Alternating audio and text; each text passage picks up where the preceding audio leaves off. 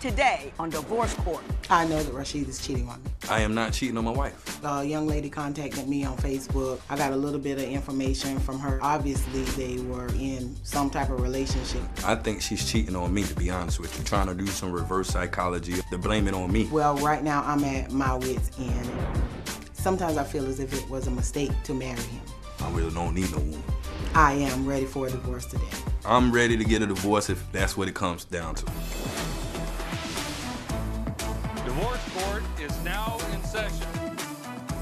Good day, ladies and gentlemen. I'm here with Melissa Benjamin and Rashid Raming. The two of you have been married for a year and a half, although you've been together for 9 years. You do not have any children together, and this thing is off the rails, and you want my help in getting it back on the rails. So, Ms. Benjamin, I'm going to start with you. What is the major issue facing you and Mr. Raming today?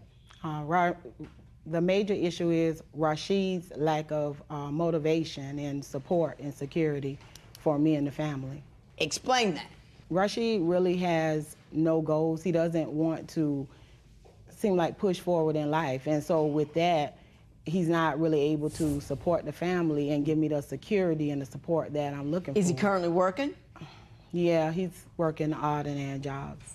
Working odds and ends. Mm-hmm. How much money would you say he brings in monthly? I don't know, I'll say about maybe 50, 75. A month? Oh, a month? Yeah. No. A month, I guess about 300. 300 a month? Mr. Ramin, why don't you tell me what your take on your financial situation is? My take is I do work, and I do bring, she probably about three to five, four, somewhere between that range. And I would say there's no financial problem with me as far as with me concerning, but it might be financial problem with her. Hold up. How could you not have any financial problems, but your wife have financial problems? I don't understand that. Okay, well, it is a financial problem, but I would say if you're working as a team, you would need to help each other out. I mean, right. I'm not going to have all the time, but when I have, I've gave. Yeah, but do you think you're carrying your weight in the, because she feels stressed. She feels that she doesn't have enough economic support from your side, not because you're unable, but simply because you're unwilling. Is that true? No, it's not because I'm unwilling. Why are you unable to provide more than that? Some of the jobs I work, I guess I would be honest with you, is under the table. I do car washing and I do installation. I put in installation. Yeah. So those are under table jobs. It depends on the contract and how long those jobs last. So if those jobs aren't enough, why don't you get another job? Yes, You can ma'am. always get a couple jobs. Yes, you can always yes, get ma'am. one I'm 9 to working on 5er. that. Yes, ma'am. I'm working on that now. I do have an interview as soon as I leave here. Working on that now. How long have you been? Let me ask you, because you're about to have a heart attack over here. How long have you been asking him to contribute financially in a more substantial and meaningful way? About as long as we've been together. Rashid does not have. So for a decade. Yeah, Rashid does not have his GED. He will not go back and get his GED. So therefore, that leads him to dead-end jobs. He works at fast food and car washes, and therefore that's not bringing in enough money. And then he doesn't even want to stay on those jobs. At least I work. I mean, he stays like 3 to 4 months And then at the most. then on the he's job. done. And then he's gone. Yeah. Why won't you get your GED? Because it does help. Because on the application they say, what do you got? And you know, if you don't have even at least GED on there, bam, file 13. And we can't even fill out the application. So why won't you get your GED? Lack of support. My wife. Okay. Lack of support. Now we're wife getting ain't somewhere. supporting me. Now, what kind of support do you need that she's failing to provide? I want to hear this. As far as her, you know what I'm saying, like just as far as her, you know, helping me out as a person. In what respect? She can't just.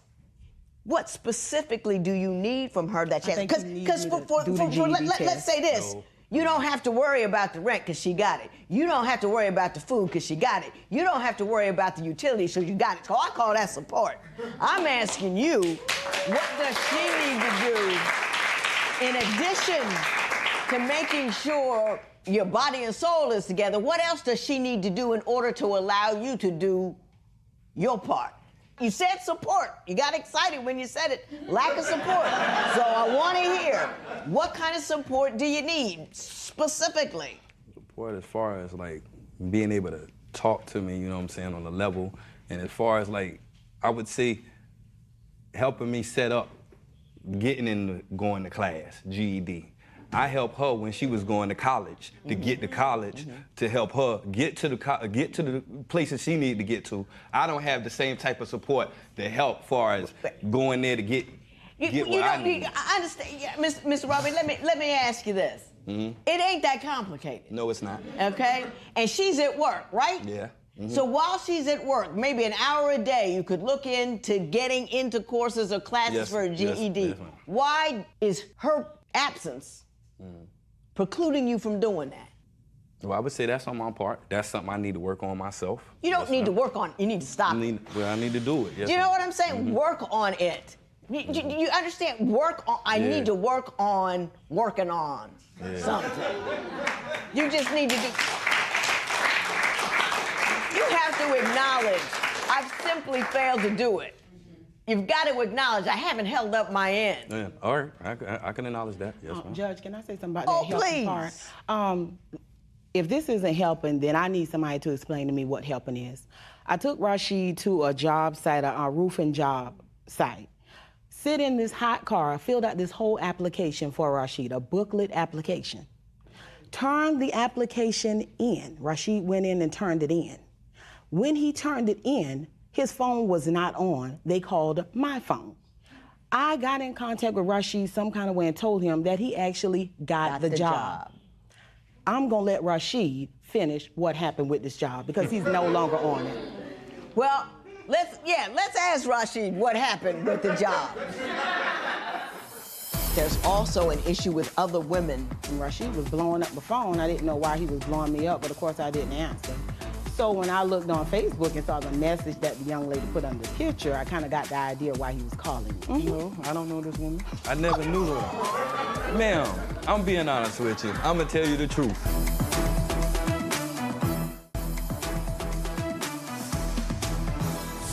Mr. Ramin, what happened with the roofing job that she helped you get, filled out the application, handed it in, you got the job, what happened?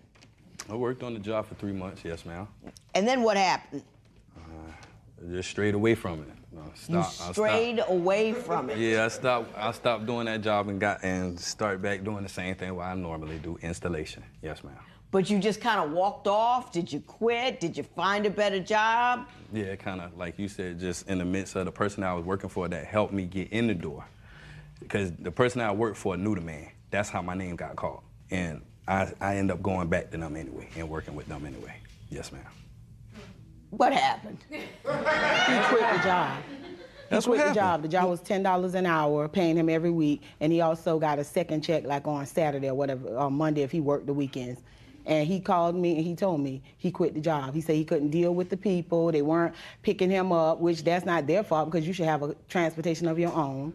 And so he just quit. You say not only is he economically unsupportive, but there's also an issue with other women bothering you with respect to him. Explain that to me. Well, just recently, the situation came up where I reshared a picture on Facebook, you know, old memories.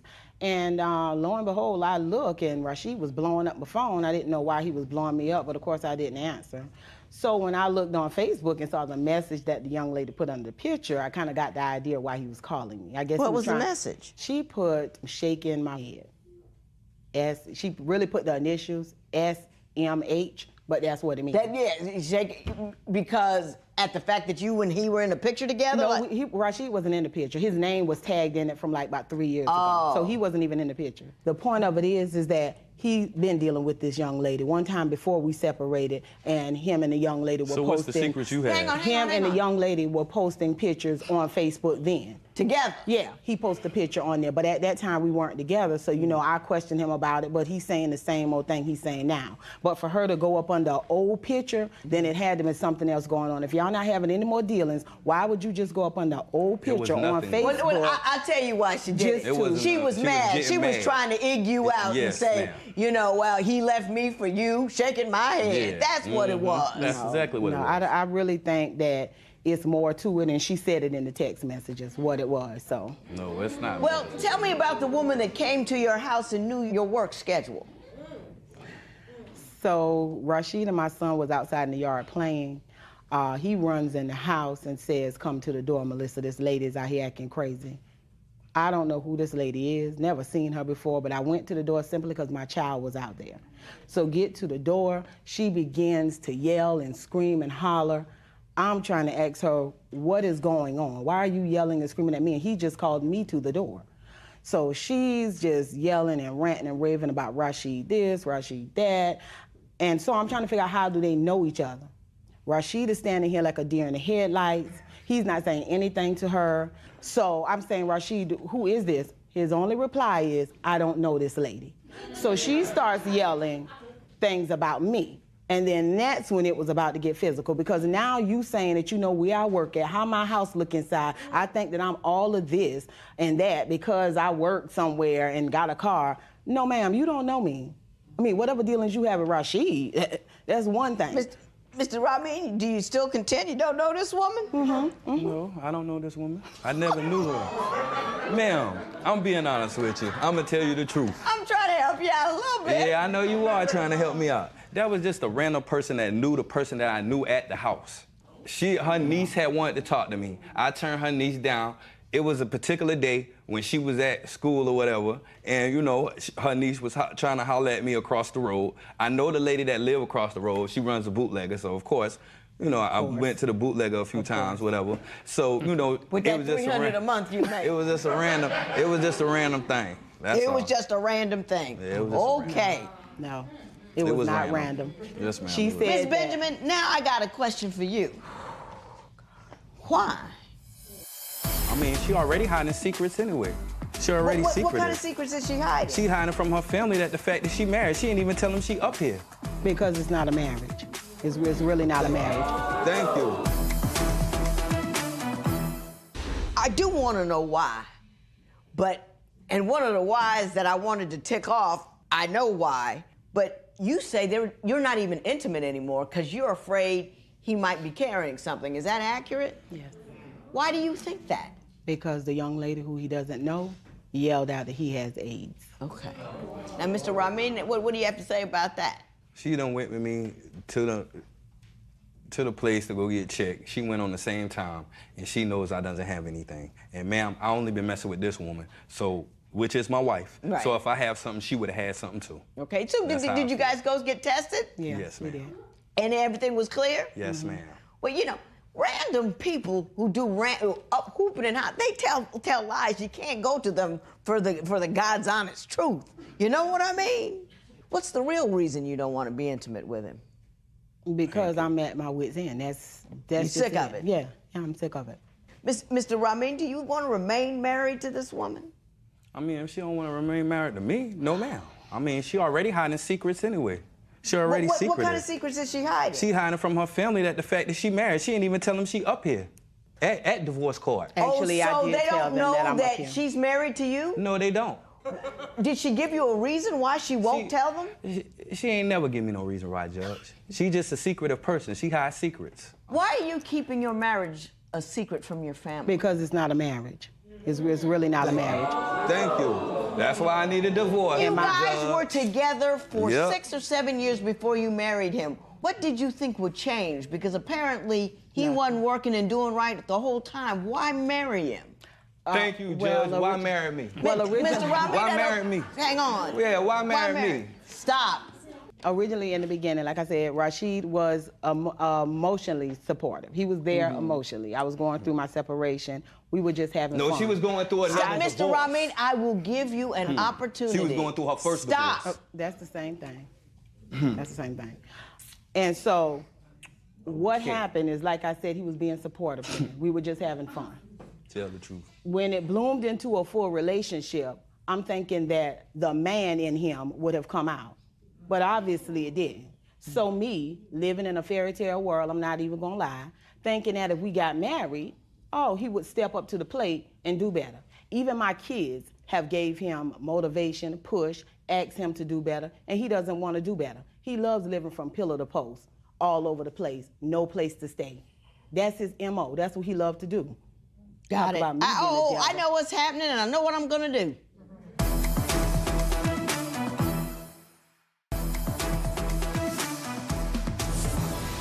On my paperwork, they said this is a save my marriage. Clearly, that is not the case. This has got to be the end. And let me tell you why.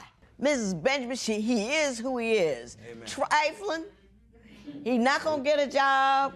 He ain't gonna do right. And I don't know. One day I'm gonna give a course to women about how you pick a dude.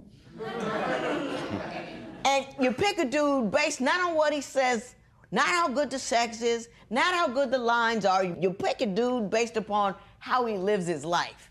And you have to look, he doesn't have a job, you know, he isn't, you know, he hasn't graduated from high school, won't get his GED. That's who he is. And for you to marry him and think he's gonna be something else, that's not rational.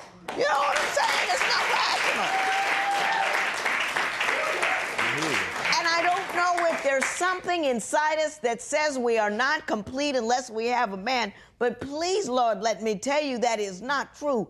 All that pain and heartache you've been through, what's the upside of it? Nothing. That's no upside at all. Let Nothing. it go. Be free. You need to go look in the mirror at yourself. You are a beautiful woman. Thank you. And whether or not some guy is in your life with you, it don't matter. Because you should have an interesting, fascinating, passionate life on your own, because you're an interesting, fascinating, and passionate person. And if you're not one of those yet, make time to become one. You know what I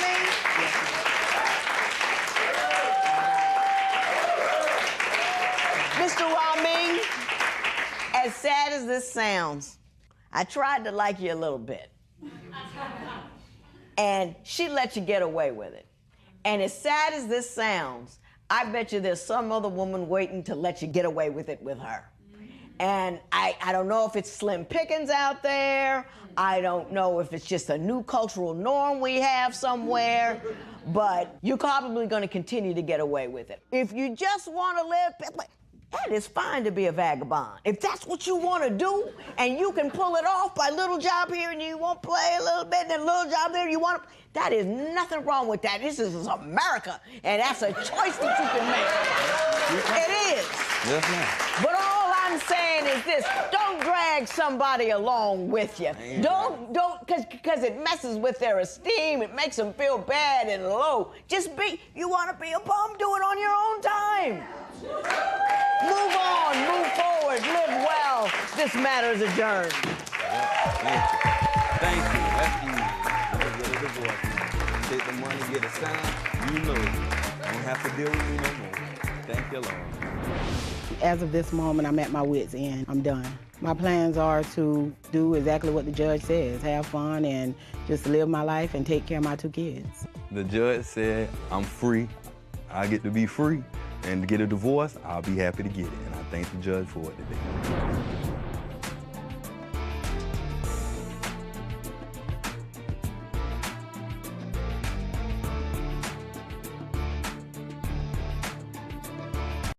Today on Divorce Court. John and I tried to start a family. It's been a really difficult road.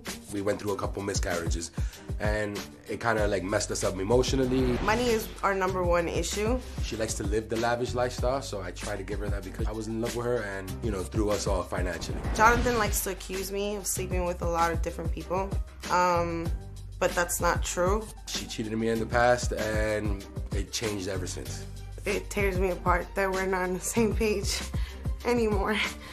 fool me once, shame on you. Fool me twice, shame on me. And I'm not gonna get shamed on myself. Divorce court is now in session.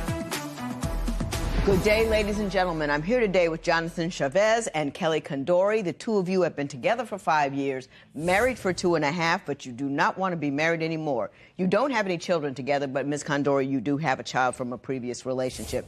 You are, again, getting a divorce, and Mr. Chavez, you are seeking over $8,000 for a number of things that you say she owes you, and we will talk about that momentarily. But before we do, Mr. Chavez, I'm going to start with you. Why don't you tell me a little bit about your marriage and why we're here in divorce court today?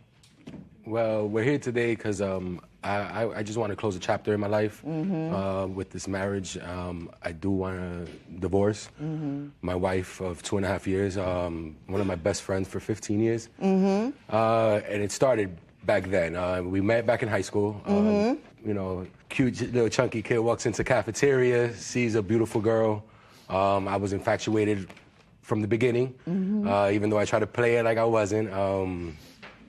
She gotta be cool. She definitely caught it on, though. I was sweating profusely the moment she grabbed my arm. For a while, you know, late teens and early adulthood, we were friends with benefits for a while. We never really solidified a relationship. We never really went out like a long period of time. But what happened was I was in a relationship for 4 years. We had a little falling out. She basically threw me under the bus. And now, which she are you talking about? The one you with the relationship? My wife at the time. She wasn't my wife at the time. I was in a relationship with another girl. Ms. Condori over there. Okay. Correct. She basically told my girlfriend at the time everything that I was trying, you know, to contact her, maybe rekindle something. And we cut ties. I cut ties with her because my girlfriend at the time, like I said, I was 4 years with her. She just didn't want me speaking to her. So I gave her that benefit of the doubt, and I cut ties. That relationship ended short after, and about a year out of that relationship, I noticed that she had moved to Virginia, and I noticed she came back to New York. She was single, so obviously an old thing. I contacted her. We hung out, and we were intimate. We were intimate for about a week. And things got a little more serious. You know, I've kind of got more serious. I have more feelings for her. I cared more. You caught feelings, as they say. Yeah, basically. And we got together. And a year into our relationship, she ended up leaving and cheating on me. And I didn't see her for a week. I didn't hear from her from a week. I saw her post on social media that she was with family members of her ex, siblings. So I knew personally that she had slept with him. When did you find out that while she was gone, she was sleeping with some other guy? The later end of the week. So like Thursday, she left like on a Tuesday. I would say by like Thursday, Friday night, I knew she was already hanging out with a guy, which was an ex. Let's talk to Ms. Condori for a moment here. Ms. Condori, is that true? Somewhat. Will you tell me what actually happened? Because it sounds pretty bad so far. Yes. Like he mentioned, he was in a relationship with somebody else. And his family, when I came into the picture, his family did not like me. They basically saw me as the side chick. Yeah, they all basically gave me the cold shoulder, the nasty looks, the nasty remarks. Well, can I ask you something, Ms. Yes, Condori? ma'am. What did you expect if you the side piece? Ma'am. What did you expect, ma'am, your reception to be? That was between us. Nobody really knew about our situation at all. The family just... Oh, that's just because you were young and don't know no better. Mamas know. No. I know which women my sons bring around and who's doing what to who. No, ma'am, it was never like that. No, ma'am. No, ma'am, it was never like that. His family just grew attached to his ex, and they would just naturally assume that they were going to be together forever. Right. So when I came into the picture, I was somebody brand new, and they just told him, like, you're moving on too fast. It's just been 9 months since they broke up. So obviously, we didn't care. We still, like, kept pushing on. Right. But it was a whole year of his ex being in the picture, we lived only right above his mother's house. So his ex would come to the mother's house to family events, family parties. That's how entwined she was in our lives. And she But weren't you sleeping with him while he was dating her? No, ma'am. That honestly, that is not my problem. That was between them and their relationship. And I wasn't sleeping. I wasn't sleeping with him. I wasn't sleeping with him. I beg to differ. I beg to differ. I wasn't sleeping with you. You were trying to sleep with me, and she caught you. I slept with you at least twice during my relationship. I didn't know you were still with her, though. So it was in the beginning. That fallout like I happened didn't know. end. We were in our sexual relationship wasn't, hey, how was your life? How's stuff with your mom, with your wife? No, he literally was like, I sent her home. We broke up, and I was like, okay, fine, we could do us, I guess. But he never really told me his situation with his ex at all during the times that we were messing around. Mm-hmm. But this is way before. I'm talking about in a relationship. In our first year alone. His family would attack me, his family disrespected me, his friends didn't like me, his friends disrespected me. And every time I would ask him about, like I would tell him, like, your family's doing this, he'll be like, don't talk crap about my family, that's my family. And he wouldn't listen that you were being hurt. Yeah, like your family is hurting me. Your family's treating my son like an outcast. This is when you were dating or yes, were you married? Yes, this is a year of us dating. A year of just dating, and yes. they weren't accepting of your son and all of that. I understand that part of the story. I wanted you to finish that up, but then I want to get to the part where you explained to me that leaving town for a week that's what and I'm not getting talk at about. too, ma'am. If you're telling me that you're gonna go see your cousin who lives with the guy that she's thinking about working things out with, and I see these messages and I see what you tell him, you did it while I was at work. You took my money to pay for the bus ticket, and then you went over there to go be with him. That's what I felt.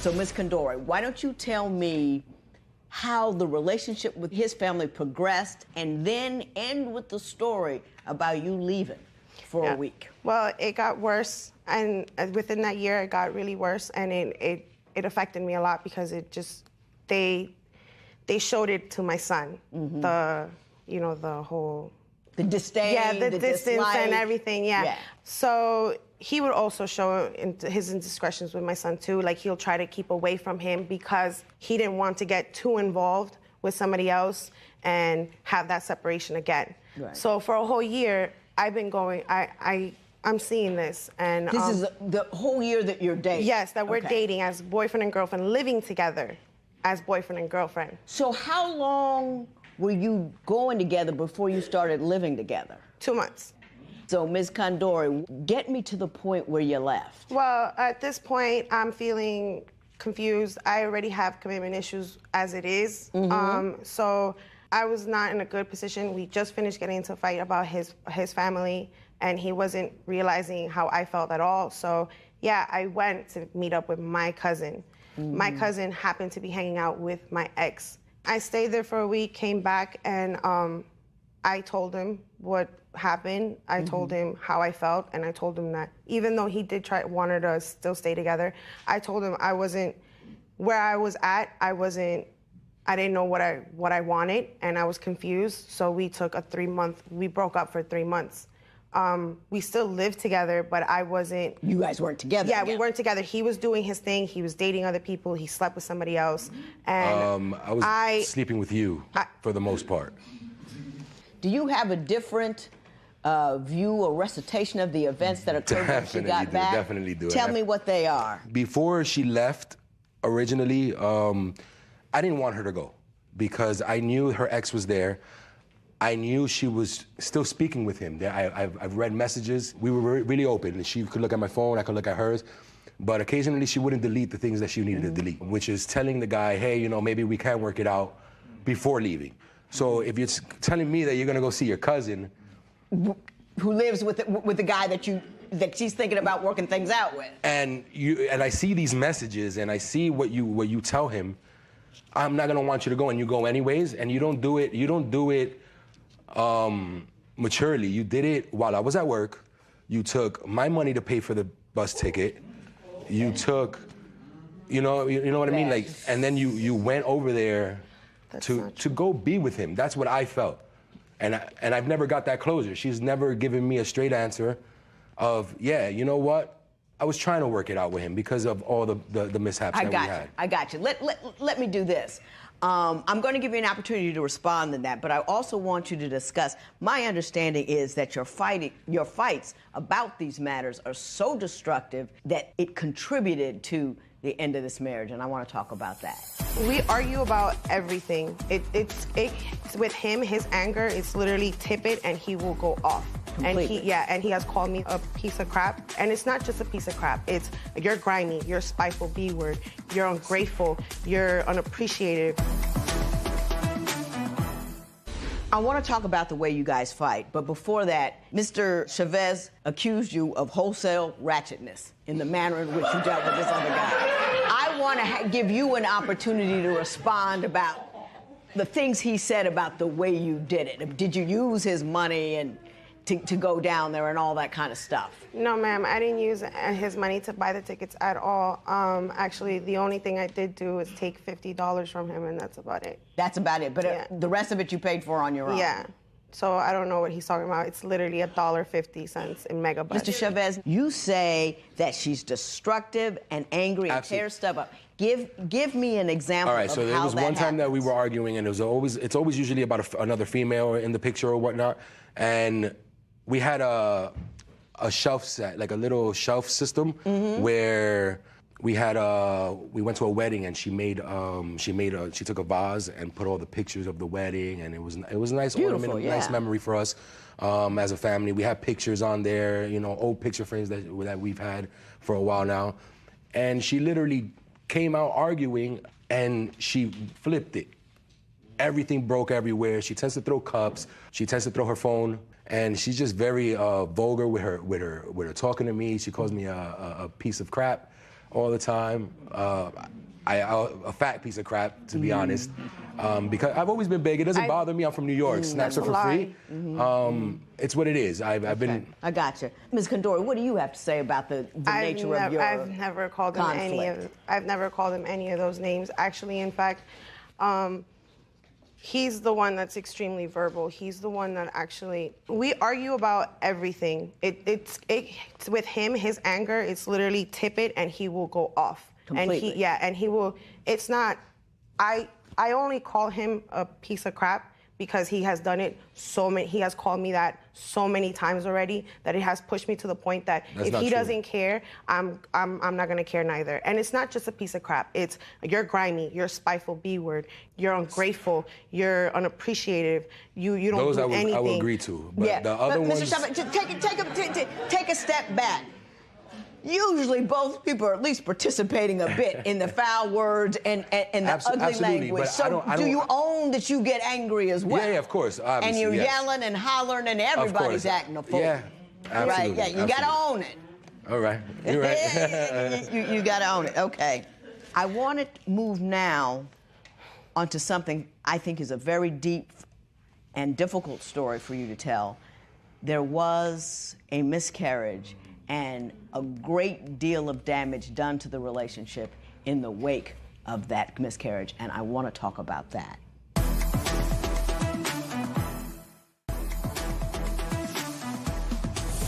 Ms. Condori, I'm going to ask you to tell me about what happened with respect to the miscarriage and how his and his family's response burdened or hurt you.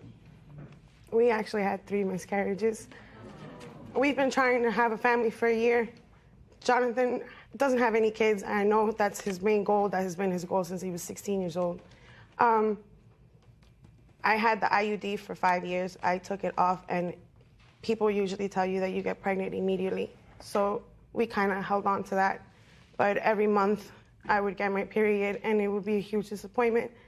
And he didn't realize that it took a toll on me, because I would get it, and he would just be like angry about it, that I wasn't pregnant. That's not true. So it would make me feel worthless. It would make me feel like I'm not doing something right. We got pregnant the first time. He jumped the gun, told everybody. Yeah, we were only 2 weeks. His family didn't take it as a positive. As a they positive, weren't happy. Yeah. But we ended up having the miscarriage a week later after we made the announcement. The second time, actually, we were 3 months pregnant, and we made the announcement, and a week later, we lost the baby again. Ms. Condori, I am so sorry. So very, very sorry. Mr. Chavez, were you supportive? And I'm going to say something before I say this.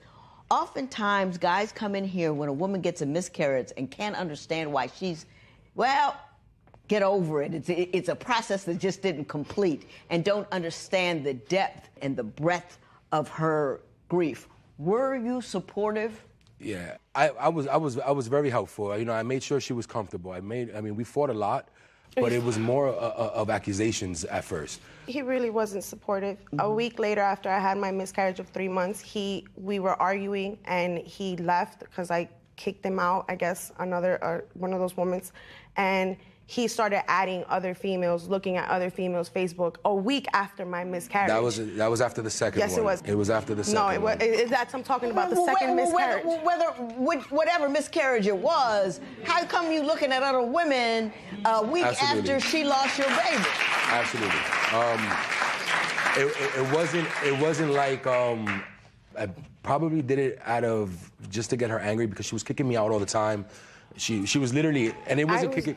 It wasn't kicking me out at 8 in the evening, or where I could find somebody. She would pick an argument with me, and kick me out at 3, 4 in the morning.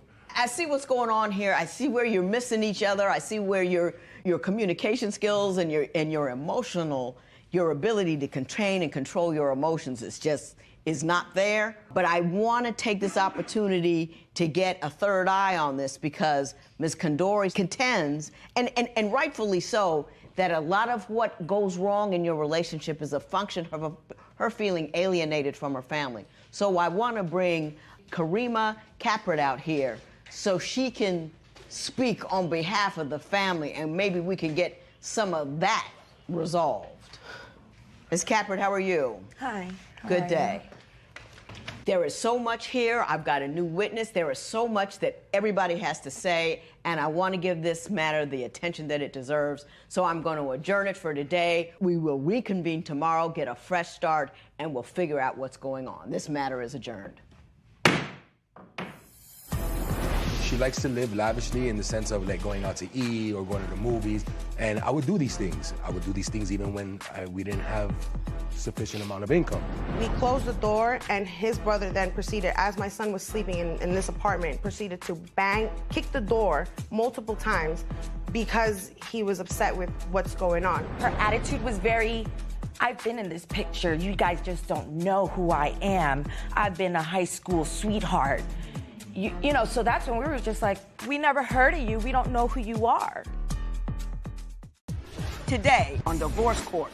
I don't feel like Daryl is fighting for his marriage, because if he was, we would not be living apart right now. I cheated when we started young. It was before marriage, but when we have our disagreements, she likes to bring that back up. Daryl's drinking is a problem because he gets drunk and says things about me that leads me to believe that he doesn't love me. I can control my limit on beer, but alcohol, it kind of does bring the negative out of me. He needs to stop controlling me and respect me for the good woman that I am. I do feel like I'm old-fashioned, but not controlling. I just like steering people the right direction that I feel like they should go. He wants me to sit at home and cook and clean and listen to all his orders, and that's not it. That's not what I'm doing. Divorce Court is now in session. Good day, ladies and gentlemen. I'm here today with Tanisha Leonard and Daryl Bartley. The two of you have been together for 8 years, married for 4.5 years, and you have 3 children together, correct? And you have a 4th child from another relationship. What I'm understanding is you're waffling between saving the marriage or just telling him to kick rocks, and you can't decide which one to do. So why don't you tell me a little bit about your situation and why you're here today? Okay, well, I'm here today because Daryl cheats and he lies. He's constantly DMing females in their DM, and when I ask him about it, he has no explanation. It's just so constant. It's all the time, and he never gives me any type of excuse for it, and he constantly does it. I'm sick of it. Are you direct messaging women, and are you saying inappropriate things when you do? Judge, I'm not really direct messaging to say. I may, you know, on social media, I follow a lot of entertainers that get, you know, nude entertainers. So New entertainers? Yeah, nude entertainers. So nude? Yes. Gotcha. So, you know, if, you know, Atlanta is they call it a strip club capital. Right. So I go there often with my family and friends, you know, the guys' night out. So if she may look good that night, I might give her hard eyes. It's never anything. Hard eyes? You know, like it's an emoji. You just hit him with the hard eyes. You were looking. Because I like what you had on, or I like what you did on your little video. So I'm just giving you, you know, some thumbs up. Do you see? Now,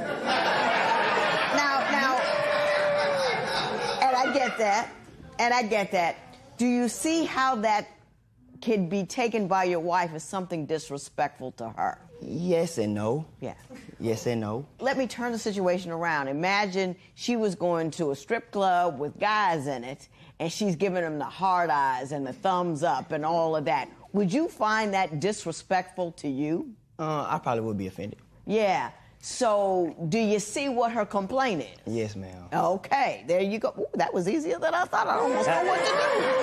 I was like, oh, wait, I thought I was going to have to work on Ms. Leonard. What else is wrong at your house? Okay, Daryl also, I believe he has a drinking habit. I'm not going to say problem because it's not. He can stop drinking sometimes if he wants to, but he drinks, and sometimes he'll drink so much he'll forget things that he says to me. Like, he'll say mean things to me about me and my family, and I'm sick of that as well. Like, why do you get drunk and then the next day you act like you don't remember? Okay, Mr. Bartley, you drink, right? I drink. Everybody has, not everybody, a lot of people have an occasional cocktail. When you do drink, do you often get drunk? I work 10 to 12 hours a day. Yeah. So when I come home, I want the house clean, I want a nice hot plate, and I want me a cold beer. Right. And I don't see anything wrong with that. It might be 2 or 3 beers, but I don't see anything wrong with that. On the weekend, I do sometimes experiment with liquor, and that's when I have a bad reaction. That's why I try to stay away from the liquor. So when you do get to the liquor, what kind of drunk are you? Are you a mean drunk, hacky drunk, careless drunk? I mean, my friends and family say I'm a happy drunk. She tells me that I'm crazy drunk. What kind of intoxicated person is he? He's a negative drunk. When he was on his strip club binge with his homeboy, not coming home from work, I found him at a gas station, passed out drunk in his car. He was so drunk when I opened the car door and slapped him about 3 times, he still didn't wake up. You slapped him about 3 times? He just slipped right on in there. Yes, I took his phone from him and went through his phone as well, and I saw that he was talking to females, trying to hook up with them as well. He's always doing this. Were you drunk, passed out in the car talking to women? I was, and the reason I was in my car drunk in the gas station because I couldn't make it home, and I didn't want to get a DUI. So I stayed right there. I knew she would come. She got GPS on my phone. She found me, and I didn't know where I was. I'm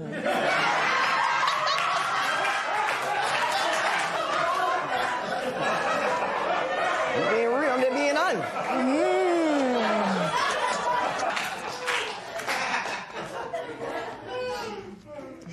Oh, my goodness. You say you used to cheat on her before you got married, but you've been on the wagon, you haven't cheated on her since you've gotten married. Is that accurate? Yes, very accurate. Very accurate. I mean, when I was young, I was young and free. I didn't have any commitments to anyone. So I was just being young and free. And I don't think it was cheating. Ms. Leonard, do you beg to differ?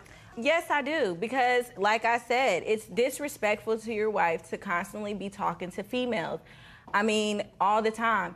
A family member brought a female to my house and sat on my couch and drank with me. After she left, I checked his phone the next day, and he was messaging that female in the DM.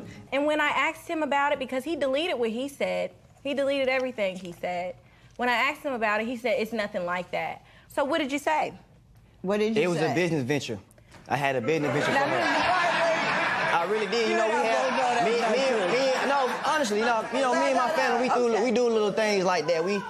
Sometimes we need a couple of them on the team to, if we need a exotic dancer for a party we got tonight, at least she'll be, hey, but it wasn't. Gotta have her at the ready, right there. All right, then ready. I got you. But you deleted what you said. I want to turn now to, I think, the issue that's really getting under your skin. I mean, that's disrespectful, and and tacky and wrong and rude, and he knows that, and he's doing it as long as he can get away with it. But I think the thing that's really getting under your skin is that he's trying to turn you into Betty Crocker, a 1950s wife in 2017. So I'm gonna ask you, what's he doing at home with respect to your duties, and why do you feel that he doesn't respect you? She works 6 days a week, but she goes in like at 3 and gets off at like 9. And then I feel like she's off in enough time to take a nap, wake up, and cook dinner. Since she's taken on a certain percentage of the financial duties, don't you think you should take on a certain percentage of the household duties?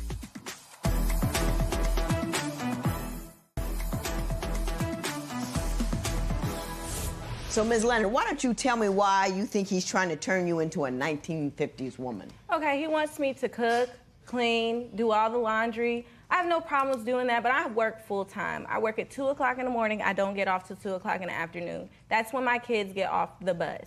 So when that happens... What do you do from 2 to 2? I work at the post office. So, you know, we're doing like getting the mail ready for the carriers and such. So I'm you tired. work a 12-hour day? No. Not every day. How often do you work a 12-hour day? Okay, I work 6 days a week, and I work that 12 hours a day, maybe 4 or 5. Does she work 6 days a week? She works 6 days a week, but she goes in like at 3 and gets off at like 9. And the only time she works from 2 to 2 is during holiday season. That's the only time. And then I feel like she's off in enough time to take a nap, wake up, and cook dinner.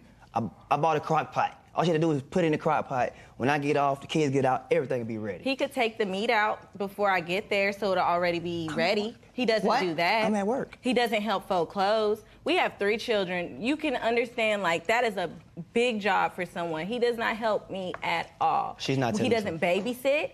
No, that's what he calls it, babysitting. Not taking, How do you not babysit parenting. your kids? That's what I'm trying to ask him. How do you babysit them? Every time I want to go out, it's a problem. I have to find my own babysitter. I'm sick of it. She's not keeping it all the way real. Okay, it was a time where my house was like a tornado came through it.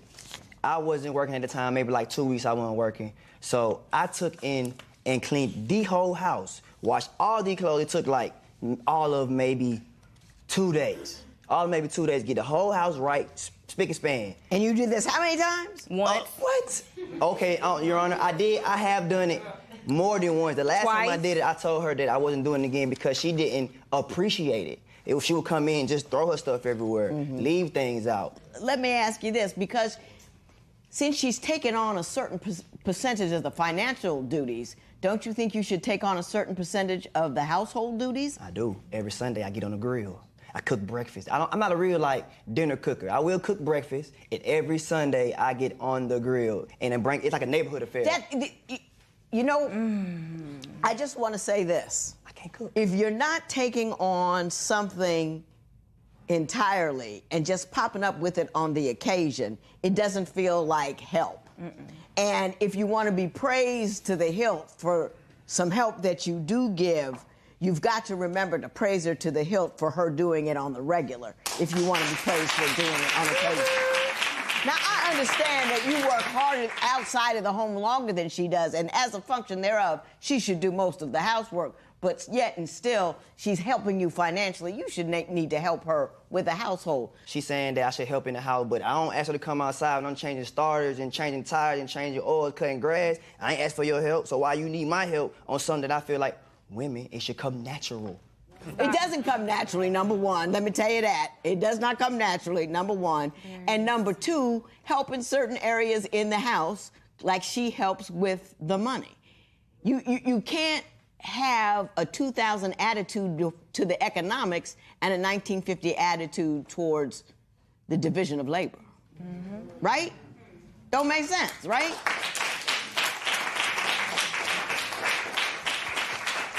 I'm going to ask Mr. Bartley next. What is your main complaint in the household and why you think Ms. Leonard wants to leave?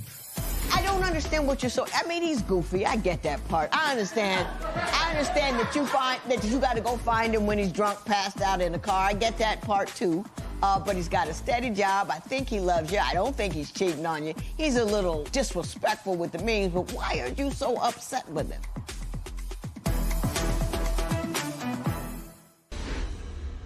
Why do you think she wants to leave? Your Honor, I think she wants to leave because all her friends are single and they're doing single things, and she don't want to be in a committed relationship with a guy like me. But Your Honor, look at me. Look at me. Would you want to leave somebody like me? Yeah. You know what I'm saying? I'm just being real. I'm just being real, you know. I don't know. If somebody else must got the attention. I really feel like it's social media. I really feel like it's social media that got her distracted. Explain that to me. Okay. What does social media do? Okay, if we in the house and we sitting in the bed watching TV, she'll probably be on her phone like all day. Then you come over on the shoulder, she'll, what? You know what I'm saying? It's not anything, but you know, I just feel like social media got her distracted. I don't have her attention anymore. And you're a little concerned about the nature of the pictures that she posts, aren't you? That they're a little too sexy? Can I send you something up here? Please, please. No, stay there. Okay. I got Joe here for a reason. So tell me what I'm looking at, Mr. Bartley. See all the angry faces? That's me. I do. That's me.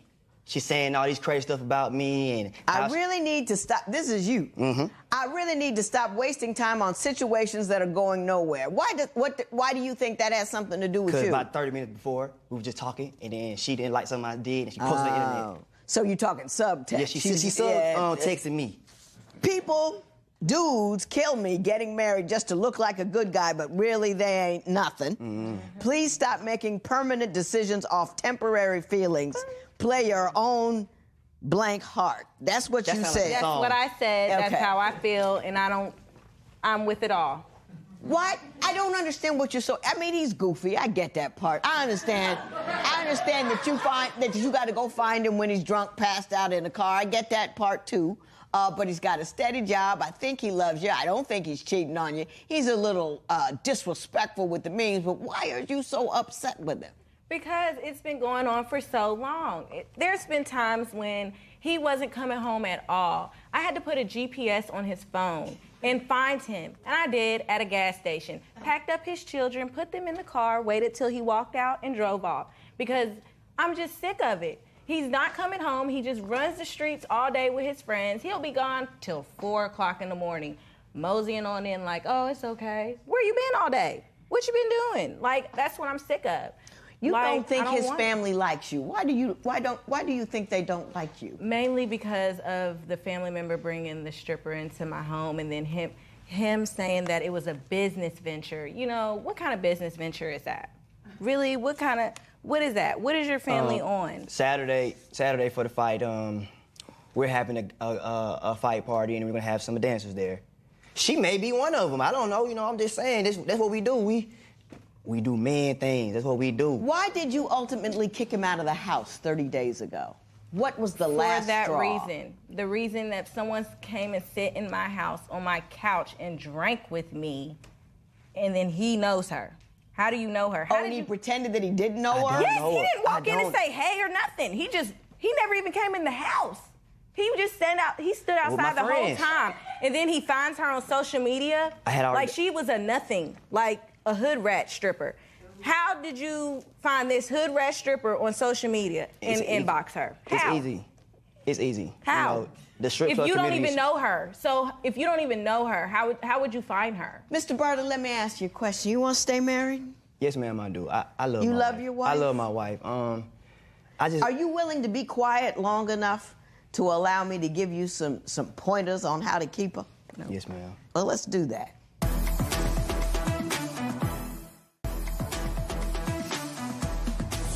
Mr. Bartley, I don't think you're a bad guy. I really don't. I think you love her.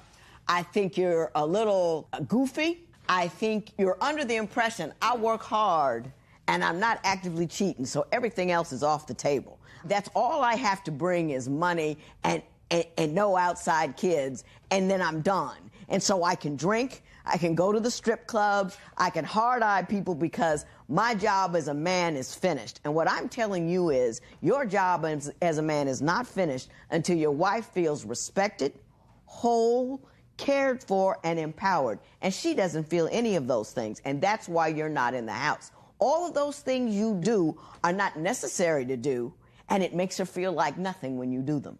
So you need to stop. You need to say, I am man enough to say, I won't do this, I won't do that, I won't do the other thing, because it hurts her. That's it, and that's all. You can't just say, I make the money, so everything's off the table. I can do as I please. That's why she threw you out. She doesn't feel respected. She needs more than money. She can make her own money. She can get a guy that makes her enough money. But you got to be a guy that loves, honors, and respects her, and that's not what she feels. Let me tell you something about social media. Everybody, you get together now, and everybody's got their life at home. They tolerate one another. Then they live on Facebook or they live in the strip club, and then they come home and tolerate one another. Make a baby along the way, then they go back to the strip club. Come back, make another baby, argue, fuss, and then you have to make a life together. What do you do together as a family? What do you do to progress the union? You got to get off of the social media and take care of the home front like it's important, and you have to be there to take care of it with her. You have to construct a life that involves engaging her in something other than arguments. You can't hand her money and say, hands off. I got to be a father. I got to be a husband. I got to be the kind of man. Do you have a daughter? Yes, ma'am. I want to be the kind of man that I want my daughter to bring home one day. Would you like your daughter to bring some guy home that's drunk on the weekends, in the car, can't be found, in the strip club, and DMing women? Would you like that? No, ma'am. I probably would hurt her heart, wouldn't it? Probably kill him. You are teaching her to take that by doing that to her. That's why you're not in there.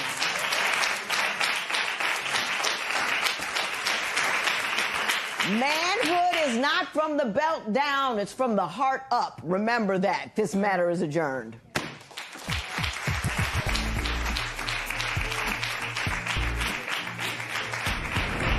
Okay, Judge Lynn gave Daryl a lot of suggestions. I hope that he takes her advice. Do I think he will? Probably not.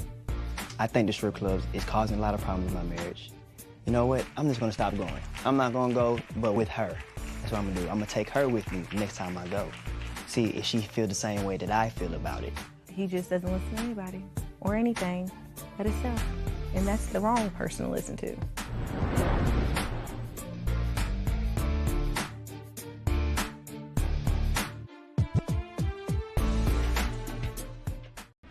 Today on Divorce Court.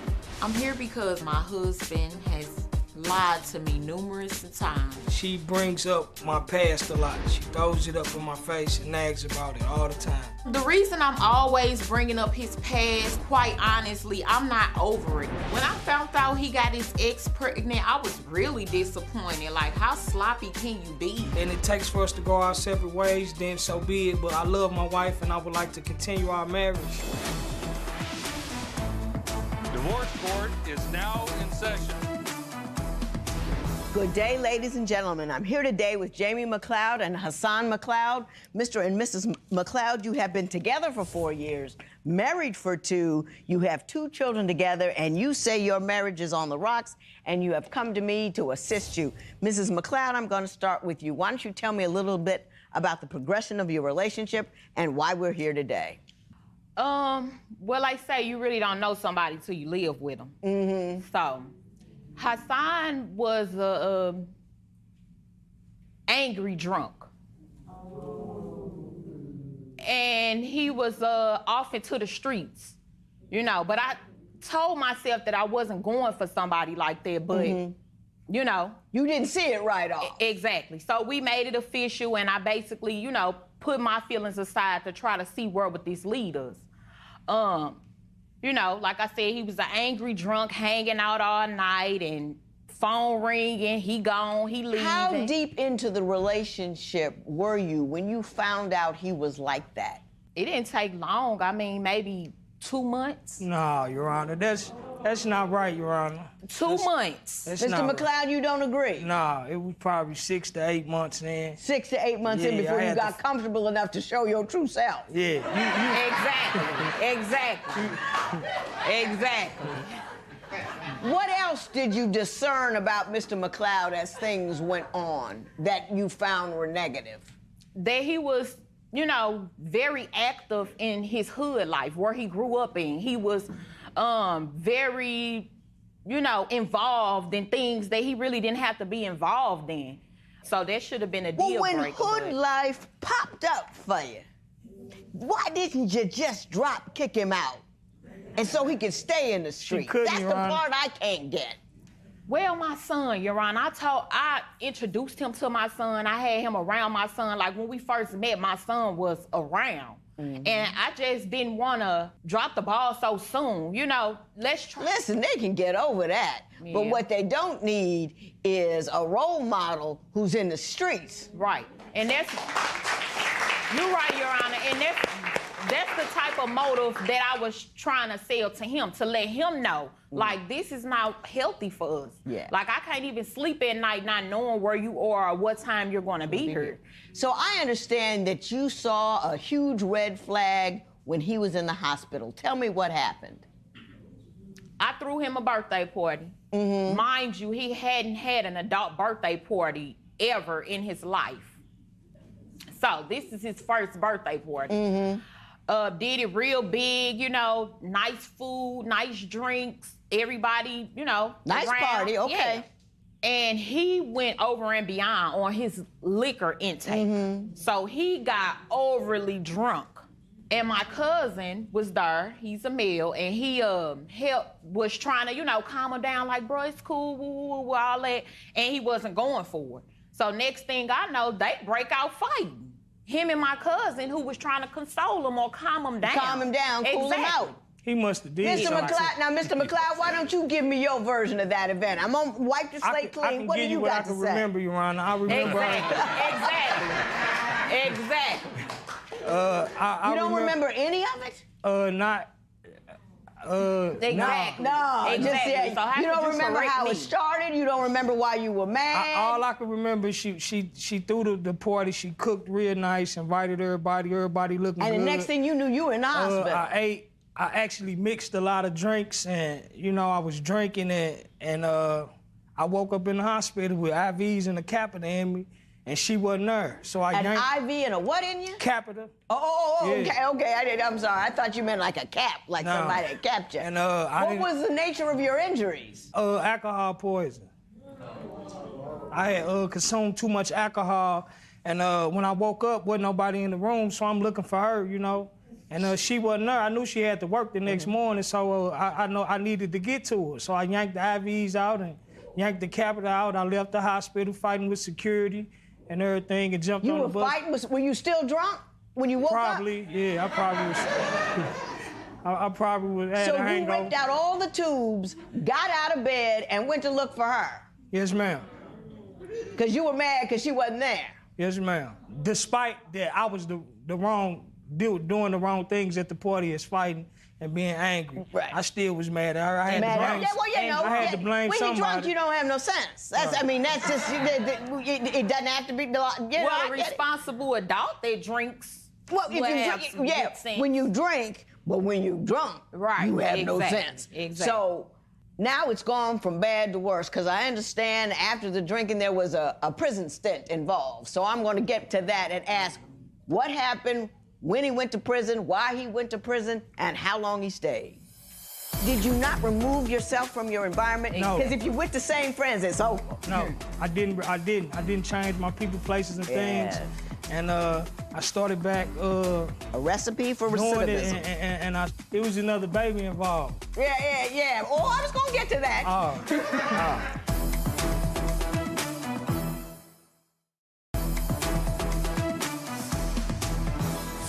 So, Mrs. McLeod, tell me about when you first went to prison, what happened, and how that affected your relationship. Well, we was like 10 months in of dating. He had a PAW, what is it called? A pending application warrant. Oh, okay. Yeah. So I didn't really know much about jail and all of that. So when he told me that they got him and then they released him and he was out on a PAW, I really wasn't sure what that was. What that meant. But that meant, oh, they coming back to get you. Get you, right. I didn't know that. So, yeah, when he went, they ended up getting him or whatever, the police. They picked up the warrant, so he was wanted for his arrest, and he was gone for about 16 months. Yeah. Mr. McLeod, tell me about that. What went wrong? I had caught a possession of controlled substance. Street activity. I was calling myself, doing what I had to do to support my family. I caught a case, caught a PAW. I knew they was coming. I just didn't know when. I actually Did you give her a heads up? I mean, I told her they was coming. I just didn't know when, you know. So I actually went down to the same area where I got locked up at. They seen me and they locked me up while my son was at school and everything. And when I called and told her, just the sound of her voice, I knew she was hurt. Mr. McLeod, you got out and then you went back in. Explain that to me. I got out. I was happy. Everything was going good. I was telling myself the whole time I was in there, I'm done. God, just get me out of this one and I won't do it no more. Won't do it again. You know how the jail talk goes. Right. I get out for about 3 weeks to a month and I get back to it. Running full force, I start back hustling. Now, what pulled you in? Did you not remove yourself from your environment? No. Because if you're with the same friends, it's over. No, I didn't change my people, places, and things. And I started back. A recipe for recidivism. And I went harder, you know, not really caring about the consequence. She telling me to stop, I'm not stopping, I need to support my family. Didn't your love for her and your love for that boy say, hey, let me go do something else? It wasn't enough? See, Your Honor, I felt like I was doing the wrong thing for the right reason. I was taking care of my family, so, you know, it felt good at the time. That was the way you brought in money, I knew it wasn't the right thing to do, but right then at that time, it was the right thing for me. How long did you go back in for the second time? The second time I violated my parole, I did like a little over a year. A year. After he got out of jail the second time, tell me what happened. When he got out the second time, he's been on a straight and narrow. He works at a factory job. He's been there for almost 7 months now, and he's doing pretty good. I mean, he take care of the household. We just had a baby 2 months ago. So I'm at home does with the the money kids. he make come home to the house? Oh, yeah. Does he doing right with the bills? Is he hanging out with the same people? Oh, no. He don't hang out at all. Most hanging out he do is basketball practice and football practice and maybe a PTA if needed. Other than that... Mr. McLeod, that is a hard corner to turn, and you turned it. And I want to applaud you for that. It is hard to do. You have to give up everything, your former associates, your former ways of entertainment, your whole life. And I want you to know, I appreciate that. Because I see the revolving door. So good for you. Your Honor, I think she left some stuff out. It was another baby involved. Yeah. Oh, I was going to get to that. I do want to know how this other baby happened. So that's what we're going to talk about next. Okay. I'm pregnant again. Yes. He's still sticking to the script. I ain't never sleep with him. I ain't never did nothing with her. I don't know what she talking about. Mr. McLeod, if you're gonna dip and travel, why not cover it up? Despite this miraculous reset on his criminal activity, there was another hiccup in the relationship. Mrs. McLeod, why don't you tell me what that was? Okay, after the first time when he got out of jail, I ended up calling it quits right before he came home. Okay. Due to the fact that I was dating someone else. So when he came home, we was on this mindset like, oh, well, we're not together, da-da-da-da. So he goes back with his ex, gets her pregnant. And so in the meantime, in between time, he's telling me he's never even slept with her. He don't know what she's talking about. And now we're back getting to where we once was. You know, and then I ended up pregnant like 2 months after she says that she's pregnant. So we get back together and we're trying to get our life how we want it. End up getting married and all of this. Now the blood test is finna come out because now she's wanting to prove that this is his child. Right. I'm pregnant again. Yes, so I'm pregnant and this blood test and stuff is going on and all of this. So he's still sticking to the script. Oh, I ain't never sleep with her. I ain't never did nothing with her. I don't know what she talking about and all this. So the blood test comes in the day before Thanksgiving. 99.9. 99% is his. Yes, ma'am. Mr. McLeod. Yes. If you're gonna dip and travel, Okay. Why not cover it up? Okay. So you just don't have children strewn hither and yon.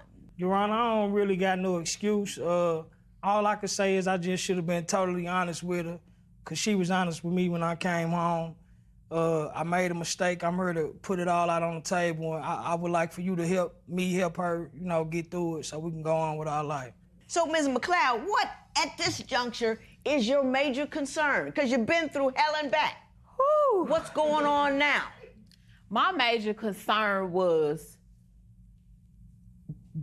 it made me just think back, like, did he just marry me so that he could have this bond with me, this paperwork on me so that it could cover up what he did? Right. Because he was telling me he never sleep. You gotta sleep with somebody to make a baby now. Right. Come on now. So once we got the results, it's like we went from, you didn't sleep with at all, but now you got a whole life with her, a new life. So it was just like, it had me thinking, like, was this all just for front?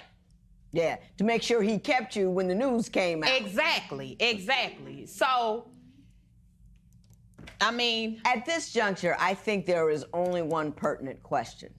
It's not whether does he love you.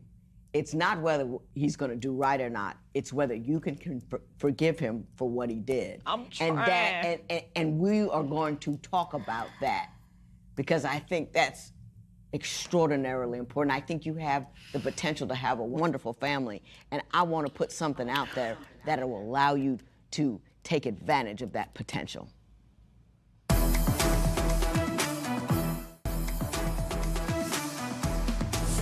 It still hurts you, doesn't it, Mrs. McLeod?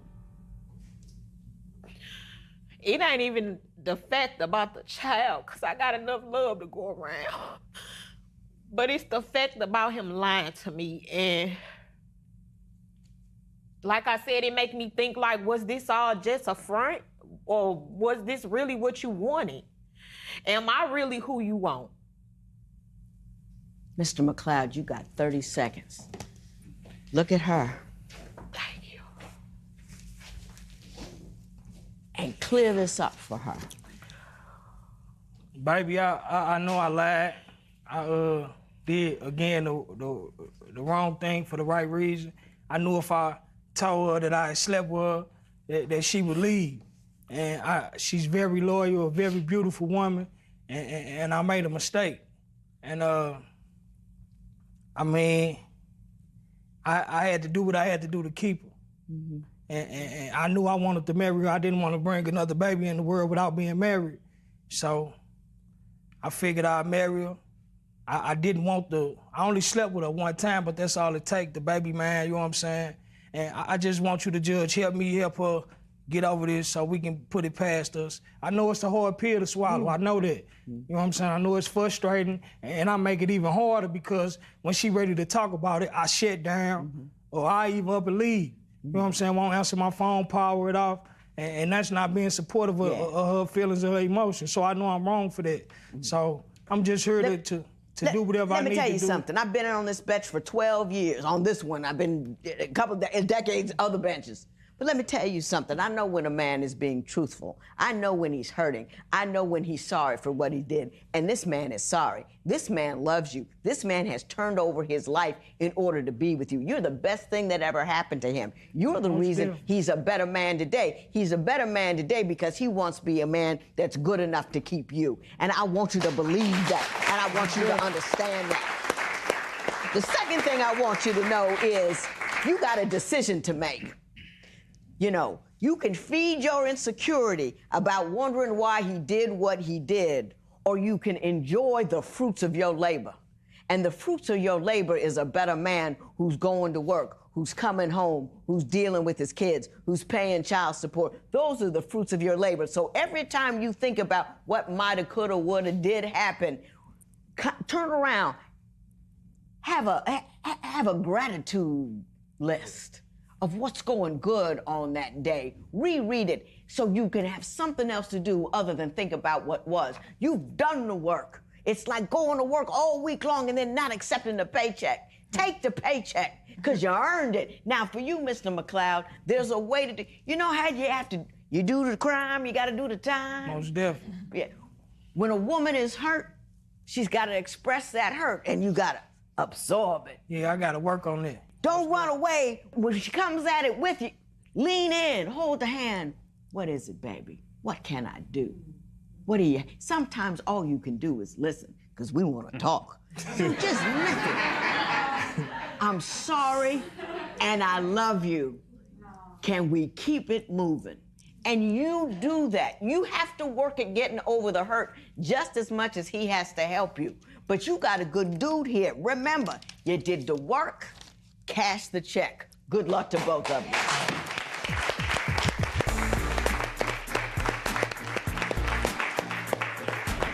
The judge said that we should stay together and I should get over this big hurt that he's done. And I think that I'm willing to do that. I'm willing to cash that paycheck, like as she say. Wow, and what I'm gonna do is be there to listen and don't get angry as much, up and leave. Give her that ear, give her that shoulder, and make her Grow feel old together.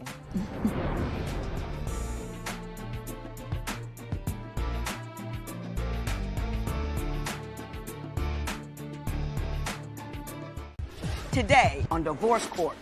I definitely would like for Tedrick to get a job and keep a job. I haven't found nothing that I really wanted to start a career with. He doesn't think about the consequences of that. Bills are still due. We're having intimacy issues because a man that can't provide for his family or doesn't take that seriously is a turnoff, and it just doesn't make me want to do anything. I want the judge to let her know that she needs to be a better wife towards her husband. I don't think he thinks that I would leave him, but I would. I'm getting to the point where I'm tired. You know, I can't do it all. Divorce Court is now in session. Good day, ladies and gentlemen. I'm here with Ariel Daughtry and Tadrick Daughtry. The two of you have been together for 4 years, married for 9 months. You have one 9-month-old at home, and you are in trouble already, so you have come here to ask me my advice to get things back on track. Ms. Daughtry, I'm going to start with you. Why don't you tell me a little bit about your marriage and why you're here in divorce court today? Judge Toler, I'm here today, hopefully, to get my marriage on track. Yeah? And we've just had a crisis of him, like, not being able to keep a job and support our family. So it's getting to the point, like, I can't do it by myself, and I need help, and I need him to step up. Did he have a job when you married him? Off and on. Off and on. Mm-hmm. Not a good sign. No. Did you vet him at all when you met him? No. Did you know, hey, what's your plans, my man? What you gonna do? What's your bank account look like? What's your credit score? Did you do any of that? No. What's he doing now? Tell me some of the ways in which he is failing to secure your union. Well, for example, just recently, he wanted to use my car because there was a job that he was going to.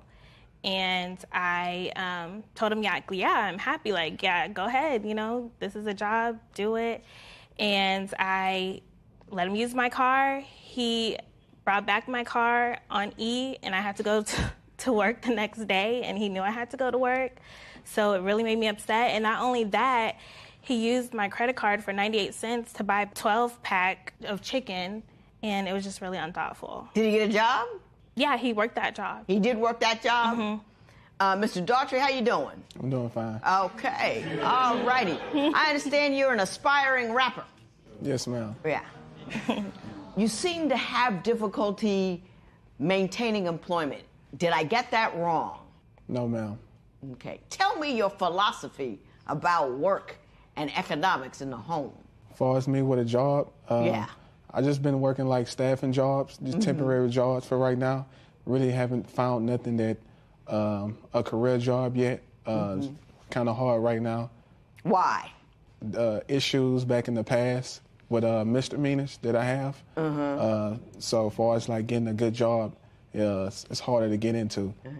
Well, how about a regular job that you can get and stay on it for a while, and as they begin to trust you and you can work your way up and through into something better? Have you gone that route at all? Oh, yes, ma'am. I just recently started working. Been there for three weeks, and and I'm starting to get some type of payments coming in, checks. You say that when he gets tired of going a job, he'll just walk off. He had a job making good money, cleaning up in Houston, I believe. Why don't you tell me about that and what happened to that job? Yes, so as you know, there was a hurricane that happened in Houston, and then there were companies looking for people to help clean up after the hurricane, so they were paying really well. And he worked for like a week and made a decent amount of money, and then rent was due. He went out and bought a PlayStation instead of, helping us pay rent. So therefore, like, my mom had to pick up the slack when I had Did you buy a gaming system as opposed to kicking in on rent? Well, my check was big enough to go half on the rent. I really didn't have a lot of money to pay all the rent. She don't let me go out to try to go get a haircut or do my music career or do nothing. She don't want me to do nothing without her. What do you mean she doesn't let you go out? And what does that have to do with buying a game system as opposed to paying rent? I don't have no problem paying the rent. It just. But you didn't. Is that right? Yeah, I bought the PlayStation for as me having something to do at home instead of being bored on my off days or the days I didn't work. I had something to do instead of sitting at home not doing nothing. And Why don't you get another job?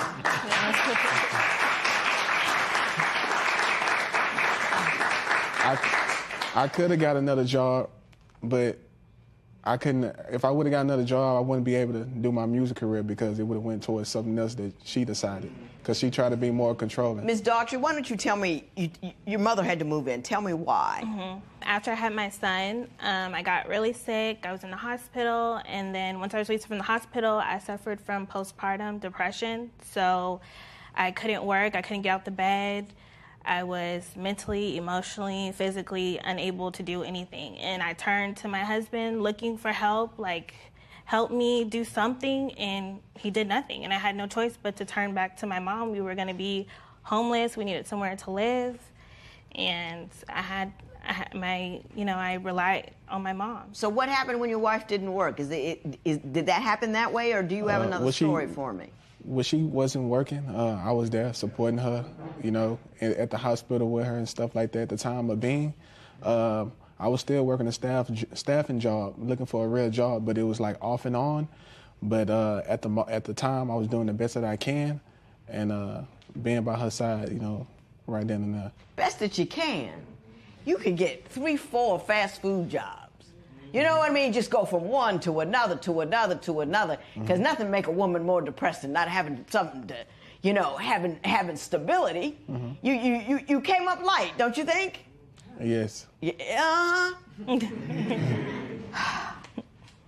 I know that your mother is living at your house with you, so I know she has a bird's eye view on this tragedy. So I'm going to bring her out and talk to her next and see what she has to say about this situation. I got to do everything her way or do it the way she want me to do it to make her happy. So I feel like I was forced into marriage, and I can also feel like, Of course. Well, you have to explain that. What do you mean? Why do you feel forced in your marriage?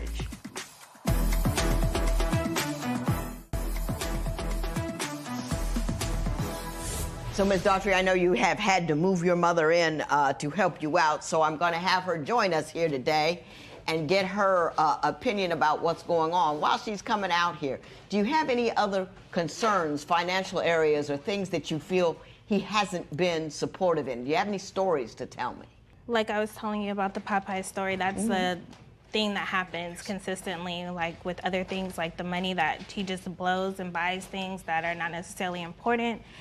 Like when, our son needs diapers and wipes, he'll look for a family member to go and buy that rather than going out and hustling and buying that as a father. And I feel like that's important to do. Do you call family members to help you take care of your own baby as opposed to getting out there and hustling and getting some money together? Well, my mom help out, sometimes.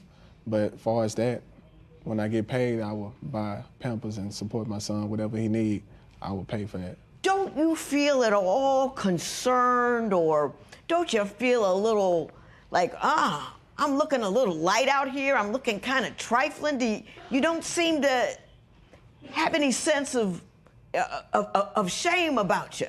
Well, you know, it's like I feel like I was like forced into marriage, and I also feel like, you know, Forced. Well, you have to explain that. What do you mean? Why do you feel forced in your marriage?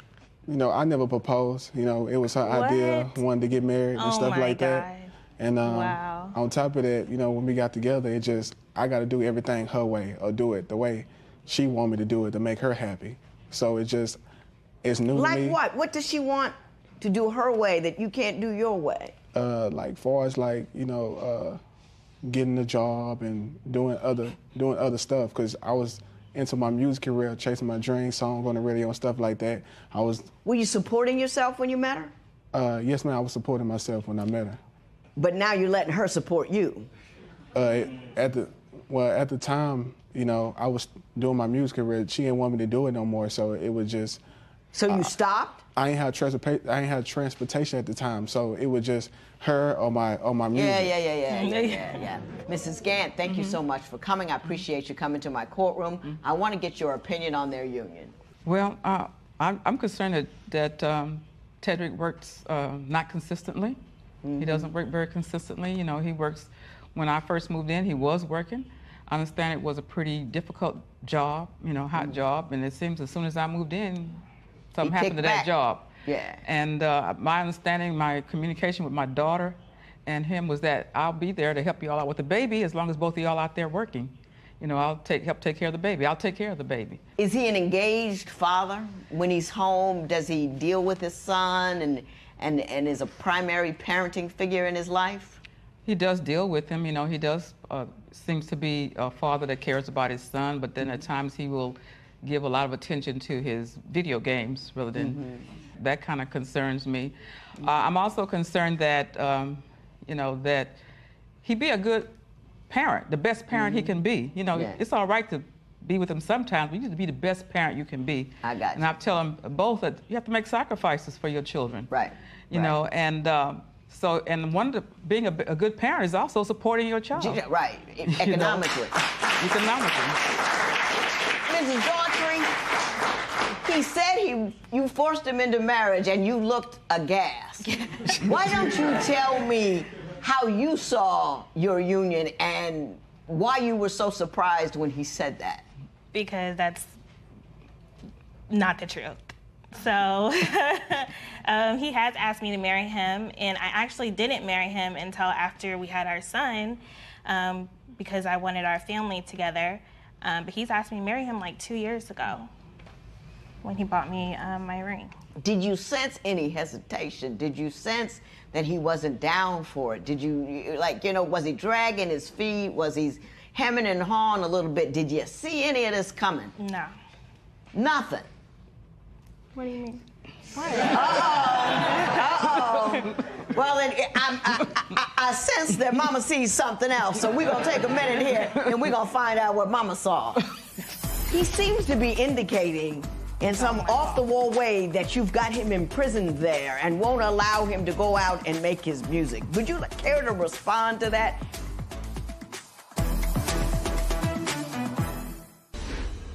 Mrs. Gant, you said you noticed hesitancy in Mr. Daughtry. Is that true? Or at least your face said that. I don't know if you were ready to speak it, but I'm going to ask you to. I hesitancy in both of them. You know, she wasn't in a big hurry to get married. I think she wanted to be with him, but she wasn't in a big hurry to marry him. I think she saw that he was pretty irresponsible. You know, they were together for a few years before they got married, and he didn't work consistently then. And they even lived off and on together, and he wasn't working consistently. So I think he pretty much... So it should be no surprise to her. No, that he wasn't going to do that, you know, and Ms. Daughtry, I want to ask you something. My understanding is you have decided to meet this problem in an interesting way. You've said no job, no sex. And the more you work, the more you get. Is that true? I just feel like he doesn't deserve it. Like, why should I have to work, clean, cook, take care of the baby, and then have sex with him? That's like he's having the life. Yeah. What do I get? You know? Like, did you hear that, Mr. Daughtry? Yes. Yeah. Like, she's doing everything and you're doing nothing. Do you at all feel like that? Well, you know, she doesn't cook. Do you? Well, I cook. She try to cook sometimes, but mostly, you know, it would be me cooking. You know. Since you're not working, don't you think that's something you should be doing? But I be working, but it be like off and on. But I help out the best I can. Whatever my check is, I give it to her, and she use that to pay bills, whatever she want to do with it. You know what I'm saying? So I help out and support the best that I can. Can your baby eat the best that you can? Now I support Is myself. that digestible? The best that I can? Something happens and somebody needs something, and you're gonna look over and say, did the best I could. Y'all on your own. That's what you're gonna say?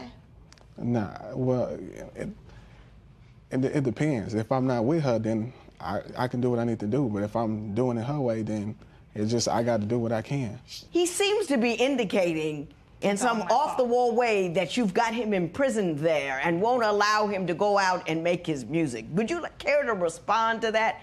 The nature of his freedom? Oh, well, I don't tie him to the bed and, you know, like, he's free to do as he pleases. But I feel like if he can't act right, then he can't, you know, go out and he wants to go to the club and throw money. Like, that's a waste of money. That's not responsible. That's not what he needs to be doing. So yeah, if he's gonna go do that, then no, I'm not gonna support that, and I don't think he does need to go out for that reason. I understand what's going on. I wish I didn't, but I do. I have something to say to everybody.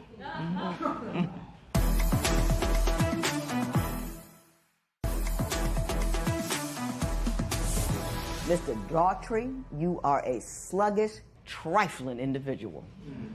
You are comfortable living off the work and the efforts of women while you play games and don't take care of your kid, and you say, well, they're not, these jobs that I could get aren't my passion, therefore I will not do them. Well, if I work, I have to pay, my money go towards bills. So yes! Yes! Yes!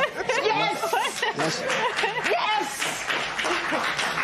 Your money goes to, no, you're not entitled to anything, son. You're not entitled to do as you please or what you want or how you'd like to be. You are required to take care of your obligations. You don't want to be a man, don't make a baby. You don't want to be a man, don't get married.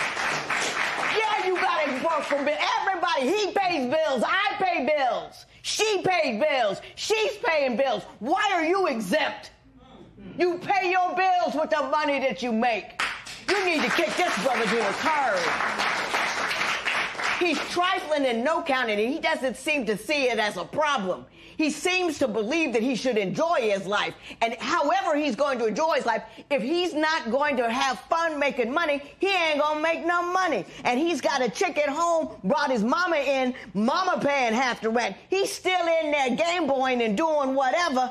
And you got you are parenting that child where our whole community is on its knees because of dudes like you.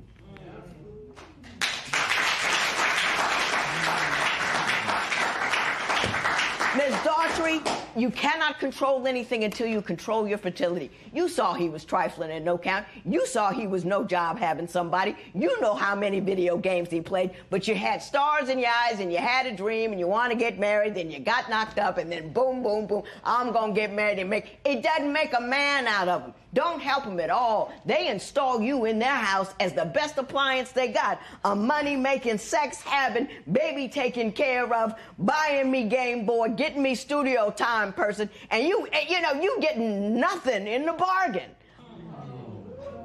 You better step.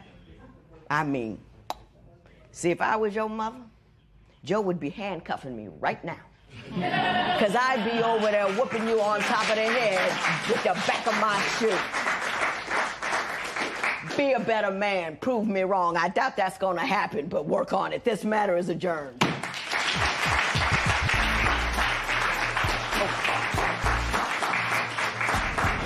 I feel shocked, abandoned, disappointed, like I'm hurt, and I mean, I wanted our family to be together, but if he just is not gonna fix, the issues that we have, we can't.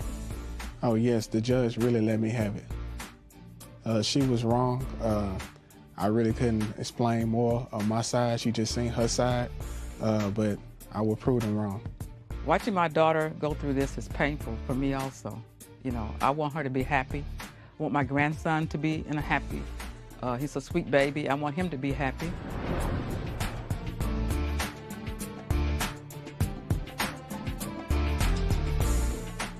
Previously on Divorce Court. You guys are complaining about you don't like one another, but that's the reason why you got divorced. And now you're back here complaining about the same problems. A young lady called and she said that he's gonna have to get a DNA test. And I asked her why.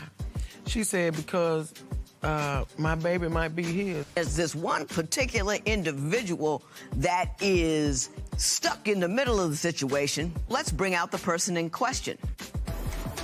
Divorce Court is now in session. The Honorable Judge Lynn Toler presiding. Good day, ladies and gentlemen. We are reconvening the matter of Shannon Jones versus Thomas Eccles. What we have here is a couple who came to divorce court once before, did get a divorce, did not, however, stop cohabitating. And in the midst of that, I think Ms. Jones is still in love with Mr. Eccles, and he continues to hurt her as he continues to live in her house, which was decreed to her. And part of that hurt involves Ms. LaTony Lester, who we have over here as a witness. There's also a question of the DNA of a 4-year-old, which you believe, Ms. Jones, is Mr. Eccles, and Mr. Eccles denies paternity. Yeah. So that's where we're going to start. Ms. Lester, why don't you tell me the nature of the relationship you have with Mr. Eccles, and tell me how long ago that relationship started and how long it lasted. Well, me and Mr. Eccles had a relationship of 10 years before he married Shannon Williams. And they met at my mom's house. We all used to play cards. He asked me to marry him, and I told him, no, I didn't love you like that. I love your money, because that's what type of relationship me and him had going on at the time. Well, hold up. You actually said, I don't love you like that. I love your money? Yes, ma'am. Wow. Did she say that to you?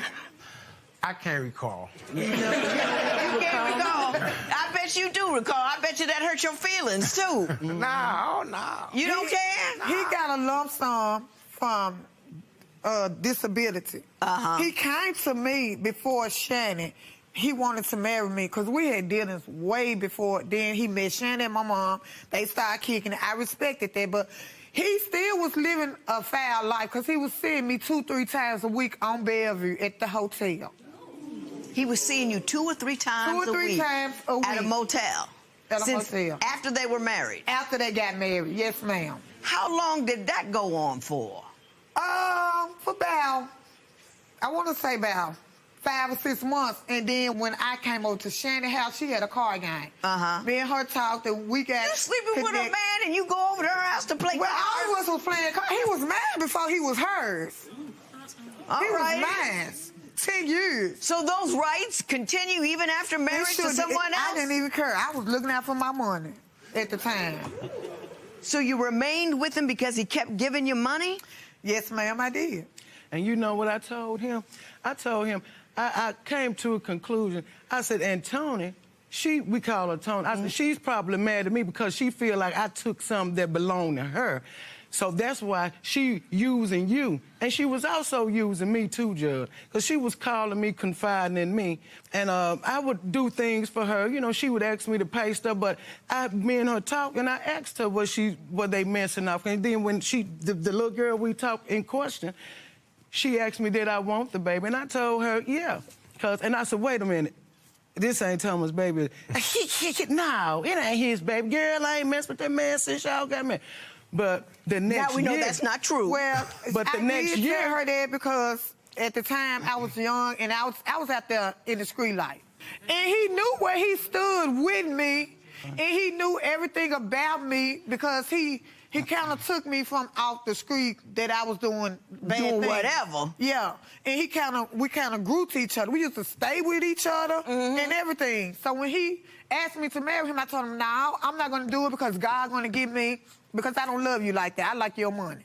And so he went to her. Next thing I know, they had a ring. God don't give you for marrying a man you don't love, but he wasn't going to get you for the rest of that stuff you were doing? That's an odd place to draw a line. He might do it. I have to answer to him. Yeah. I answer to him. There's always forgiveness. But I always pray. There you go. So did you really call her and talk to her about the baby? I did, and I told her, I said, Shannon, from woman to woman, I believe Tommy K, I got a baby over here. And I'm like, he need to come and see her. We pulled up on him. I was in the car with my mom at a car wash. My little girl was 1 year old. She looked at him and said, Dad. Do you believe he is Dad? Because she wouldn't really know. She looked just like him, walk like him, talk like him, got an attitude like him. He told me he got a certain walk. The baby got a walk that it can't be here. What's that walk you told me? That baby walk like this. On her She tiptoes. walked on her tiptoes. So you think because the baby walks on her tiptoes, it couldn't be yours? Yes, ma'am. That's what he say. Plus, that's what he make excuses for everything. You can't make children. I can't make children. He got 19. So how he can't make kids? He has 19. He have 19 kids, and if this is one here, this is number 20. So how you can't Well, I make don't know, but kids? 7 of them. Do you have 19 children? That's what they say. You know what, Miss Judge? How many children do you think he has? I think he just have 7. But after today, what I see, even in front of Miss Lester, and I see how he's still denying everything, and the stuff that's going on now, he's still denying. The phone call that's coming in now, and he just denying stuff.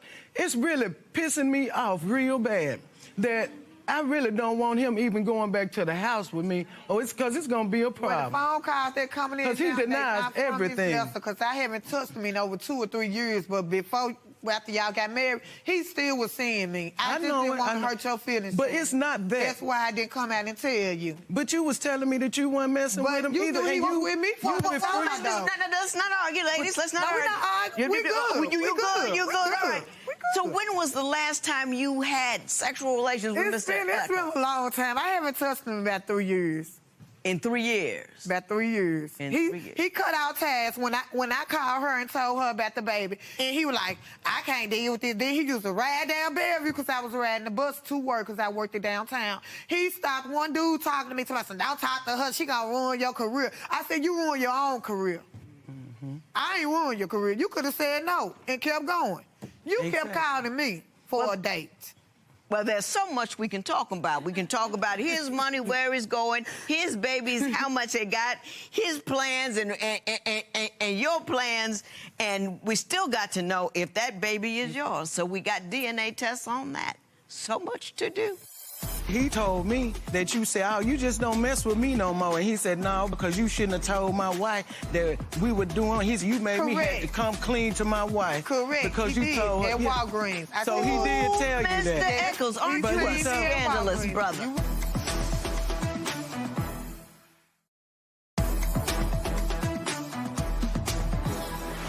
Ms. Lester, you said something very interesting to me. We're good. And you were talking about Ms. Jones. Are you two now not friends, but okay? Well, okay. Well, from my understanding, because I know she's not going to let this man come between me and her. We never had a friendship, but we grew to connect with one another. Like sister wives or something? Yeah, exactly, ma'am. Exactly. I used to call and talk to Shannon. Shannon used to give me money. I had a dish back in the days. And I never came out and told her, but I used to get her money and just do what I wanted to do. And she never turned me down. So I see her right today. She'll still speak to me. Ms. Jones, why would you give her money? I'm a good person, you know, and she would need stuff to pay her phone or something, and she would ask me, and it was no problem. I said, okay, you know, and Didn't you feel betrayed by her? Yes, after she called and said that, yeah. And I went... And, after she called and said what? After she called and told me that he may be her dad, her father... The father of her baby. Yeah, because, like I said, we talked all the time. When she be upset with her family, they make her mad or somebody, she'll call me and... You know, just want me to be an ear to listen. Did you suspect that she was still sleeping with him at least at the beginning of your marriage? I did, and before that happened, you know, I would go play cards. When he walk out the door, she go out the door. When she go out the door, he walk out the door. That's because I get a test. I'm paying attention now, and I'm knowing what's going on, but everybody around the table, they looking at me. I'm just acting like I ain't paying attention cool, like to you nothing. didn't see. Yeah. And then, so when we get home, I get on him. I said, why every time you go out, she go out, and, you know, and vice versa? I said, you still messing with her? Nah, I don't want that trash. You know, he was talking about her like a dog, calling her this and that. And I said, you don't have to call her all that. I would take up for her from the stuff that he would say. because I said, I know what's going on with her. I said, it's not her fault. I said, but it's you. This is what I would tell him. I said, he's the one breaking his vows. Yeah, whatever she doing, she ain't doing no more than she's supposed to do. But you, are you doing this? And he would just say all kind of ugly stuff, but I would cut him out because when he do that, a man do that, I know he lying. He's a liar, and I see that now because he lying in her face. And talking to her just as plain, just like he do, like he really don't know what's going on. I been knew he was a liar. What? I been knew he was a liar. Yeah, don't care. I was dealing with him. I never took it for granted. Yeah. I don't even ask him questions. I just want my money. Come on, bam, bam. You gone your way, I'm gone my way. Did it ever bother you that your relationship with her husband was hurting her? At first, given that she was such a good woman, she was giving you money, and you were still cheating on. I was all for self at that time. I didn't give a damn. I'm sorry. I was all for self. I was looking out for me. So it didn't bother you? I apologized to her when I told her that we still were seeing each other.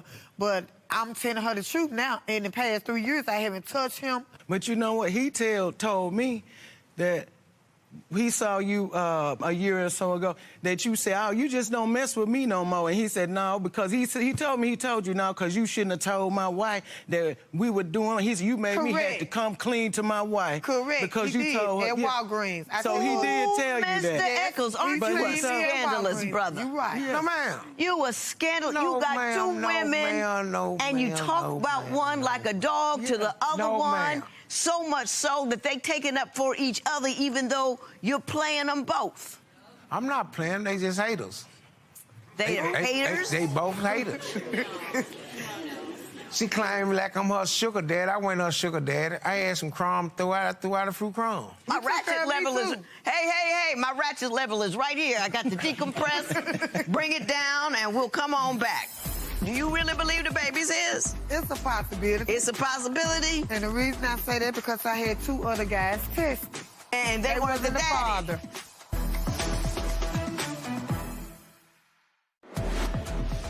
If your spouse cheated, would you be more angry with your spouse or the other party? Tell us what you think at Divorce Court.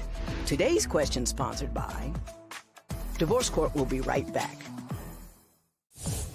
If you would like your case to be heard on Divorce Court, call us toll-free at 1-877-311-2222 or log on to our website at divorcecourt.com. Miss the show? Watch full episodes on our streaming platforms, and for exclusive content, go to Apple TV. The trippy part is you say he's verbally abusive to you despite the fact that he's so disrespectful of you. He's getting away with a lot, but still verbally abusive. Tell me about that.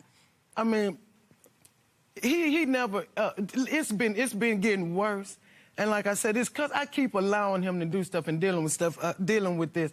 We go anywhere. He wants to, bring your ass on and come on. You know I don't like to wait and he just not embarrassed nice me and stuff and like that. embarrassed you in front of other people. So in the airport yesterday, he embarrassed me. So I had to get him. He embarrassed you at the airport? Yeah, he did. What did he do? Told me to bring my ass on. So I told him, I said, don't you get down here in Atlanta and show your butt. I said, because I'm going to bring the Memphis out of me, and they're going to see what this Memphis woman about today. And I told him he needs to shut up right now, and he did. He didn't say nothing. Now, Mr. Eccles, just you and me. No, just you and me right here. Is there something somewhere deep down in the recesses, deep dark in the back room, in the bottom of your heart, say to you, I ain't a right guy. I'm not a good man. I'm doing this woman foul, and I'm not even nice to her when we're together. Does that ever happen to you? Your Honor, she said it good yesterday in the airport when we got off the plane, walking through it. I said, hey, baby. She act like she don't hear me when I'm talking to her. I'm not talking about that. I asked you a direct question. You answer the question I asked you. Do you ever have a piece of manhood, heart, some pride, anything in you that speaks to you and tells you that it is inappropriate, foul, demoralizing, and unkind, not only to fool around on your wife, but treat her like she's nothing when you're with her? Answer that question. I don't treat her like she nothing. That's my queen. Yes, you do. No, I don't. I might have called her a name a time or two when we get a look. I don't. I tell my boy how beautiful she is, how sexy she is all the time. That's my queen. She make me look good. Do you believe that nonsense when he tells it to you? No, man. Is that what keeps you there, even though he's so foul on the regular? Even though I know he's lying, Your Honor, but it's just something about him that I think I feel sorry for him. You know, I really do, Your Honor. And I feel like if I put him out there, he don't have anywhere to go. Just even though he may have that pocket change, he call it. Yeah. It's just, I'm caring more about his well-being than my own. First of all, he got enough hustle about him. He gonna be fine. And he don't mind using people, and there are people out there willing to be used. He done enough to you. Don't feel sorry for him, because he's not a kind person. And people like that, they always find their way. Having said that, I'm gonna say this. The next thing I'm gonna do is get this piece of paper out here and find out if that baby is yours. Today's question sponsored by... What would you do if you discovered your spouse had a sexual relationship with a professional? Share your opinion on Twitter and Instagram at Divorce Court. Divorce Court will be right back.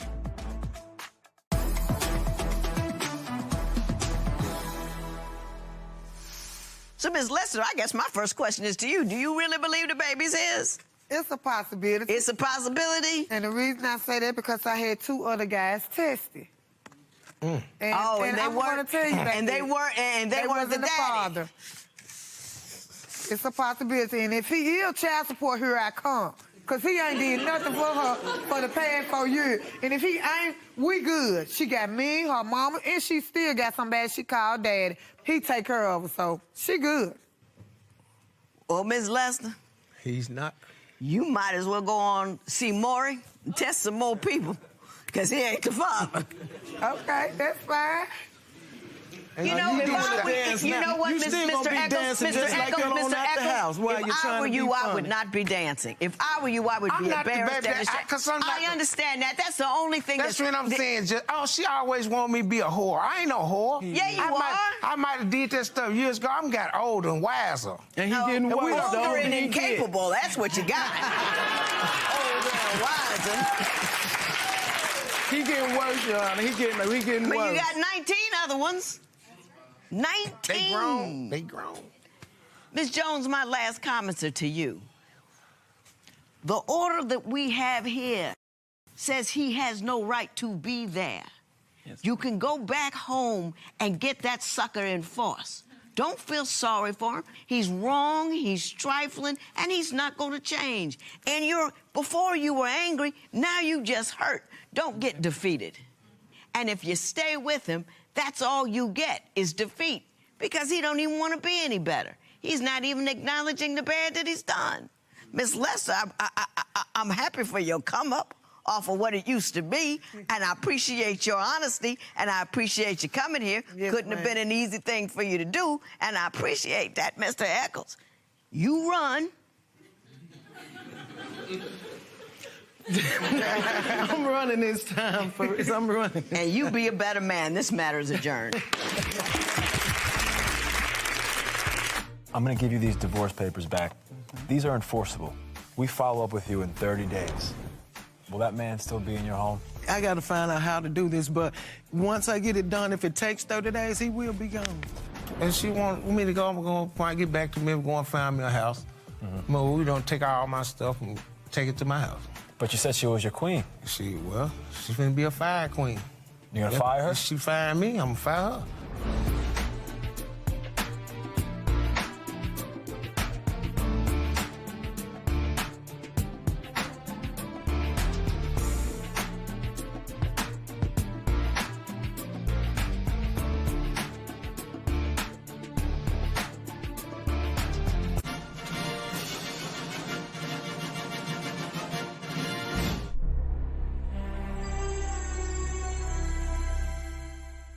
Today on Divorce Court.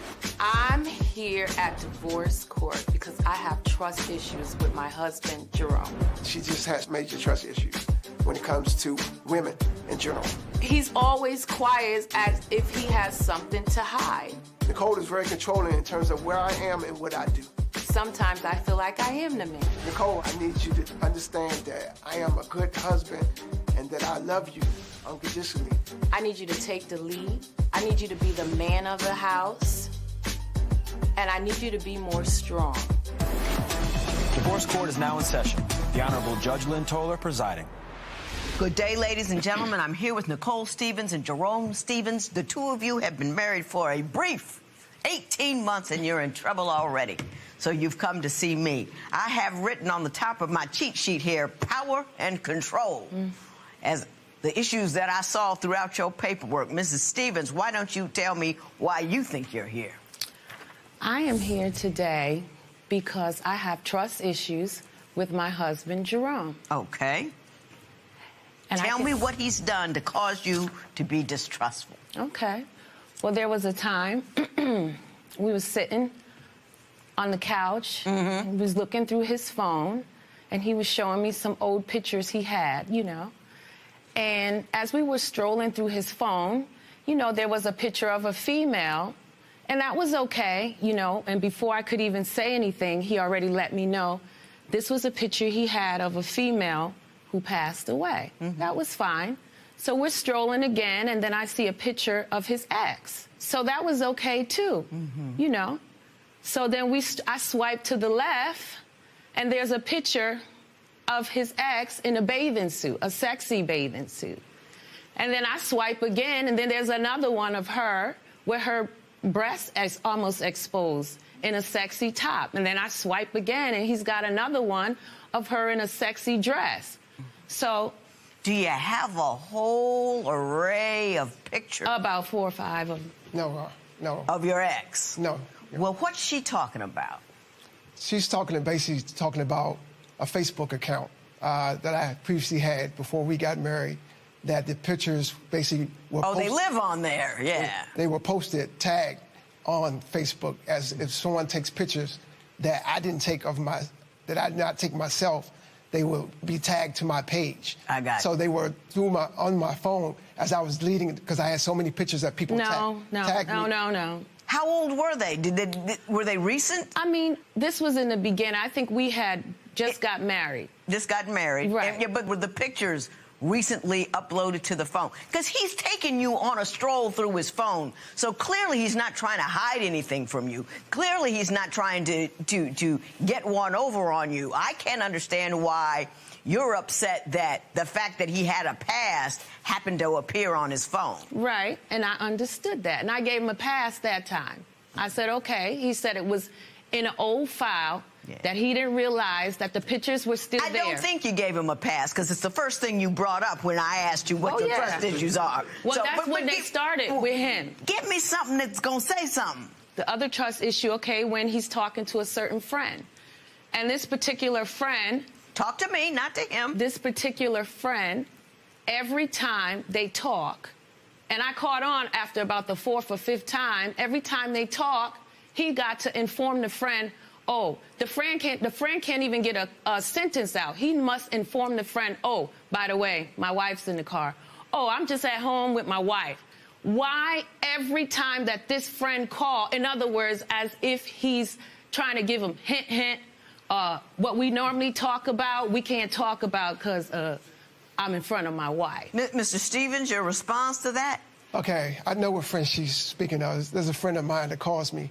And as guys talk, sometimes the language. Right. And so what I was basically just letting them know, be respectful, I'm with my wife. Right. This young guy, a friend of mine, he's also married. Been very respectful, you know, always been honorable to his wife, good family man. So my wife feels that she doesn't like for me to talk to him because I think y'all got something to hide. I think it's guideposts. Mrs. Stevens, look at me. Yes, so far you're batting 0 on the rational wait a minute now. Don't tell me to wait a minute. Oh, I'm sorry, Judge. Ever. Forgive me. I apologize. I was talking. Yes, ma'am. Yes, ma'am. So far, you're batting 0 on the rational meter. Okay. Give me something that would lead me to believe that this man is doing something inappropriate. Well, on his Instagram account, I don't think it's appropriate for a married man and to look at a picture. Now, this was his ex-BFF, which was a female. An ex, the BFF of his ex? No, his best friend, female, right, who at our wedding made it her point to say she was his best friend like 4 or 5 times on the mic at my wedding reception. What was that about? Do you think he's cheating on her with her and told her, said, hey, by the way, we're going to keep this on the low, but keep reminding her that that you're my best friend. Do you think that's what happened? No, but is it appropriate for him to like her picture? She's about a triple G, okay, on Instagram. To like her pictures with her doing a selfie of all her breasts exposed as a married man. Is that appropriate? Can I respond to that? Can I address, Your Honor, this basically speaks to my wife's insecurities. So let me go. I'm not insecure. Stop. So let me go back to what she's talking about. Yes, the young lady came. We got married April 29th, 2017, last year. A bunch of my friends came, male and females. There's about 12 friends of mine that's been friends for about 20 years. Why do friends dance like that? Mrs. Stevens, let me tell you one problem you have in this marriage. Yes. You have the problem, you're rude, and you interrupt your man. Yeah. And then you have to allow him to speak. I gave you a full opportunity to speak your mind. Yes. And right now, you're reading overbearing and a little bit paranoid. Okay. So rein it in so we don't have a problem. You with me? I'm with you. Mr. Stevens, go right ahead. Thank you. I agree with my wife. She probably had a little too much to drink, you know, came up, because this was at a time where we were letting people speak on our behalf. And she said the wrong thing. She said the wrong thing. Now, I agree with her. Yes, she shouldn't have said. Did you like the picture on Instagram? Yes, there was a picture that I might have said I liked, but it wasn't. Press the like button. Yes, Yeah. but it wasn't because, you know, first of all, the young lady. There was nothing sexual about it. It was just, you liked it. It was a nice picture. You liked it. There you go. If a young lady is top heavy, she can't do nothing about that. It wasn't like she was on there naked. I got She wasn't, you. she wasn't on there naked, you know. So it was more or less that my wife had a problem because. I got it exactly. Okay. What I want to talk about now is Mrs. Stevens' assertion that you, Mr. Stevens, aren't responsible and don't take on your role as the husband in the household, and that's bothering her. This is how he does, by throwing me under the bus and not being assertive. Later on that day, I heard him talking downstairs, and he said, by the way, I would have took you to school, but your mom told me no.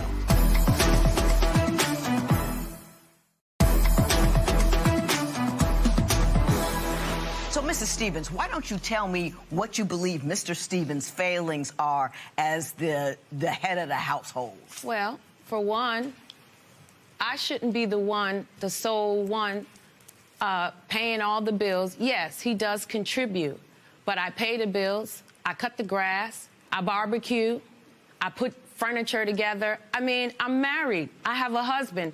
He should know how to do those things. And by the way, he didn't know how to do them. And I don't try to be over-demanding or overbearing, but he just didn't know how to do it, so I had to help him, you know. Did he figure it out eventually? After breaking a few things, breaking a couple of lawnmowers and breaking things and, you know, not taking the battery out the car and sitting there for, you know, 2 hours trying to get the battery out. So he didn't know all the doodly chores, the No. doodly tasks. Let me ask you this. So you have a problem with the way he deals with your kids. Why don't you tell me what that is? Yes. I work 3 days out of the week from the home, away from the home. And I call and, you know, ask him how things are going. And, you know, he told me one of my daughters had missed the bus a couple of days that week, and he took her to school. And one day when I was with my husband having some alone time, she comes banging on the door demanding that we give her the keys to the car so she can go to school. And my husband jumps up, you know, at her demand and was going to take her or give her the keys. And I said, no, you're not going to do it. But listen, this is how he does, by throwing me under the bus and not being assertive. Later on that day, I heard him talking with my daughter downstairs, and he said, by the way, I would have took you to school, but your mom told me no. Mr. Stevens, your response to that? You know, when we got married, you know, one of the things was for me was important because she has girls, and now they're my daughters. Right. They're not my biological. Right. You know, so that situation being a little different for me is that I wanted to come in with respect first and foremost. I knew if I came in the beginning being that way, they wasn't going to respect me because, if anything, probably react in a negative way, saying that, you know, you're not my dad. Absolutely. Let me say this to you, Mrs. Stevens. The problem I usually get in here is when a dude or a woman comes into the life of a child as a stepchild, they come in making orders and demands. What they have to do is they got to come in and they have to inspire love and a friendship and care. And you kind of got to be the good guy, you and me against mom a little bit. It just, he's doing it the right way. He's teaching those girls to love him and to respect him and to like him because they didn't pick him. You did. But he's doing his job as a stepfather to say, you know, I'm on your team, I'm on your side. You know, maybe it was a little much to say it was your mama, but I love the way you came at it. I love the way that you're trying to get them to love you. That is fantastic. I wish I'd have done a better job at that when I was your age. Thank you so much. Thank you, thank you. I'm going to start with you next, Mr. Stevens. Okay. Because I think you feel controlled and belittled. Yes. And I want you to tell me why. At the end of church, as you know, people come to you and greet you, and they give you what we call a church hug. Right. My wife told me that I'm not allowed to hug anybody. If a woman comes to me, I need to extend my hand out to her. Is it okay for your partner to interact with friends of the opposite sex on social media? Tell us what you think at Divorce Court. Okay, Judge Lynn, another viewer's question ready for your judgment call. My wife had a baby outside of our marriage during one of our separations. I feel like I don't have to take care of her child if we get back together. Is it wrong to feel that way? It's wrong to do that. I can understand your resentment and not wanting to, but think about it this way. That child had nothing to do with the way they got brought into this world. So you're going to have to care for it like you would care for your own. Today's question sponsored by Divorce Court. Will be right back. If you would like your case to be heard on Divorce Court, call us toll-free at 1-877-311-2222 or log on to our website at divorcecourt.com. Miss the show? Watch full episodes on our streaming platforms, and for exclusive content, go to Apple TV. Mr. Stevens, you say you feel controlled and belittled. Why don't you tell me why and give me some examples? Okay. I work from 12:30 to 9:30. My wife will actually call me right at 9:30, talk to me the whole way because she feels that I'm not going to go straight. I don't talk you the whole way. Mrs. Stevens, you interrupted him. Because she feels that I'm not going to go home. So she makes sure she talks you all the way from work to home. Yes. Oh, gotcha. Anything else? Also, church. You know, we're churchgoers all the time, you know.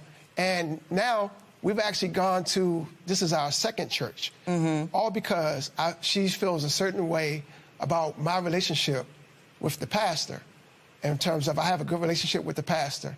And so some of the things that we've been through, I reached out to the pastor. For counsel. Right, for counsel. So she feels like we can't go to that church because she feels like I've badmouthed her so bad to the pastor now that she feels like everybody in the church is looking at her a certain way. Also, when we leave church, at the end of church, as you know, people come to you and greet you, and they give you what we call a church hug. Right. My wife told me that I'm not allowed to hug anybody. I mean, to hug the opposite sex. If a woman comes to me, I need to extend my hand out to her. I cannot hug her. I've never embraced a woman where I pull a woman towards me, you know, where we're chest to chest. And does she speak to you appropriately? She interrupts you a lot. Does she? I know that much. And in heated arguments, yes. When I say belittle, you know, we've got into arguments where she's belittled me, she's called me some names. Mrs. Stevens, what's your response to his contention that you're controlling and belittling? This is his first marriage. He's never been married before. I mean, he's lived, and I'm his longest relationship. So, on fairness to me, this is all new to him. You know, he's learning how to, you know, live with a woman. So he was a single man for so long, so he didn't know boundaries. So I was just trying to tell him, as a married man, you have to know boundaries now with women. And, you know, everybody in church, you got women in church looking for husbands and maybe other people's husbands. So I'm just saying, you know. What are you afraid of? I can admit that I guess I was doing preventative maintenance because formerly I was married, and so I feel doing it sometimes, not even knowing that I'm doing it, I'm preventing, so I'm going to... I got you. I know what's happening here, and I'm going to explain it to you. Today's question sponsored by... What action causes the most suspicion in a marriage?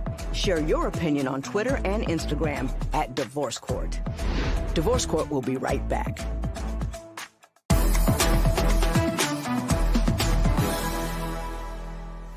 The worst thing in the world is allow an ex-husband, an ex-wife, an ex-boyfriend, an ex-anybody, even your family members, to run your marriage now. Whatever mistreatment you've gotten before, don't let that leak into the treatment you're getting now. This man ain't doing nothing wrong. You have a suspicious mind because you've been hurt, and I get that. But you're controlling. You interrupt him. He can hug folk at church. If you're a believer, you know what I mean? He can hug folk. I hug folk at church. That's where the hugging goes on. You know, that's what happens. You come new to the church, people come up and they hug you. That's what it's all about. That's the fellowship. And if you're that fearful, you know what I mean? You're a woman of God and that scared. That's inconsistent. Allow your belief to lead you, because if you love from a place of fear, you will never make your man happy. You will make him feel small and imprisoned and unhappy. In order for a guy to be the powerful, strong leader that you want him to be, you got to shut your mouth every once in a while. You got to let him finish you got to let him finish his statements. You got to trust that he's going to do something. He doesn't know how to do all the manly stuff, whatever. My father could do one thing, make money. That's it. He couldn't he couldn't do anything. My mother did the rest of it. But, you know, there's nothing genetically associated with being a guy and fixing a lawnmower. It just isn't. He didn't know how to do it. So what? That doesn't implicate his manhood. This cat loves you. He ain't doing nothing wrong. Let him live. Let him breathe. If he does something wrong somewhere, one day leave him. But right now, don't make him miserable every day on the off chance he might leave you one day, because he's not doing anything wrong. The problem is right here. Do you understand? Yes, ma'am. You gonna back up? Absolutely. You gonna be cool? Yes. You gonna let him love you? Yes. This matter is adjourned.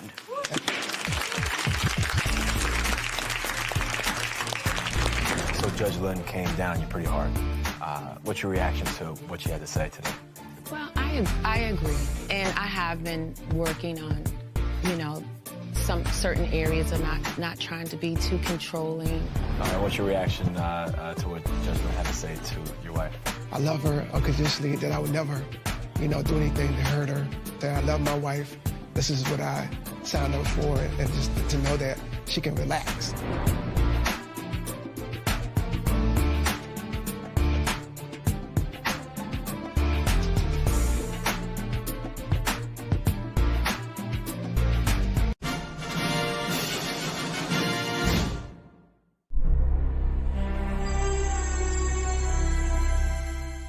Today on Divorce Court. I am tired of Vontae always lying, always cheating, and his family members always in our business.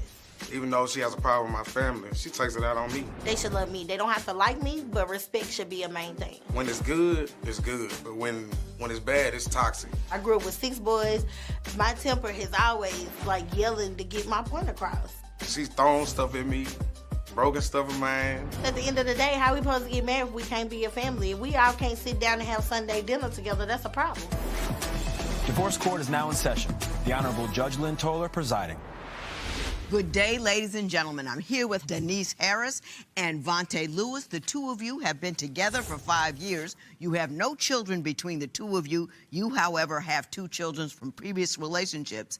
You're here today on a before your vows. You two have been together 5 years. You can't decide whether or not after all this time you should get married, although I do believe you're looking for a ring already, but we'll check that out in a moment. You've given me your marriage license with permission to tear it up should I think your union is ill-advised, and you also filled out my compatibility test, which has shown me some things that are moderately alarming. Before I get to those things, I'm going to start with you, Ms. Harris. Why don't you tell me a little bit about your relationship and why, after 5 years, you can't seem to get to a point where you can jump the broom? Vontae is very hard to trust. Like, for one thing, he just lies all the time.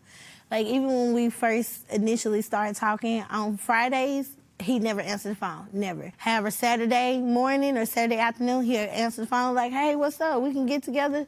He used to be like, that was his day to sleep. He used to work like 10 to 12 hours, you know, during the week. So do you live together? We did. Not right now, we don't. Okay, you were living together for a while and he left.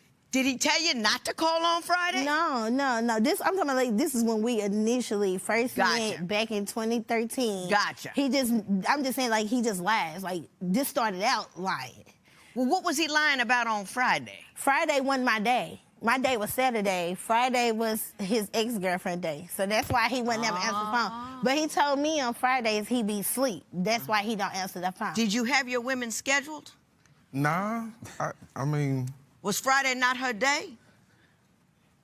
Some days I be asleep. Now, Mr. Lewis, we can dance around the maypole, we can get this thing done. Well, you're seeing 2 women at the same time. And I'm gonna tell you what, ain't mad about it. Sometimes it's a rough transition. You meet someone new. Sometimes it takes a little time to, you know, decouple. So were you doing that?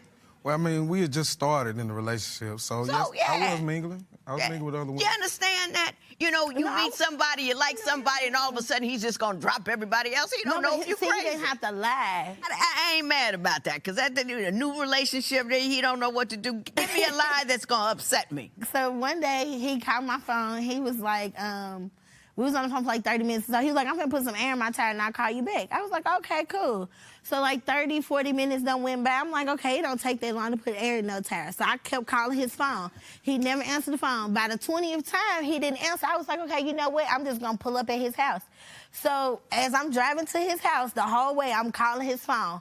Now we done got to the 75th, and this is no lie, 75th phone call. He finally answers the phone, and I was like, where you at? He was like, I'm at home. I'm like, no, you not. I'm sitting in front of your house, so you not here. Oh, but I'm on my way. I'm like down the street. So when he pulls up at the stop sign and he see my car there, the first thing that he do is bust a U-turn, because he already knew that it was gonna be drama. So when he bust that U-turn, I chased behind him, acting like I was gonna ram him with my car. I wasn't gonna ram him for real, but I was making him think I was gonna ram him for real. So finally, I guess he got tired of me chasing him around the neighborhood in our cars, and he finally pulled back up. I pulled back up. I'm like, man, babe, just get in the car. We just gonna talk. I'm not mad. Get in the car. So as soon as he hopped in the car, I'm like, where your phone at? Because I wanted him to know, because he told me his phone was dead, and that's why he didn't answer my phone call. So I wanted to see his phone so he could see, no, you see that I called you 75 times. How long ago was that? This was like, probably like 2016. And you stayed? I mean, 75 phone calls, a car chase, in the car, demanding your equipment. You stayed. When it's good, it's good. When it's bad, it's toxic. How often is it good? Ooh. I say about a good, maybe 80%. Mr. Lewis, were you running around on her? Was she chasing you for a reason other than her own insecurities, or were you actually doing something wrong? No, I wasn't doing nothing wrong that time. I was. No, yes, he lying, because as soon as he got in the car, before he gave me his phone, he was like, I'm gonna let you know, I got some girl number. But it was work-related. He was cutting up. Let me give you a little clue, Mr. Lewis. Trustworthiness is not like a suit. You can't just wear it sometimes. So if you were cheating 5 times, she's yelling at you about the 6th time when you really didn't do it, you can't say, I'm trustworthy, because you're not. It's Right. not a suit. If you don't wear it all the time, it's like you're naked. He makes me crazy. Okay, nobody makes you crazy. You just are. A little bit. You know what I'm saying? Can't nobody make you crazy. Now, I understand that there is a concern about a coworker with whom she believes you are cheating. And I want to take my time to turn my attention to that particular individual because she says she's particularly concerned about that. I don't think I was giving her the googly eyes. I mean, I conversated with her. She was a coworker. Never play poker. And when you get on the stand, always tell the truth, because you're going to go to jail for perjury.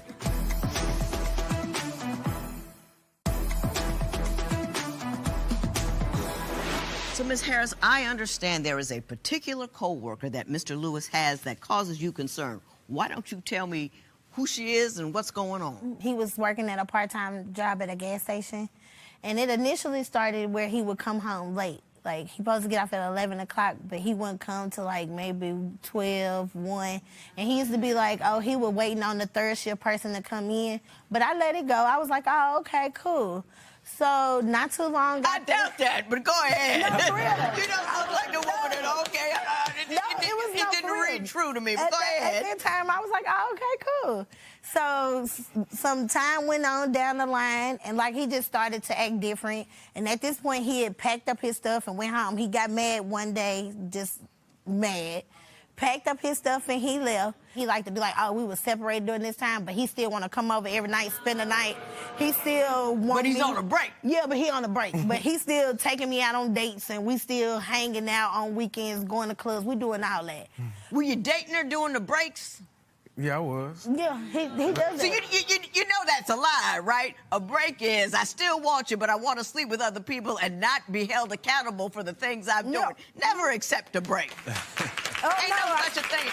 You tell a man he want to break, you break all the way off. You can't come back, you can't come by, you can't call. If you want to break, you want to be with me or you not with me, ain't no in between. Women take too much. After that, I really found out about the girl. I just randomly went up to their job one day, walked in. As soon as he seen my face, he was smiling. But I wasn't smiling because I seen how they were looking at each other. I'm like, oh, that's her right there. Like, cause they giving each other like googly eyes and all this. She all up under him while he trying to check me out. She all up under him. What kind of job was this? At a gas station. She young. She don't know no better. She young. She don't know Were no you better. googly eyeing with the co-worker? Were you giving each other long, meaningful looks? And did she catch you doing it? No, I don't think I was giving her the googly eyes. I mean, I conversated with her. She was a coworker. Never play poker. And when you get on the stand, always tell the truth, because you're going to go to jail for perjury. Because you're not selling it. You're not selling me your innocence. It's just kind of, you're real liquid with it. Because he's not innocent. You know what I'm saying? Because you're kind of doing the wrong thing, aren't you? Sometimes, not all the time. Sometimes, not all the time. But that particular incident, yes, he was doing right. And I mean, I know for a fact because after, like I said, he kept pulling up at the house. He would drop her off at home because she ain't had no car, didn't know how to drive. So he would drop her off at home, and then he'll come to my house. And one thing that he always do is he go to sleep. And when he go to sleep, guess what I'm finna do? I'm finna go through your phone. Right. So I went through his phone one night, and I done seen them texting. He talking about they'll put her in a hotel, and he'll help take care of her and her baby, and all this mess. He don't fool with his ex no more because she found out who I was from the day when I walked into the store, and she asked him, Were you trying to play Superman for another woman? I mean, we had developed a friendship, but no, I wasn't trying to be her Superman. I understand that Ms. Harris has quite the temper. Can you give me a story that would demonstrate the extreme nature of her temper, and then we'll talk about it for a moment? She ended up throwing my tennis shoes in the toilet. And so I ended up throwing my shoe through her mirror. Right. Now, who has the temper? Can I tell you about the stupid tax? The stupid tax is this. You tear up somebody's expensive stuff because you're angry, then they have to go and replace it. And the only people that are benefiting from that is the people who make the stuff that you have to buy 5 times because you don't have enough sense to have a conversation as opposed to tearing up their stuff. We can't have no conversation. That's the stupid tax. He won. We can't have a conversation. Like the day, like they. Well, we're gonna talk about it. I do believe that one of the reasons you can't have a conversation is because you don't know how to talk to people, and I also understand the fact that you don't know how to talk to people has made his family not like you. So we need to discuss that and what I saw in your compatibility test. What did you do while you were blacked out? I mean, I just snapped. Like, I raised my voice. I started cussing that person out, and Tay had to come and get in the middle.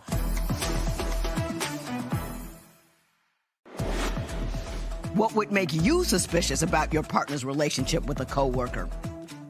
Tell us what you think at Divorce Court. Today's question sponsored by Divorce Court will be right back. If you would like your case to be heard on Divorce Court, call us toll-free at 1-877-311-2222 or log on to our website at divorcecourt.com. Miss the show? Watch full episodes on our streaming platforms, and for exclusive content, go to Apple TV. Ms. Harris, you say that Mr. Lewis's family does not like you. Why don't you give me a couple of examples? When I first met them, they started talking about, like, girls with weaves and how black women don't feel pretty if they ain't got weave in their head. And the next time that I came around, I didn't have no weave in my head. I had my regular hair. And the first thing they gonna say is, oh, you are actually a pretty black girl. Like, you know what I'm saying? Just stuff like that. He said that stuff was a joke, but if I don't know you, I'm not gonna take that as a joke.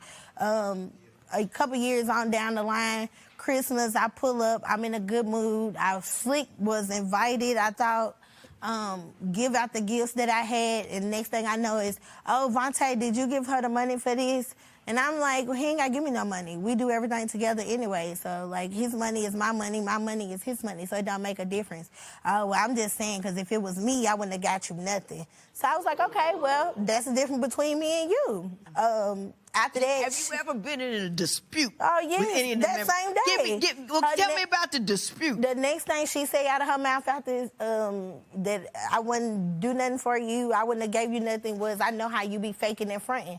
And at that point, I just blacked out, because it's been a whole year of just nitpicking. At that point, I blacked. Now, you know what that means. I got mad and I don't want to take, I don't want to take responsibility for what I did. No, I blacked out. No, for real, I blacked out because at the end of the day, the family member that I have the issue with, at the end of the day, it shouldn't be that way. But I blacked out. Well, what did you do while you were blacked out? I mean, I just snapped. Like, I raised my voice. I started cussing that person out.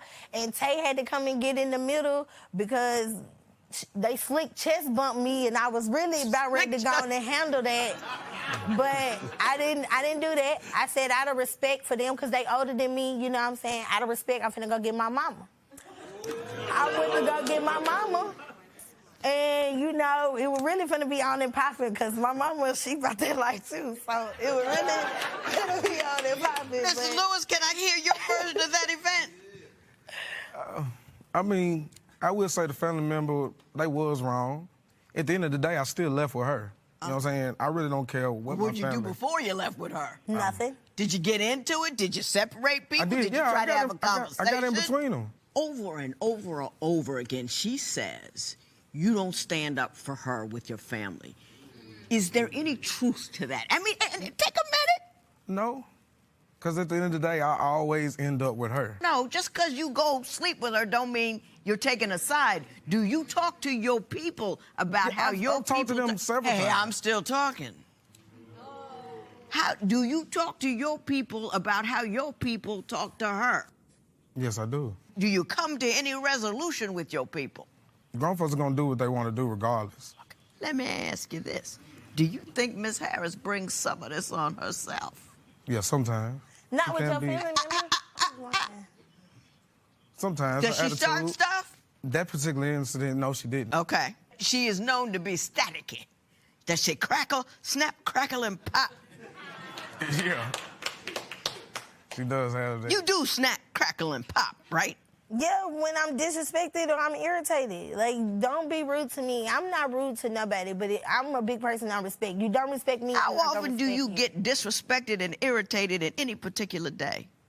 It only comes from people that I love. Like, I'm looking for a number. I don't know. It can happen at any moment, really. How often in a week do you snap, crackle, and pop? I could be in traffic and road rage. Yeah. I got you. Now this is, every once, when I do these things, I know you're new, so I'm just letting you know. This is a before your vows. They want to know if they should get married. So right now, all I think is run. So I'm gonna go back and talk to you about. Give me a 30 seconds why Mr. Lewis is the man of your dreams. Well, the first thing is, he is my soulmate. He can make me laugh. He can make me cry. He can make me angry. He bring out all my emotions that I could possibly have. Anybody can make you angry, but go ahead. No, they can't. But for real, like, he is, like, in tune with me. Like, I really like his personality. We really have a lot of things in common. We born in the same year. Like, I have to do everything. I make all the decisions. I do. No. I make all the decisions. Even on his birthday, I made the decisions. Now, this was your declaration of love. I love and you him, complaining about the brother. We've been talking bad about him all thing. All I said was 30 seconds of positive. You went it 15 seconds in, it was over. That was sad. That was pitiful. That's an F. Mr. Lewis, you got to be able to do better than that. Okay. Positive, love, why she's the woman for you. Go.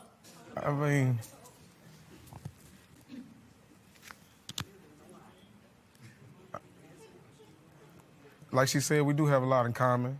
And I didn't think he could do worse, but he did. This is him. Today's question sponsored by... What would you do if your partner was in a physical fight with your family member? Share your opinion on Twitter and Instagram at Divorce Court. Divorce Court will be right back.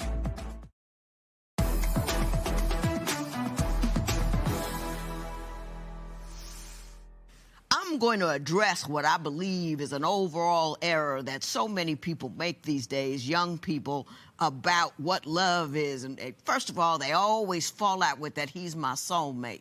That's some stuff you got out of a book. You read it, and it don't mean nothing. I don't know who thought that up. I would like to find out who he was, dig him out of his grave, and smack him. Because it's not true.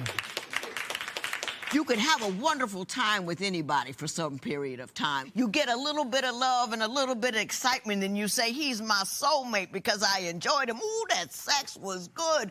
And then once you've decided somebody's your soulmate, you just overlook all of the 75 phone calls. If he's your soulmate, he'd have answered on number one. But you know what I mean? There is no such thing. Guy don't answer my phone, I don't call him again till he calls me. Because I ain't gonna chase nobody. He don't want to talk to me. Why I'm gonna make him talk to me? And you want this cat to marry you. If you a lunatic every other day, he ain't gonna sign on for that.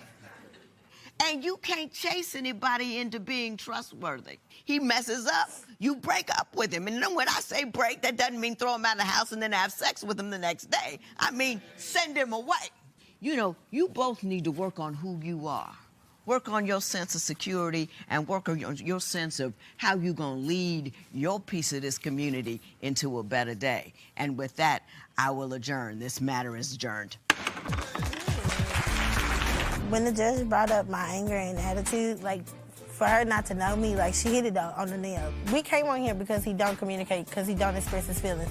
He did the exact same thing here.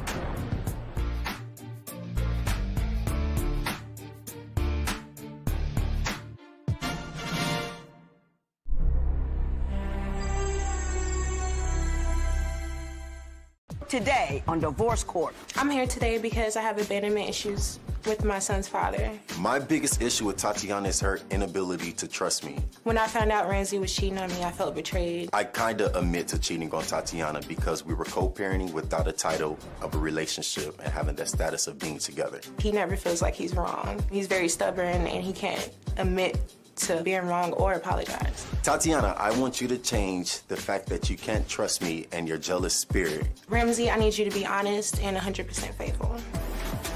Divorce court is now in session. The Honorable Judge Lynn Toler presiding. Good day, ladies and gentlemen. I'm here today with Tatiana Moore and Ramsey Eberhardt. The two of you have been together for 5 years. You have one child together. You are trying to figure out whether you should stay together and take it to the next level or call it a day, so you've come before me. Ms. Moore, why don't you tell me what's brought you to divorce court today? We are here today because I have abandonment issues with Ramsey and trust issues. But let me tell you how this all started. So about 5 years ago, we met. We were friends first. We quickly became infatuated with each other and soon moved in together. How soon after you met did you move in together? We had already been friends for about 2 or 3 years, but we were only dating for 3 months. I gotcha. All right. So soon after, we relocated to Iowa together. And about 2 or 3 months after we relocated, I became pregnant. Mm-hmm. The day before I found out I was pregnant, I had... Were you doing anything not to become pregnant? No. Were you doing anything not to become pregnant? No, ma'am, I was not. It was a planned pregnancy. It was a planned pregnancy? Planned pregnancy, Your Honor. I just want to go through the thought process with you. You got a guy, not married, I'm 18, let me decide and have a baby. What made you think that was a good time and circumstance in which to do that? It wasn't a good time or circumstance. But I want to know what you were thinking. I mean, I was in love, young love, puppy love, and we weren't actually, like, actively planning, but we just weren't not planning. We're planning not Yeah, we weren't protecting. You thought it was okay even if you did pop up pregnant, it would have been fine. Mm-hmm. That we were capable enough to take care of him or her. Nobody ever talked to you about how difficult and problematic these children are? Yeah, I mean, my mom has 8 kids, so... For the record, you pregnant again? Yes. Holy moly macadoli pudding and pie, I don't know what to do. Wow! What, you're 22? Mm-hmm. I'll be 23 in a month. Okay, tell me what's going wrong. The day before I found out I was pregnant with our first child, I saw some messages he had been sending this girl online. Basically, he had an online relationship with this girl that he had never met. And he was sending her messages telling her that he loved her and he couldn't wait to see her and how he missed talking to her. So basically, like, I flipped out. I took his phone, threw it against the wall, and was like, you have to leave, and it's over. But the very next day, I found out I was pregnant. So then we were faced with the dilemma of how we're going to co-parent or coexist if we're going to still be together. But, of course, we decided to still part ways. But in doing so, when he eventually left, he didn't really step up or, like, take responsibility for our son. And I feel like he abandoned me throughout the pregnancy, even though we weren't together, because he didn't make any initiative financially or otherwise to help me. Okay, Mr. Eberhardt, what's your version of those events? First off, it's an honor to be here, Your Honor. Wow. I've been watching this show for years, and I've had a huge crush on you since my teen years. It won't help him, don't worry. But okay, go ahead. I appreciate that. I appreciate that. Since I was a teen, that means I'm an old lady. But go ahead. Go ahead. I tremendously love Tatiana with all of my heart, and the fact that I've given her multiple chances to be with me.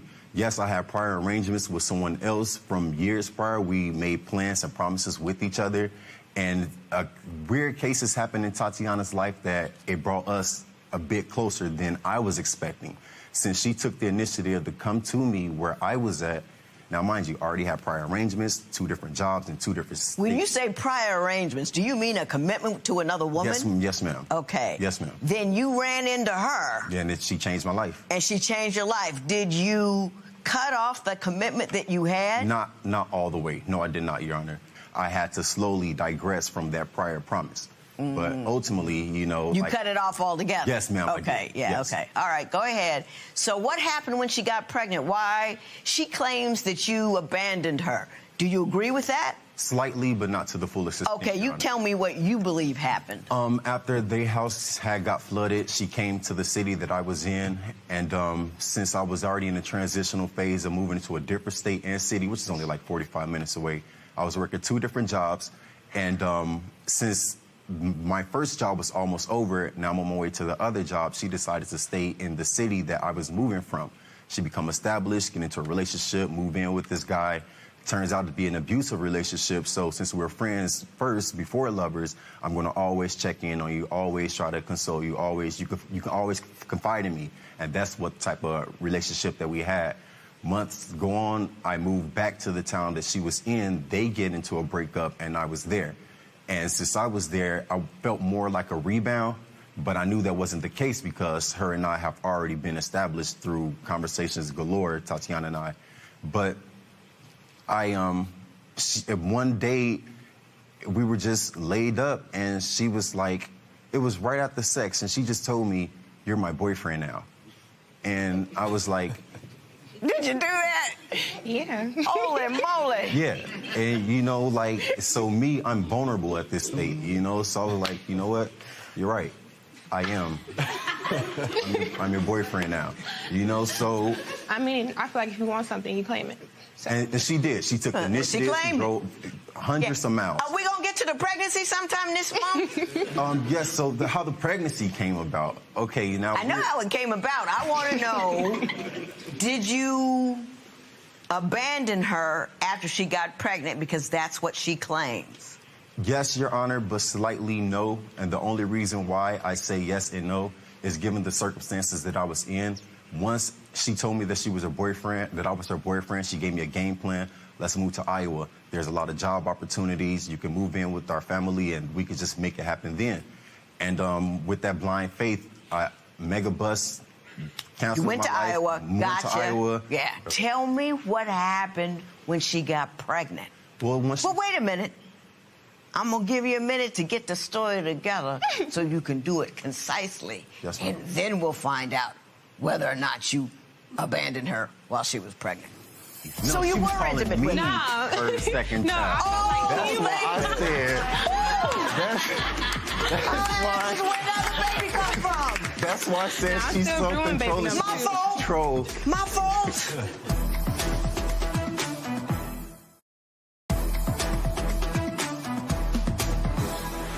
Mr. Eberhardt, I'm coming back to you to get your point of view on whether or not you abandoned her when she was pregnant. Remember, there is beauty in brevity. Go. So she found out that I was having relations with other people online, and given the circumstances of our living situation, she basically told me that I had to leave. So what am I to do in the middle of a city with no friends or anything of any type of support? So I took the initiative to leave, and then we found out she was with child. We already had the plans of, we were already broken up. Okay. We were already broken up. We worked at the same job together. together. We still lived in the same, we did live at the same place together. But she told me, don't tell our family that we broke up because you will have to leave. So we had to continue to go on with the facade until my official train date actually left. But I don't feel as But if, once you left town, did you call and check on her health? Did you help her financially? No. You know, being pregnant at 18, scary proposition. You the dude who did it. Did you do your part as far as supporting her emotionally with the baby? Not a relationship, but the baby. Initially, Your Honor, no, I did not. I feel as if I could have done more. But when I did find out that she was having a cesarean, I did come back and I took the initiative because I knew she wouldn't be able to tend and chase a baby up and down, getting up and down at night, 3 a.m., bottle, you know. So I'm there, definitely there for my son. Ms. Moore, what happened since then? Once I was pregnant, I started having health issues. I had preeclampsia. So a month before I was due, I gave, basically that day I went blind temporarily, and then I started having seizures. Yeah. So I went to the hospital, and they told me that I would have to deliver my baby because that was the only way to stop the seizures. Sure. So I had a C-section, and he was only 40 pounds. He was real tiny, preemie baby. And I was really hurt that he wasn't there to support me. I got you. Now, That's happened. Now, what happened to your relationship after that? Did you get back together at some point in time? So, tell me about that. So 3 weeks after I gave birth, he came back. And we tried to start our relationship anew, tried to mend things. But like maybe a couple weeks into the relationship, I noticed that he had like been on online dating sites, like talking to local women. And so I just kind of like distanced myself from him. Did that happen, Mr. Everhart, or do you have a different... To a certain extent, Your Honor, yes, it is accurate, but we were not together. Our thing was we're going to co-parent, we're going to do this, we're going to be together for our son, but we never had the title again. She wasn't intimate with me, she wasn't affectionate towards me. Okay, so you were just doing the co-parenting thing. That's exactly. And were you expecting something more than what he was offering, which was co-parenting? Now, when he came back, he said he wanted to be a family. So me thinking, okay, we're a family, I'm thinking of us as a whole. So did you discuss what that meant? And we were being intimate. Did you? You were being intimate? Yes. Once I was able to be intimate because I had a C-section. Right. But yeah, we were. I understand at one point you caught him having sex with your friend, and I want to know how that happened. As soon as I open the door, it's dark. I see his pants around his ankles. He's on the floor. And so I push the door open. I pull her off of him, started beating her up. He tries to calm me down. Started beating her up. She just started to slide that wrong wife by me.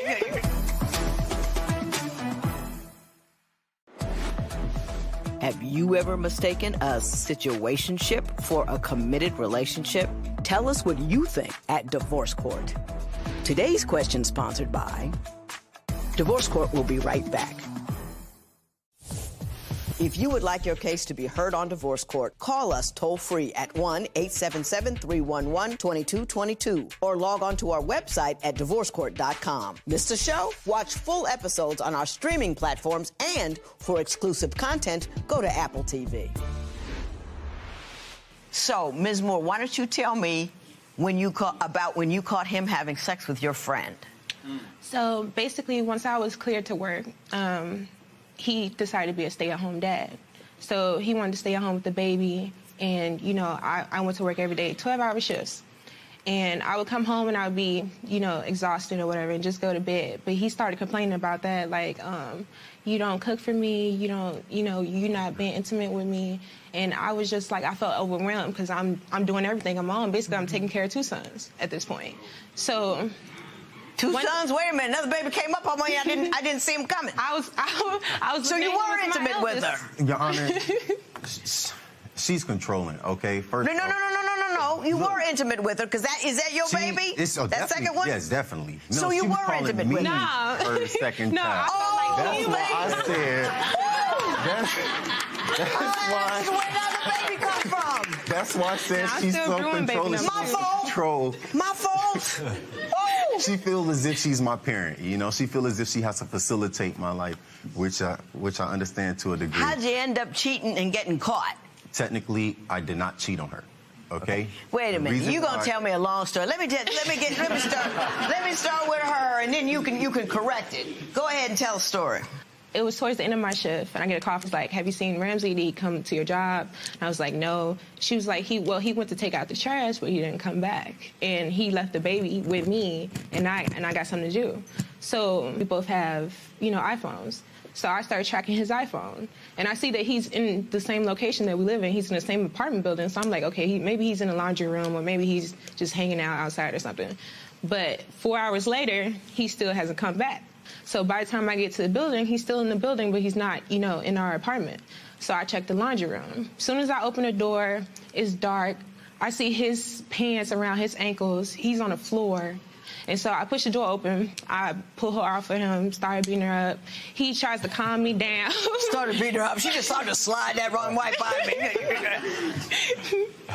Well, it was more so. It wasn't more so because I knew what I was walking into at that point. Like 4 hours, what are you doing? But it was more so the fact that this is somebody that was my friend at one point, and that we had this conversation. Let's give Mr. Everhart an opportunity to briefly tell his side of that story. Yes, ma'am. In my defense, we were not intimate. We did not have the title. I was in a place where I was stressed out, bugging, no friends, no relatives, and a But person on the here for it. laundromat floor. Hey, Yanni, you gotta get it how you can, you know? Like, just, you know, like, I'm not getting it from my significant other, like, you know, so someone showed interest. And Did you two ever, at any point in time, during the entire course of your relationship, sit down and have a conversation about exactly what you expected from one another and what you were going to do, where you were headed and where you were aiming? Slightly, but not to a full verbatim of what you just said. But she's pregnant now. Yes, ma'am. That is your child. Yes, ma'am.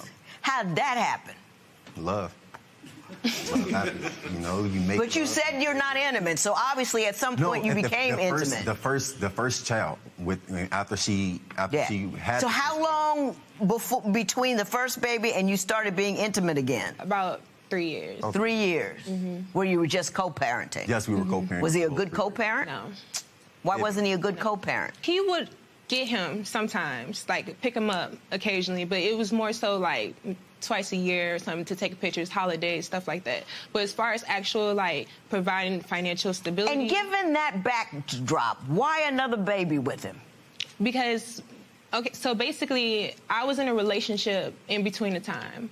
And once I called that relationship off, he started taking more initiative as far as like taking care of our son, you know, helping me out. I got it.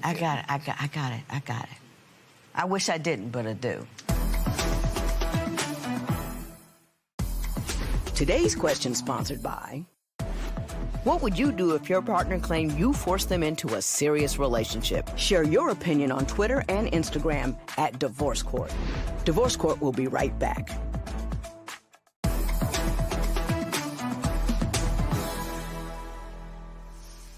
I'm not mad at either one of you, but if I raise my voice, it's because I'm angry about what I keep seeing. You are two good people, intelligent people, well-spoken people, mostly working people, and what you do is you make a decision to get into a relationship. Bang, you have a baby. You don't really define what the relationship is, where you're going, what you're doing, how you're going to get there, where you're going to be financially, economically, emotionally, professionally. None of that just happens. You just have a baby. And then a lot of assumptions get made. You have a baby, so now you're my boyfriend, and you this and that. And then when things don't work out, it's not, okay, let's sit down and work this out, or okay, let's go to marriage counseling, or okay, let's... No, it's I'm going to leave and sleep with somebody else. And then I'm going to keep sleeping with somebody else until I see him. Then I'm going to bring him back. You know, what a really good father. He's a good, you know, for 3 years. He's a good father for 10 minutes. Bam! I get pregnant with him again. Nobody's thinking. Relationships aren't just feelings. Feelings start a relationship, but once you have a relationship, there is logic and intellect and rationality that has to go into it. These people raising children, you don't know. You got to be patient. You've got to be calm. You've got to be chaos-free. You've got to be solid. You've got to be a whole lot of things that you guys aren't even anywhere near. Are you together now? Yes, ma'am, we are. Now, when you have a fight, you can't leave the house and have sex with somebody else. You got that part? Yes, ma'am. Holy moly. You knew I was going to yell because you watched the show. Constantly. Yeah.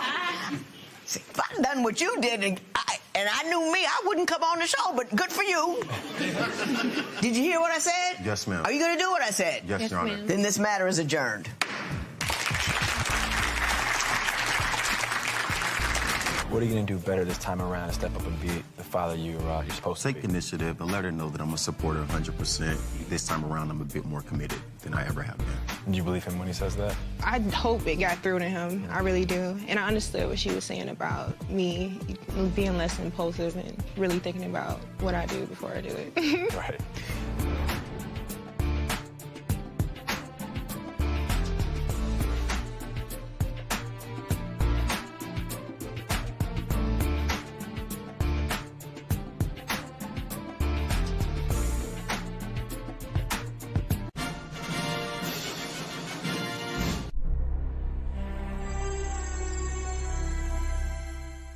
Today on Divorce Court. Communication with me and Tremaine is rocky and it's rough. She loves to talk, I think her tongue is the strongest muscle in her body. When I met Tremaine, he was outgoing. And now all he wants to do is watch football. I need Yamina to listen twice as much as she talks. That's why God gave you 2 ears and 1 mouth. You go from 0 to 100 real quick, and I'm tired of it. Yamina does not hear anything I say. Tremaine, you need to step it up. Divorce court is now in session. The Honorable Judge Lynn Toler presiding. Good day, ladies and gentlemen. I'm here today with Yamina Parson and Tremaine Parson. Mr. and Mrs. Parson, you have been married for 3 years, but you've been together for 4.5, and you have 1 child together. You love each other, but there has been a bump in the road. And Mrs. Parson, you've come to me for my advice, so I'm going to start with you. Why don't you tell me what's going on in your marriage and why you've come to see me today? We've been married for approximately 3 years, and I realized that our communication just started going down after I gave birth to my daughter. I was diagnosed with postpartum depression, and after that, it felt like just communication just went down. How long were you suffering from postpartum depression? I can remember about 9 months is when 9 months? Yeah. Were you getting treated for it? No. That's a doctor thing. You know what I mean? I think people really need to pay attention to women right after they give birth, because that can happen. And it's just like, she's not just moody, she's got an issue going on, a hormonal issue. Was Mr. Parsons understanding and helpful? Initially, he wasn't. Just because I felt like he just didn't understand. When it comes to postpartum depression, nobody can see it physically. Right. Somebody that can see your arm being broke, you could see that, but he didn't understand. He didn't understand what was happening with you, but he saw what was up and just stepped in and handled his business. Yes. Because he didn't know why you weren't doing it, but he decided he was going to go ahead and do it. That's what happened. Did you tell your doctor you weren't feeling right? I did. They took a depression scale every time you go to the doctors, and I did. I was honest with the depression scale. What did they tell you? It's got nothing to do with nothing, but what did they tell you? Nothing. See, now I'm going to tell you this. My sister's a doctor, and she tells me, she says, you have to be insistent. You know how your body is, and you know how you feel. Just because he's got a DR in front of his name and a whole bunch of letters behind him doesn't mean you know what I mean? Just because he said it or she didn't say it, you go use, hey, it's not right. Yeah. You know, and if they don't help you, get somebody else. I'm done. That's true.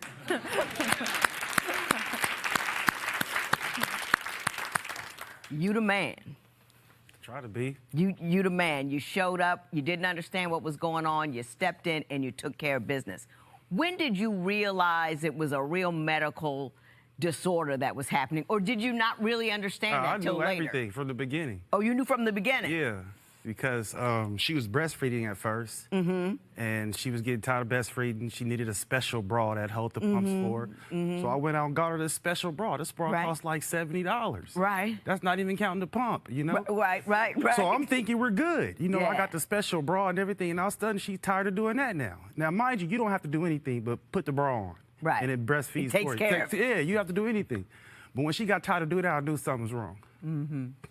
What happened after that? Why did things become bumpy? Well, the situation with my job, I had to go back. Tremaine took care of Riley when she was a newborn from, I think it was like 9 p.m. he would start all the way till I got home from work around 3 p.m. Now I try to come home earlier, but sometimes the way my job is just you can't go home sometimes. And I knew he was frustrated. He just didn't express himself. Was it difficult for you to talk about the concerns or the problems that you were having? Well, I don't really like talking about my problems. You- What talking gonna do? Well, you said that to a woman. I know. How crazy is that? What kind of background are you from? What was your life growing up?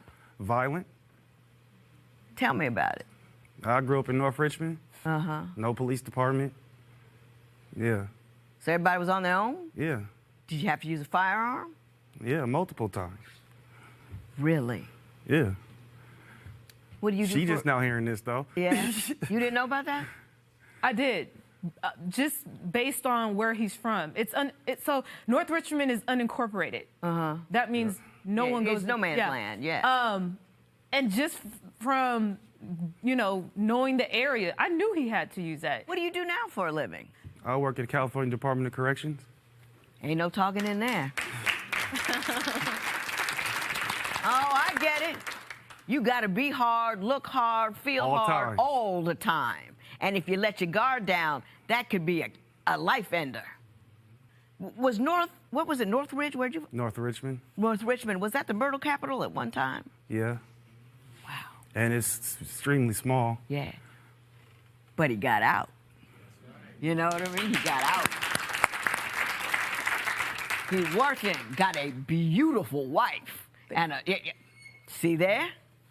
I just love you already. I don't know what to do, huh? I didn't get out by talking. No, you did not. And I understand that. And I understand who you are and the way you, and why you're that way. And I don't really want you to change, but I want. Thank you. I'm sorry. But what I do want you to do is gather another skill that you can use when you need it. Doesn't mean you got to be a chit-chatter. Don't mean you got to turn into a little junior woman chit-chatting about your feelings and stuff. But it's a skill you can use to put in your arsenal. Are you willing to do that? Yeah. You say you can't relate to her family at all. So I want to take a moment, turn to that, and talk about why you can't. We're close. We hug. We hug when you come and we hug when you leave. He thought that we were fake when we're like, give me a hug. Well, he's not a warm and fuzzy brother. No, he's not.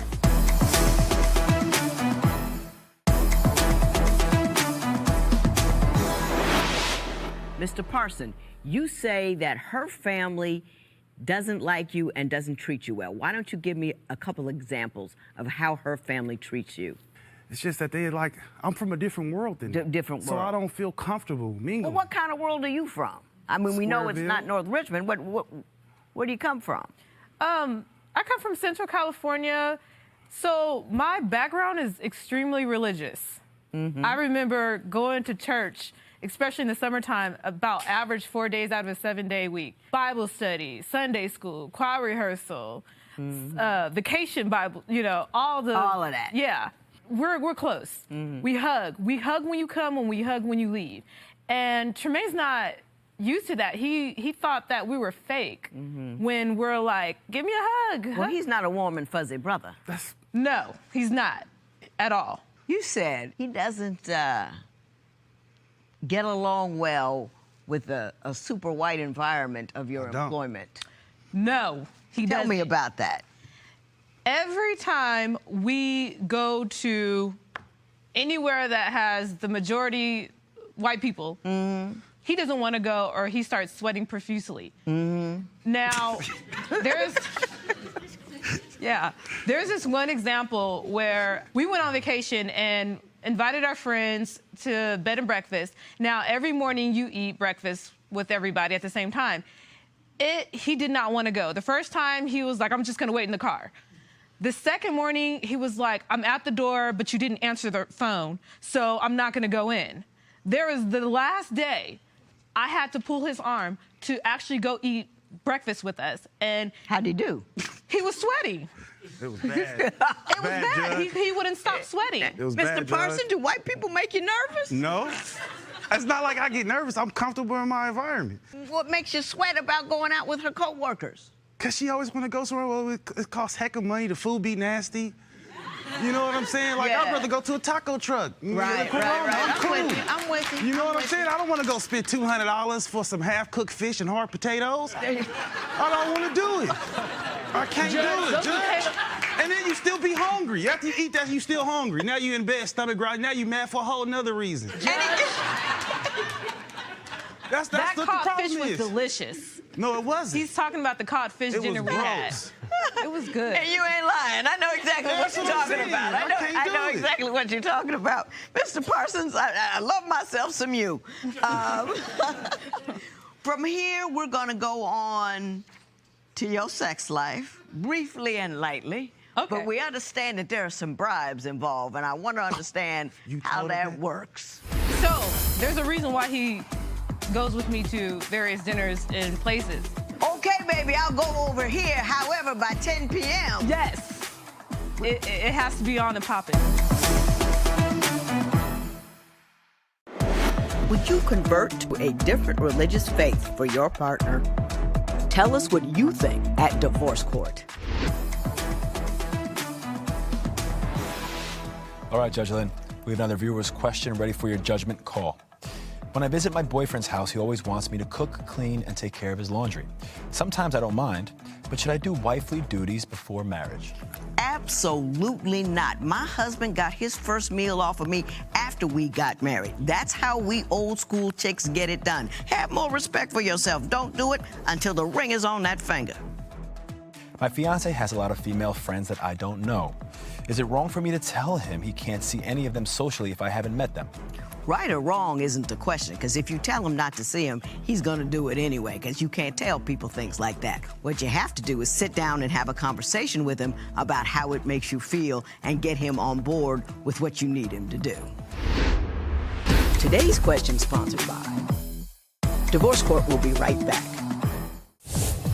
If you would like your case to be heard on Divorce Court, call us toll-free at 1-877-311-2222 or log on to our website at divorcecourt.com. Miss the show? Watch full episodes on our streaming platforms, and for exclusive content, go to Apple TV. So, I understand there is an issue regarding bribes and sex. What am I talking about here? So, there's a reason why he goes with me to various dinners and places. Yeah, I get you. I got you. I know what you're saying. Yeah, you know. Yeah. Okay, baby, I'll go over here. However, by 10 p.m. Yes. It has to be on and popping. I never make a man defend his sexual issues, situation or otherwise. Should you want to inquire? Should you want to put your 2 cents in, you may do so. If not, we will move forward. The reason why it's like that is because we have a 2-year-old. Right. So she almost 3, so she ripping and running around the house. Right. You don't really have time. Like, right. And you both go work, you don't have time. Right. So if we leave it and I don't have my daughter, oh yeah. It's on. You better believe it. I don't think that's a bribe, really. I think that's kind of like the delicate dance of marriage. You know, everybody, you know, you okay, oh, I move this over here, you do that over there. It's what we do. Do you think that there is an issue in this marriage, Mr. Parson? I think she doesn't really listen well. Why don't you think she listens? I don't know why she don't listen. Well, what gives you the impression? Give me an example that would lead me to believe that she's not paying attention when you're talking to her. She had to go shop for a student. I told her, take her key. I'm going to the back of the house. I won't hear you. I'm going to put Riley to sleep, so I won't hear you knock at the door. You can ring the doorbell, knock at the door. I won't hear you because the TV's on, fans going. I won't hear you, so take your key. She says, okay, leaves, comes back. All I hear is boom, boom, boom. Why you open the door? Screaming and yelling at me, and I just told you to take your key. I'm not going to hear you when you come home. So if you would have listened to me when I said take your key, and the reason why I told you to take your key, you would have never. You wouldn't have been banging at the door, and you never would have been let out. Is that constant, or is That's constant. Every once in a while? That's constant. Do you find yourself in trouble or problematic because you didn't pay attention to what he told you? I feel like Tremaine is the one that doesn't listen. I feel like... Give me an example where you say he didn't listen to you. There was this one incident within this past week. My job is housing. I have to go in and out, emergencies, I gotta leave. Right. So I told him, I'm gonna be back at a certain time. I wasn't. He calls me like, well, where are you at? You said you'll be this, that, Riley needs, you know, A, B, C, Riley needs some food. I said, you got to be patient with me. He's like, no, you told me you're going to be back this and that. But I said, I also told you, you know how it is with my job. So he didn't listen to that half of the portion. Like, I'll be back between this time frame. However, if something else happens, you have to give me leeway. And he feels like I'm either making something up when it comes to me being able to leave and do what I have to do. Do you think she's wishy-washy? Yeah. Most definitely. I don't think she believes what she's saying now. I so know what's going on here. And I'm so crazy about the both of you. I don't know what to do. And I'm going to tell you what to do about what's not going right here. Because you are a fantastic couple. A fantastic couple. gorgeous woman, solid, handsome dude, and you've got a few little regular married hiccups that we can just iron out, and you can ride on out into the sunset. Today's question sponsored by... What's the greatest challenge when both partners have demanding careers? Share your opinion on Twitter and Instagram at Divorce Court. Divorce Court will be right back.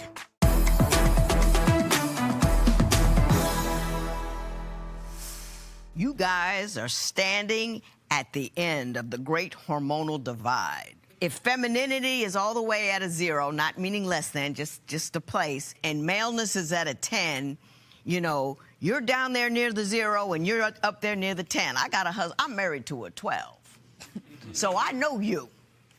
You don't want to hear half of what I got to say. None of it. The half that I do say, you don't hear half of that because you weren't paying attention. You don't want to talk back at me. If I told you one thing, if I told you it was A, and I said A, but possibly B, but could be C, and A don't happen, I got to hear about why it was B or C. I know you. Now let me tell you how to be a you that she can deal with a little better. First of all, number one, you engage in strategic listening. I honestly believe my husband don't hear 80% of what I say. Good man. I really don't. But he does pay attention when he's supposed to. Okay. And he repeats what I said, so I know he heard it. So if every once in a while he repeats what I said, I'm satisfied now. Knowing that he ain't gonna pay attention to 80% of what you say, you gotta really understand what you need him to hear. Now, I say a whole lot more than he wants to hear, and he knows to sit there. Quiet. But I touch him on his knee and I said, but baby, I need you to hear this part. I'm leaving tomorrow at 5 and I don't have a kid, whatever it is. Baby, I need you to hear this part. So I can give him all the who shot John, and he just floats through it like bobbing in the water.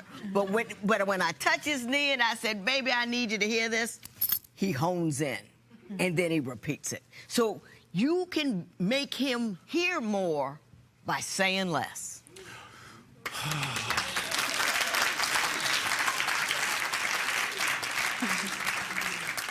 Now, I want you to realize this.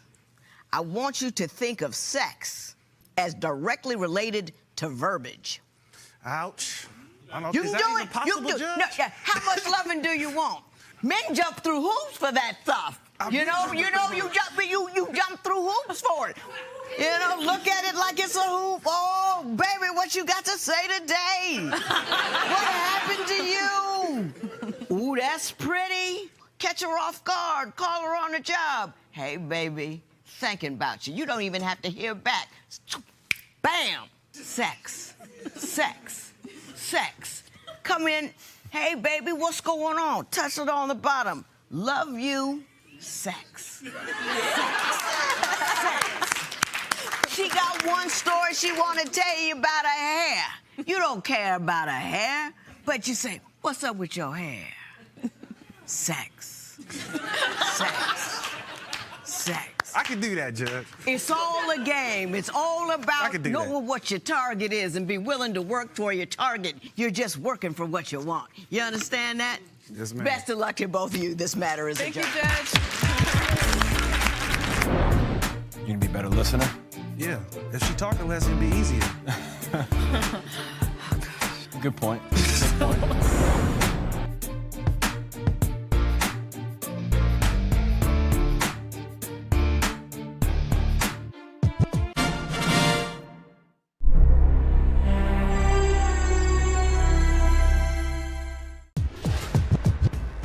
Judge, today's case is King of Kings. He has his rights, he has his rules, he has his regulations. The only question that remains is, when this is over, will he still have his woman? Court is now in session. The Honorable Judge Lynn Toler presiding. Good day, ladies and gentlemen. I'm here today with Joel Plummer and Jerica Mims. The two of you have been together for 5 years. You're 41, you're 25, you have no children together. You do not want to be together anymore. And Mr. Plummer, you're seeking $500 from Ms. Mims, and we'll talk about that momentarily. But before we do, Mr. Plummer, I'm going to start with you. Why don't you tell me a little bit about your relationship and why we're here today? Judge, the reason why we're here today is because I'm a king, number one, and I live like a lion, number two. So you're the Lion King. I'm more...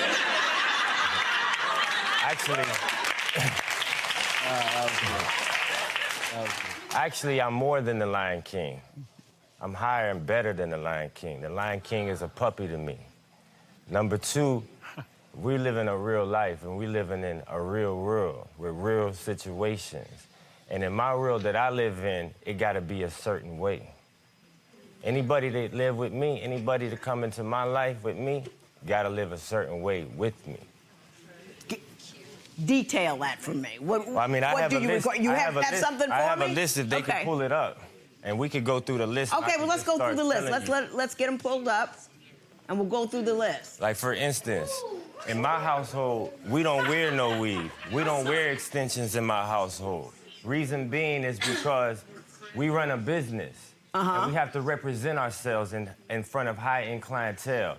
So if my girl is going to a job with a wig on and you see the lace in her hair in front of a client with a $30,000 contract, there's a chance that they'll look at us different. Or there's a chance that they'll look at us and say, maybe they're a little bit lazy because she should have came here with her hair done.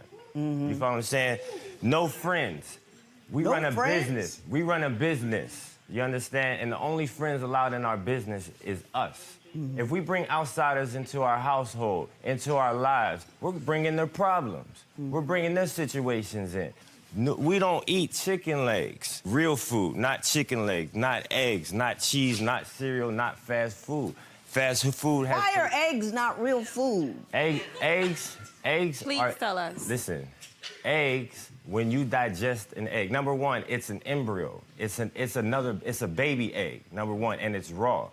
Number two, if you digest a raw egg, they so-called... Yeah, but you can cook them. You can cook them, but it's not... Okay, eat an egg and just the egg and watch your digestive system give you gas for hours. If you're in a meeting and you just ate egg... That might just be your system. It's not everybody's. No, Go ahead. that's fine. That's fine, but it goes along with fast food and other things as well. We're not gonna go get a check. We just finished a job, $10,000 balance. We're gonna go to McDonald's. We're gonna go to some cheap restaurant. We're gonna go to some cheap place. No, we're going to live like king and queen. That's how it is in my household. King, queen, high end, not low end. No food with preservatives. Preservatives in food. We don't save our food. We're lions. I'm the Lion King and she the Lion Queen.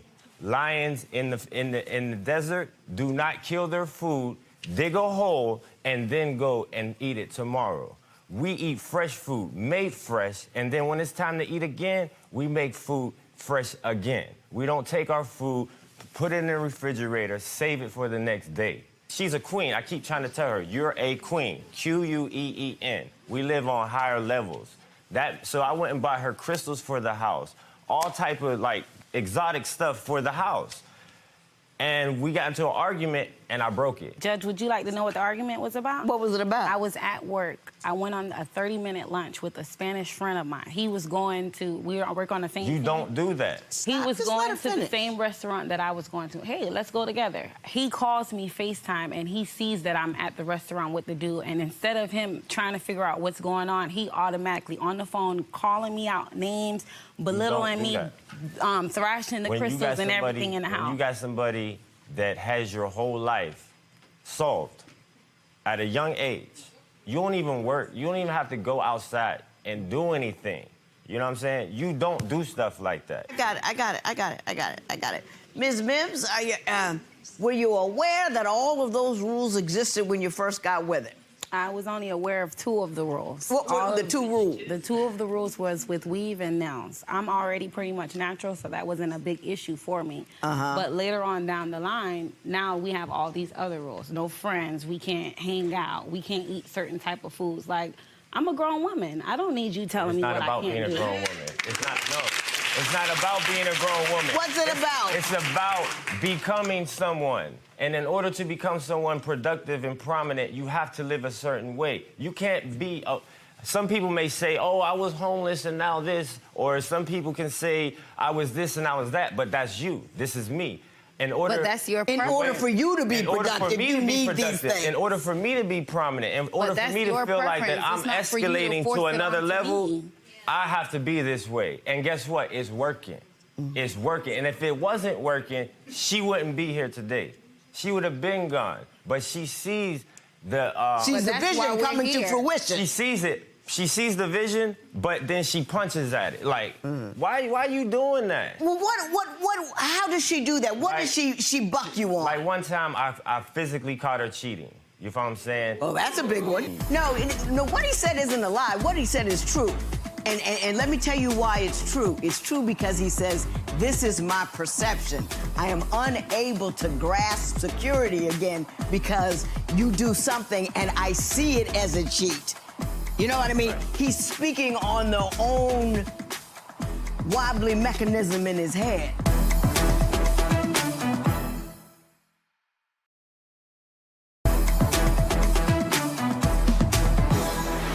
The same moment that I caught her cheating, I told her that I cheated on her.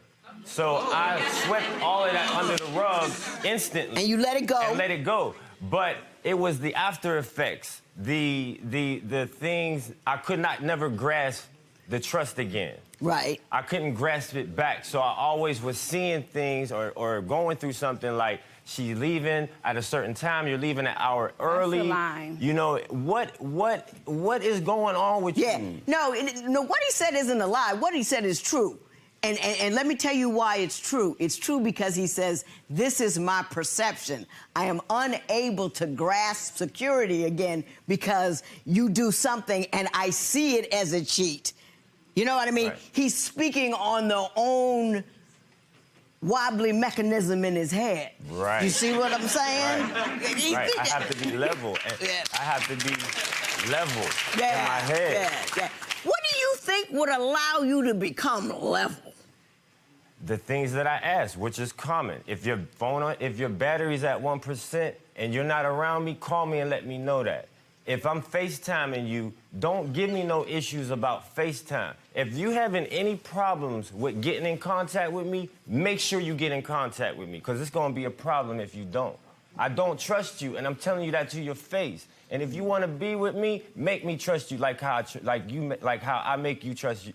Vice versa, basically. She makes me trust her. Do you do all that? You saying you do all that for her? Listen, the other day... Not at all. A female called my phone. A female called my phone the other day. And I purposely put her on speakerphone, and I purposely dealt with the girl's situation in front of her. So she wouldn't have to be afraid. Exactly. And then when I hung up with her, she still was not feeling comfortable about the situation, so she made me pick the phone up and call her back and say more things to her to make her feel comfortable. And I did it with no problem. No problem. Calm, cool, collective, went about her day. Okay. Come time for me. Come time for me. Oh, if you don't like it, then I don't care. Got the gestures and all. I don't care. Mr. Plummer, is that true? He goes out of his way to make you feel secure by letting you know exactly who he's talking to, what they're saying? Now. It's not true? No, that's not true. It's only now that he's doing that so that he can have something to say, to fall back on, like, I did that. You understand what I'm saying? It's not true what he's doing. I'm fed up. I'm tired. I'm a grown woman, and I feel like I don't need anyone to tell me what to do with my own life. If I want to do something, it's my own choice. It's my preference. If I see something that I don't like, it's not for me to tell you, oh, you're not going to do that, you're not going to do this, and the third. No, it's for me to communicate with you to see if we could work on it, you understand, or work around it, or what can we do differently. We don't do that. There ain't no working around nothing. No. It's my way or the highway. Okay, Mr. Plummer. My definition of happiness is the bills paid. That's my definition of happiness. All that lovey-dovey, nah, we don't do that. We get the money. You need it, here you go. If you want anything more than that from me, you're not gonna get it. What she's trying to say is this. Not that your plan isn't working, but it's not working for her in a personal sense. And that's not my problem. That's her problem. No, it's not. It is her problem. No, that's she just her said problem. It. That's what I just said. Oh, I thought you said it was my problem. No, I said her. I apologize. H-E-R. You know what, Mr. apologize. Plummer? The smartest people I know, and I know a lot of smart ones, listen more than they talk because they learn a lot. How you gather information, how much you read, how much you acquire, how much you speak to people, that allows you to increase your knowledge. And no matter how well you're doing, you can do even better because you know more. All I'm asking you is to allow others to speak long enough so you can understand what they're saying without interrupting. One, it's rude. And two, it really does help you. It really does help you to know more things. That's all I'm trying to say to you. Now, she's unhappy. You're in divorce court. Do you understand why she's unhappy? And do you love her enough to address any of it? I mean, my definition of happiness is the bills paid. If all her bills is paid until next year, you ain't happy? All your car note is paid till next year. You ain't happy? That's my definition of happiness. All that lovey-dovey, nah, we don't do that. We get the money. You need it, here you go. If you want anything more than that from me, you're not gonna get it. So if I go home, I paid the bills, like I paid off that house, Yes. and then I paid off the other house, then I paid off that Yes. car, and that car, Yes. done all that. Yes. So I can tell him he can expect no more from me. Yes. Whoa! Yes. And it's worth Are you listening? Yes. Are you paying attention? If I want to give you myself sexually, that's a gift. If I want to give you myself, in any other form versus financially, that's a gift. Ms. Mims, are you financially dependent upon him? I was. I recently started working, but I was. And that's what I wanted to get into because he feels because he's older than I and he's the go-getter that he's able to treat me or do anything to me. And that's not right. He knows it's not right. No, I'm not at home. I'm not at home paying the bills. Hang on, lady. She's not finished. She's not For finished. example, when my previous job that I was working, I was the one that he has his own business. He was not getting any work in. You know, you starting it up, whatever, you're doing your thing. He didn't have any work. I took my own check and I gave him the money so that he could at least start working on his website. You're home, at least do something. You know, he did Positive that. and yeah. But now the tables are turned. I'm getting talked about. I'm getting belittled, or I'm not worth anything. When I make $1,000, then I could start communicating with him. Who are you to tell me that? Did you say that? In so many words.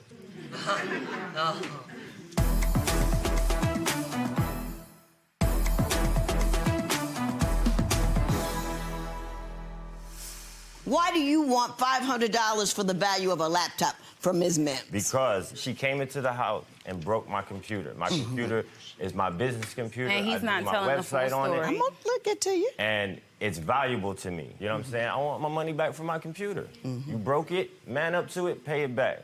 Ms. Mims? So this time, the time that he's referring to is when it was around Christmas time. I invited him to come to my job's Christmas party with me. He knew of the date, the time. He borrowed my car to go and do a job. He knew everything. We stayed in communication.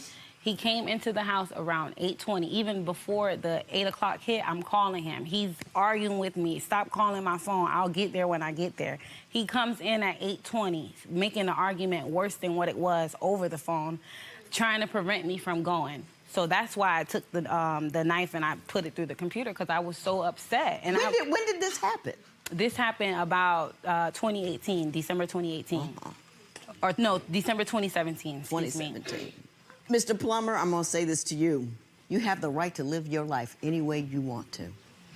You have the right to decide who you're going to talk to, who you're going to deal with, how you're going to deal with, what you're going to eat, what you're going to wear, what you're going to do. You have the right to decide what kind of woman you want to be with, and what that woman does. The kind of woman you want to be with. You have the right to do all of that. And I wish you the best in the pursuit of that. I really do. 1. 2, I've never understood this king and queen crap. Because kings and queens are generally descendants of those who have stolen most effectively from others. The Queen of England did not create anything. Her people went all over the world, took other people's stuff. And she's living off of the proceeds of the stuff her people took. She's no better than me. She's no smarter than me. If I was the Queen of England, I'd have fun. I'd love to be a queen and live off the proceeds of other people's stuff, but I don't. I made my own life. And I'm not just saying the Queen of England, the king and queens of everything, Africa, all over everything, are just typically the descendants of those who stole most effectively. And that's why I don't understand why everybody wants to claim kingship and queenship. I don't understand. I just say, Judge, call it a day. I worked for that. I had to... And I allowed you to speak. Now I'm speaking. That's all I have to say to that. And I wish you the best. Ms. Mims, everything else I'm going to say here is to you. Run, sweetie, run.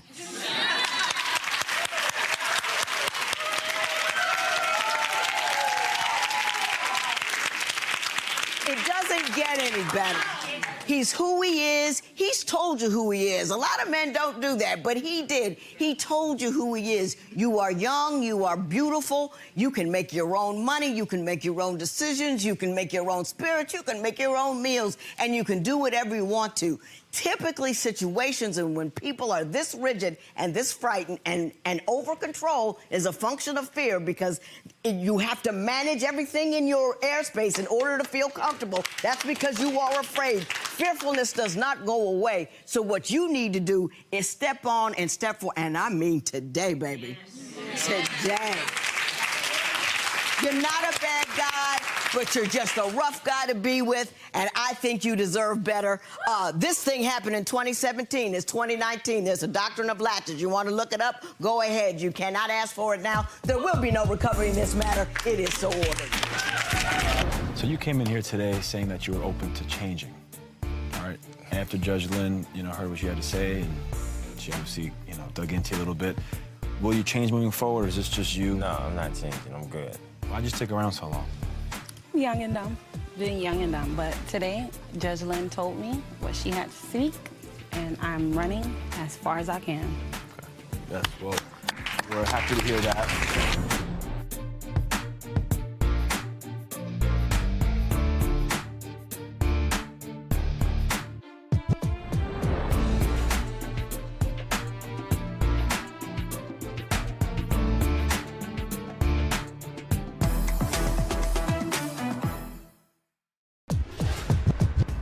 Judge, today's case is cleaning lady. He contends she just cleans and complains. She says he does nothing at all. I bet neither one of them is seeing the situation clearly. Court is now in session. The Honorable Judge Lynn Toler presiding. Good day, ladies and gentlemen. I'm here today with Shane Young and Cassandra Young. The two of you have been together for 14 years, married for 9, and you have 4 children together.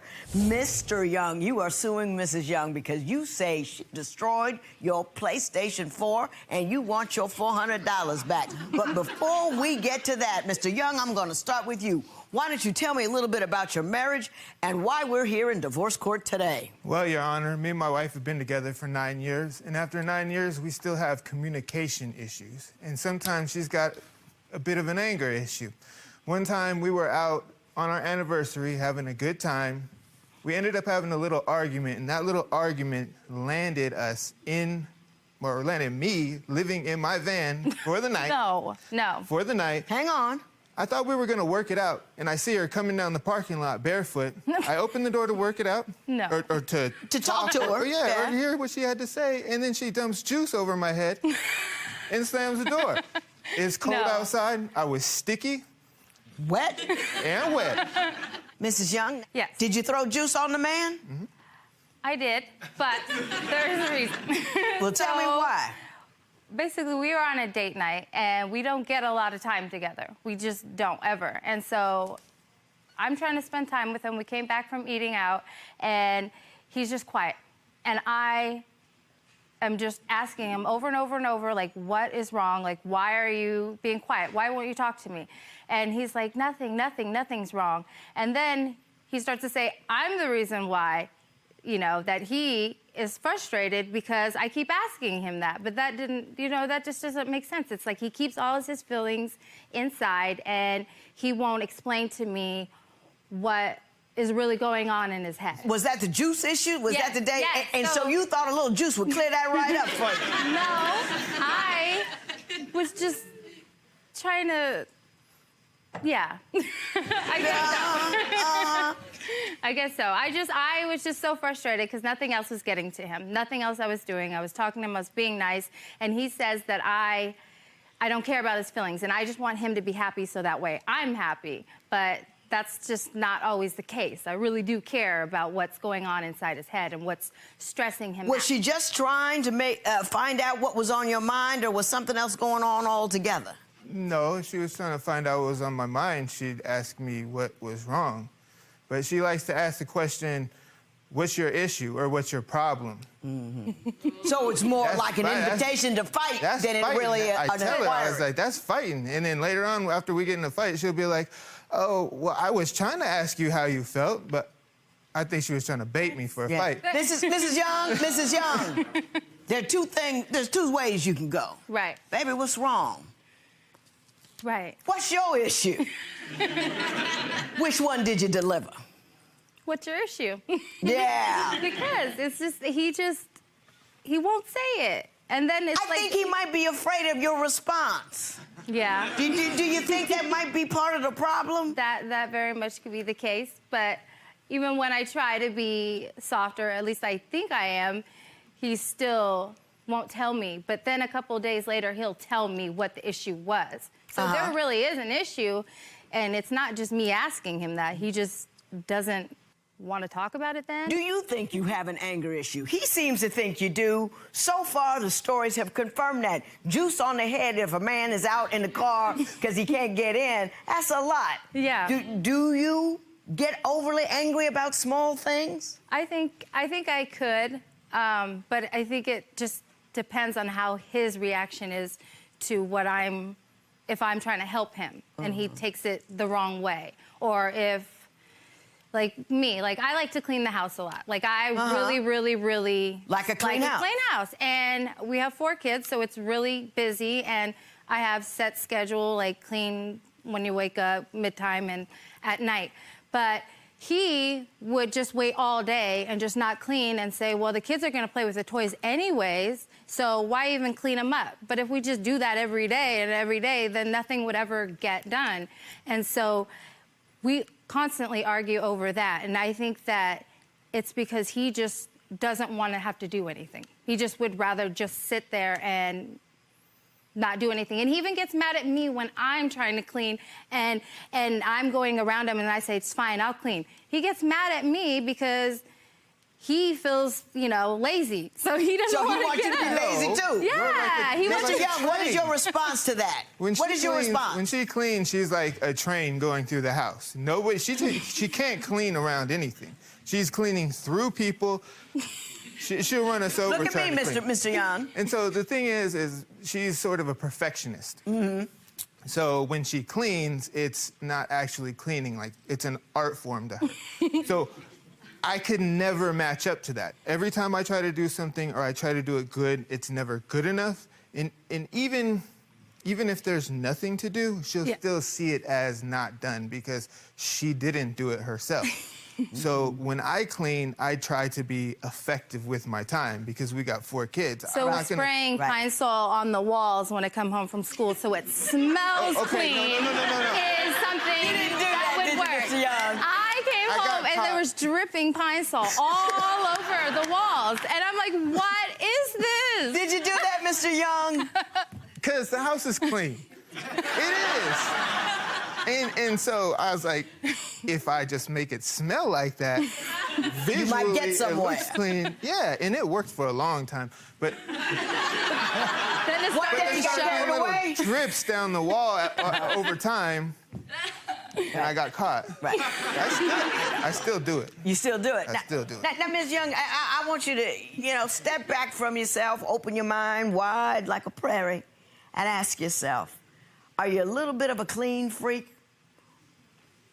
I think so. I do. Because you said you were a perfectionist. I want to control it. And I think that if I don't try to control it, maybe it's because that's what he also thinks. He thinks that I have control issues, so I'm trying to control how he feels. And then I'm trying to control the house. But they're like totally separate things. Yeah, but your control issue could be one thing that's affecting those two separate things. Yeah, that definitely. Do you think you might have an issue with control? I could. I mean, just stuff in my life I haven't been able to control very much. Family not around, and both of us, we just don't have a lot of family around, a lot of support, and I can't necessarily control other people, so I probably try to control what I do have and just try to hold on to that. I used to drink a lot, and I used to have a lot of adventures. Sometimes they cost a lot of money.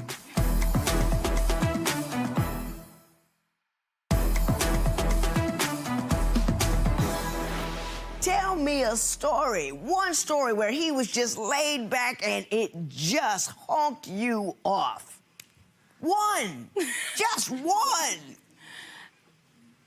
Holy moly. See, there's two types of people, I feel like. And she's a type where she wants to climb this ladder, climb this ladder, climb this ladder. There's success somewhere up there, but she keeps climbing. And I like to just be comfortable. Enjoy the rung you're on. Chill out and enjoy my life. But we don't get much and done. So around my house, she's a superhero. Like, she does everything with the kids. She'll talk to my family for me and act like she's me. Yeah, I'll text them for him. She does everything. He won't She does the laundry. Okay, there we go. I can't do it. Okay, go ahead. So Tell his the story. family will text him or call him, and he'll be like, okay, I'll get back to them.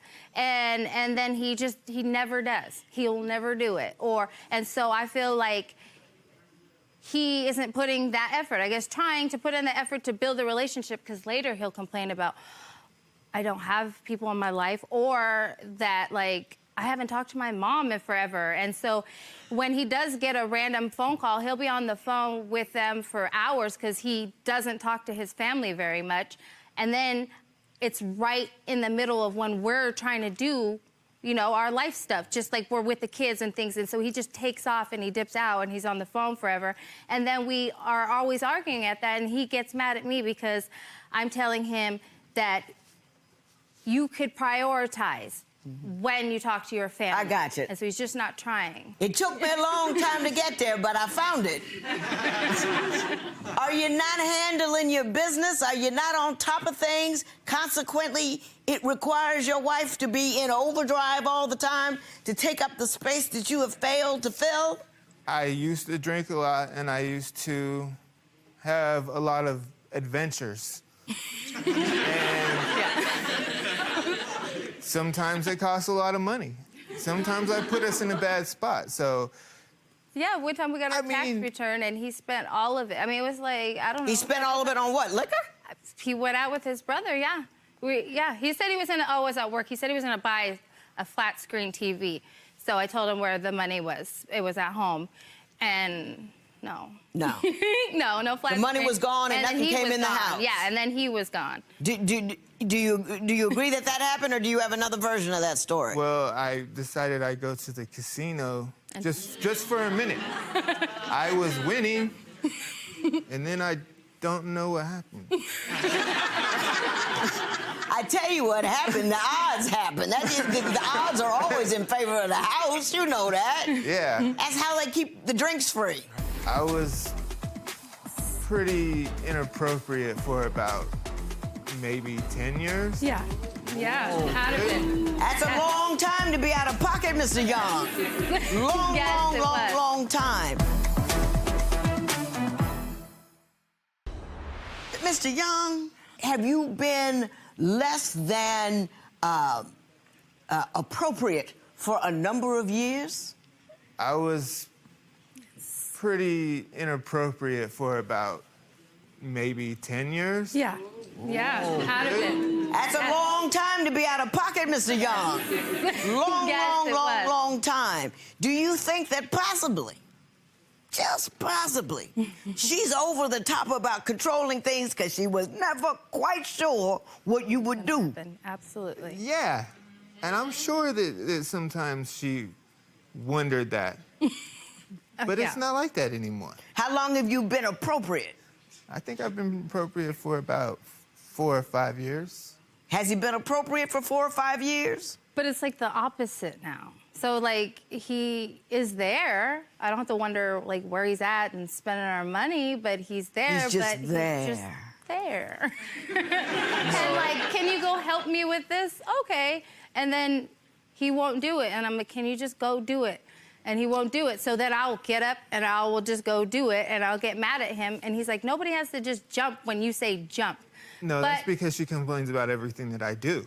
I can't grocery shop. I can't do laundry. I can't clean anything, Because he goes to the store and he just picks whatever. Like, you know, I like Do you coupons. give him a list?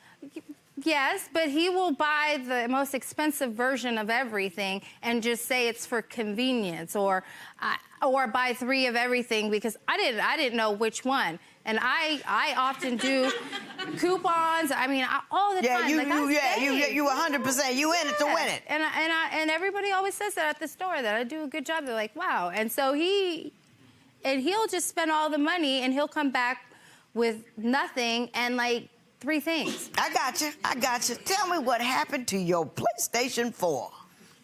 So she gets angry at me, and sometimes she takes it out on my things. And so this one time, she was getting angry with me, and so I decided I would just take my stuff and go to the living room like I usually do. So I got my backpack full of clothes, I got my TV, I got my PlayStation, and I'm gonna move out to the front. living room. And so on one of my trips back to the bedroom, she had taken my PlayStation and decided to throw it on the ground. Now, I'm not out doing stupid things a lot, and so, I mean, when I'm at home, that's what I do. So what happened to the PlayStation? It went into a few pieces, like 4.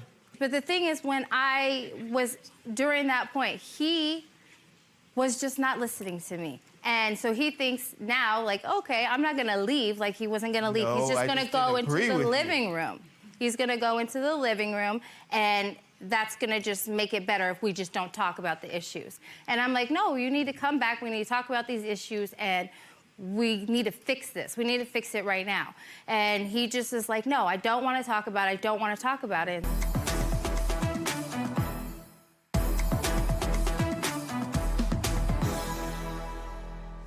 Let me tell you something, Mr. Young. I think in a lot of ways you are the author of your own angst. I think she's a little hard to live with. She's hyper clean and super controlling, and I think she's got a temper. She came in here all nice and sweet and polite, but I think at home she can start a fire and keep that sucker burning for a long, long time until she can come out with that juice and pour it and put it out. I honestly believe that. I see that. I know it wasn't here, but I know what you're talking about. I really do understand it. But I think you authored a lot of that. First of all, when you carried on for 10 years, it's different. Women like to be secure. We like to be comfortable and know that our stuff is taken care of.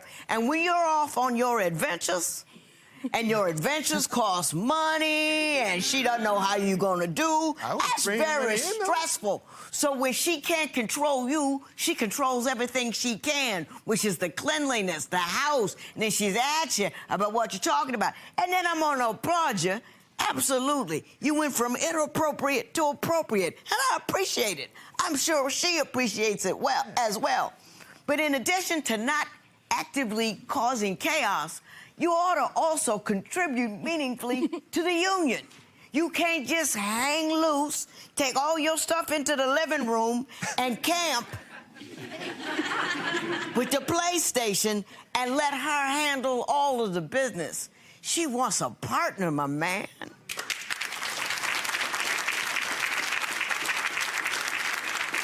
I think she loves the living daylights out of you. She wouldn't have stayed 10 years with all that nonsense if she didn't love you. And what I want you to do is love her enough to give her what she needs in terms of an active, interested companion. You think you could do that for me, Mr. Young? I love her with all my heart. I didn't ask you if you loved her. Didn't ask that at all. I don't question your love for her. What I'm questioning is the manner in which you convey that love. Love unexpressed doesn't do anything for her at all. It makes you feel warm and fuzzy when you see her, but it doesn't do a thing for her because you're not expressing it. You with me, Mr. Young? Yeah.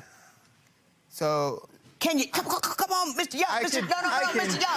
Young. Right. Come on. Just wind it up. Give me some energy. All right. Actively participate in this union with this woman so you can stay out of the car and keep the juice off your head. There will be no recovery in this matter. It is so ordered. All right, it took you a while to get there, but you Yeah. got there. All right, Judge Lynn, she kind of sided with you, too. How do you feel? I finally see that maybe he might get it. Maybe he'll get it. Do you get it or what? I you step do. up and be a participant here? I do. I completely understand where she comes from, and I love her, so I will give more effort. Stay in the bedroom, maybe don't pack your bags. Yo. Stay in the living room. Yeah, no. No juice on the head, right? We're good? We'll agree.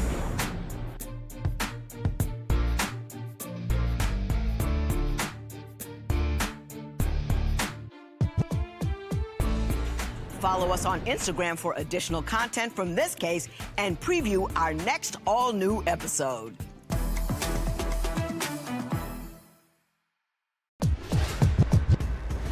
Judge, today's case, freezer burn. They've only been married 18 months and they have a baby on the way. What could have gone so wrong so soon to make them call it a day? Court is now in session. The Honorable Judge Lynn Toler presiding.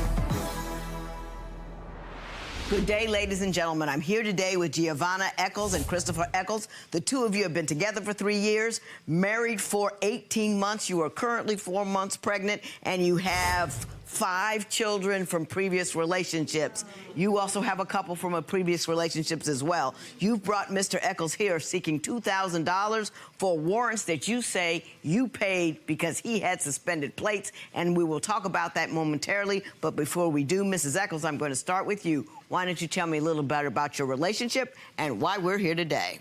We're here today, Your Honor, because this man right here don't know how to stop cheating, and I'm done. Okay. I am so tired of him talking to other women, texting other women, like I'm not right here. No, Your Honor, I'm sorry. She's not telling you the full story. I have caught her texting guys, telling them I'm the ex and all that. And it's not, she's not telling you the full truth. And I've overheard her talking about giving another guy some money over the phone. Mrs. Eccles, we're going to start with what have you caught him doing, and then you can respond to the fact that he says he caught you doing some stuff. Well, Your Honor, we used to work together. Uh-huh. And he would be caught texting this lady, telling this lady where to meet up at and where they're going to see each other and everything. And I'm at home with the 5 kids. Yes, true, my 5 kids is not with him, Your Honor.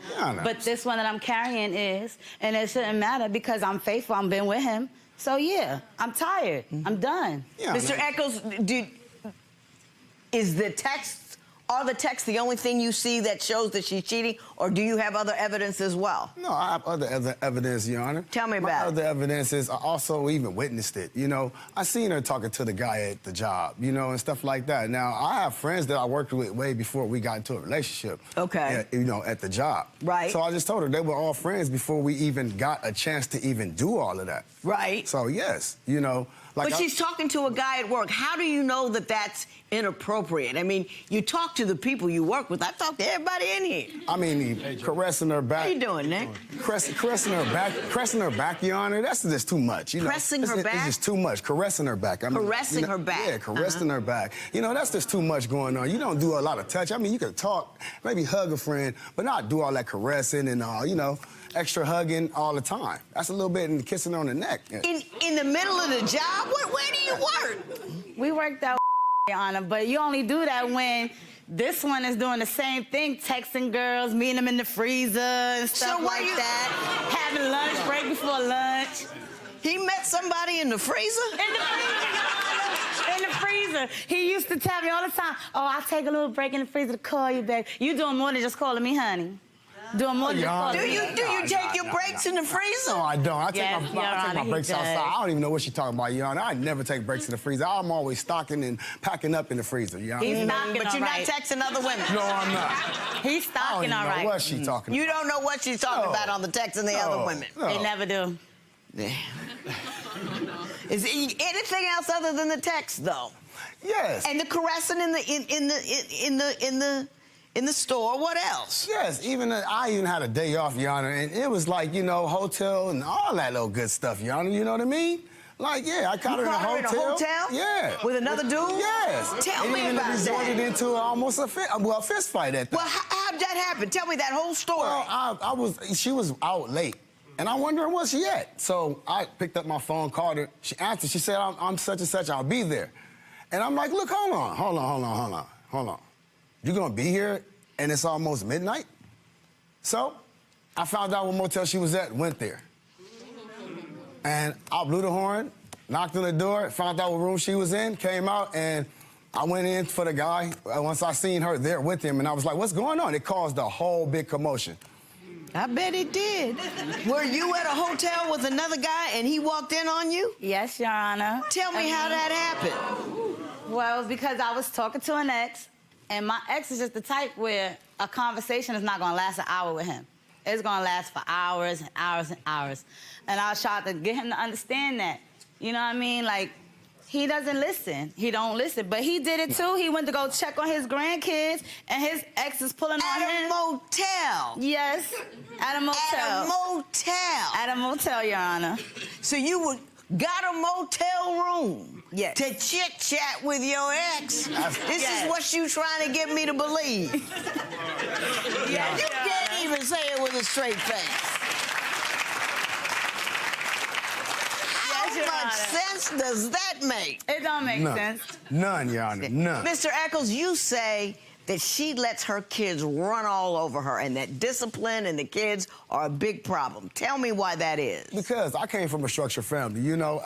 My dad and my mom was disciplined with me. So I like to be disciplined with my kids too, because they just, if you don't, then they'll take over and run over you and just treat you any kind of way. Right. And think they can get away with anything. So that's why I was like, no, I'm not gonna let them kids get away with it. Give me some examples of the things that she's failed to do or circumstances in which you think she should have disciplined them but didn't. Like one day, it was a point that they were running around all over the place when we were out together. And I was like, hey, come here, get over here. You know, you're not supposed to run all over the place. You gotta be right there or stay right there. When we have fun together. And I'll take you over there if you wanna go over there. Just ask me, let me know. And we'll go over there. But not you just can't run just all over run the creation. hither and yon and don't know where they are. So I was like, let me do the discipline, because then at the point and the time, you would just let them be nice, mommy, and just let them go, and no. Did you guys get in an argument about it? Do you get into arguments about it? Yeah, she was like, they kids, just let them be kids. I'm like, yeah, they kids, let them be kids. They run wild and all of that stuff. But hey, it's a limit to that. That's why I step up and do the discipline. Because, I can't... Does she undermine you? Does she... Sometimes she does. Yeah. She does. Like, I'll tell them no. She'll come behind me and tell them yes. Ms. Eccles, now, he's the step-parent, so there are limits as to authority, but do you let your kids run over you? No, I do not, Your Honor. Just as well, I come from a structured family, too. My father's military background, and my mom, she's always been there. I never had any issues growing up. My mom always been strict on me, okay? Like I said, I have 5 kids. Before me and my husband got married, it was just me and my kids. I had to take care of my kids by myself. School, work, it was just me. So I think, personally, they're trying to get used to having a dad in their life again. Right. Because they don't know how it feels to have a man in their life again. Because all they're used to is mommy. So they're used to mommy saying no, yes, no, yes. It's 5 of them. It's 5 of them, Judge. Like, it's 5 of them. I was like being pulled apart. Yeah, but you did that. Yeah, I did that. I did it. But I take care of them. You know, Your Honor, I take care of them. But she play fighting or was she fighting? She was trying to fight because she don't like no one touching her feet. Did you pop him because he touched your feet? Your Honor, my feet is a sensitive thing. Like, I don't like my feet being touched with. That's a no zone. That is a no zone. You can tickle anything else. That's a no zone.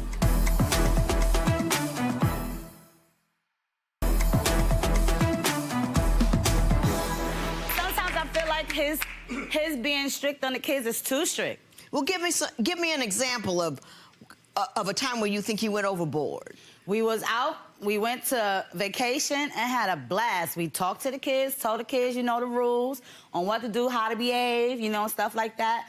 And he starts yelling, and it's so embarrassing. Do you think you ever overstep your bounds in that regard? I mean, they're not yours.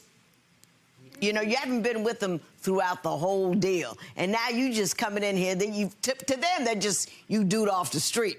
Right. You know what I mean? And they're he coming in here changing the rules. Do you think you should be a little less, you know, a little lighter with the hand in order to figure out how this thing should work?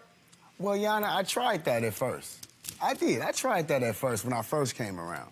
Then I started seeing that they were, if I did that, they were, oh, we're going to go for red, like charge. And I was like, oh, wait a minute. No, I got to step up a little bit more and be a little bit more, you know, just a little bit aggressive, just to tell them, hey, sit down, be quiet, you know, stuff like that. Okay. You said in your paperwork, which I found fascinating, that she reminds you of your ex. What did you mean by that? Well, what I meant by that is always, like, complaining sometimes about certain things. And, like, even, like, one day... Complaining about, like what? Like, one day she complained to me and told me that, you know, I didn't answer my phone. And I was like, well, I was at work. I was busy at the time. So I'm like, wait a minute, hold on. You know I'm at work. You just want to come at me about anything, picking arguments and jumping in and doing things that she ain't had to do, you know? Like I told her, like, you know, she came at me one day and I was cleaning up. And we were playing around. You know, I stopped for a minute just to chat with her and play with her. You know? Right. You can tell me. And she got mad at me. Because I played with her and I tried to tickle her feet, she doesn't like her feet touched. So she told me she'll punch me. And then she did. And I was like, wait a minute, hold on. You punch me? You know, I was just she play fighting or was she fighting? She was trying to fight because she don't like no one touching her feet. Did you pop him because he touched your feet? Your Honor, my feet is a sensitive thing. Like, I don't like my feet being touched with. That's a no zone. That is a no zone. You can tickle anything else. That's a no zone. That will get you popped. Yes, that will get you popped. You know, just because you're a woman don't mean you get a free pop. That's true. They will take you to jail. Right to jail. You better be glad he had a sense of humor about it. Yeah. You know, but I don't have a sense of humor about him comparing me to his ex. Mr. Eccles, do you have trouble keeping a job? No, ma'am. It's just that I've been working since I was 14, so I have a job history.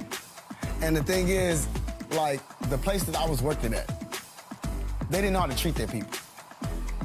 And then they also did me wrong at the same time.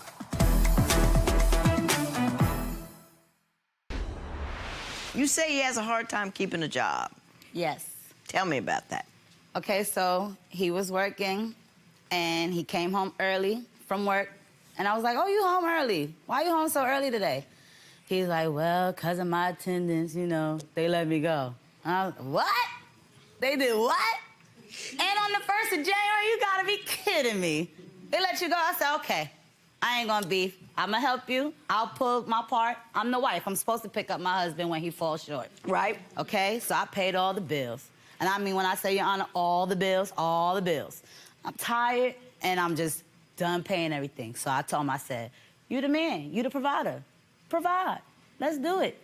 I need help around here. Can we get a job today? Can we get hired tomorrow? Can we start next week? What are we doing? What do we need to do to get you a job? Okay? I would take him, look him up on jobs on internet. He'd been on a few interviews. A lot of places deny him because of his age, because he's a little bit older than I am. But a lot of places won't work with him. A lot of places have worked with him. You know what I'm saying? He got a job, went back, and they turned him away. And I was like, why? And he don't understand why they turned him away. Mr. Eccles, do you have trouble keeping a job? No, ma'am. It's just that I've been working since I was 14, so I have a job history. And the thing is, like, the place that I was working at, they didn't know how to treat their people. And then they also did me wrong at the same time. I was the department manager there. They demoted me and put me in garden. And the state that I stay in is very hot. Well, somebody's got to work in the garden. True, true. But they wouldn't let me go because they asked me where did I want to go from there, Your Honor. And then after I told them where I wanted to go, Your Honor, they put me where they wanted me. That's because they pay you. Right, Your Honor. I still, I still did what I had to do. I hung in there. I did what I was supposed to do. But then she also was having trouble with surgical things going on with her. So I was trying to help with that. That's why some of the attendance was also messed up. She didn't tell you about that, Your Honor. Did he have bad attendance in part because he was home taking care of you when you were sick? When I got sick, yes. Yes, he did. He did help me out with that. He's very good with that. Yes, I had to have 2 surgeries. And I was bedbound for 6 months. And I couldn't do anything, even the kids, as far as daily routines and getting them into school and trying to help them with that. Couldn't even do none of that, Your Honor. So, yes, he did help me out with that. He did. He did more than help you out. Yeah. I mean, he held it down. Yeah, he did. You know, he held it down. He did. Yeah, you can. Okay, good for you. Thank you. Good for you.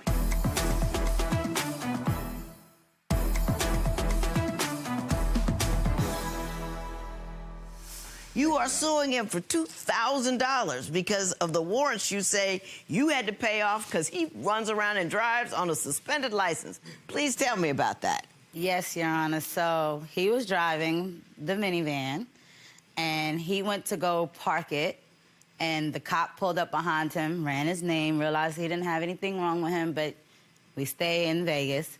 So they still ran his name and everything like that, and they gave him a ticket for riding on suspended plates, which is, you know, a thing for them to do because he rode around on suspended plates.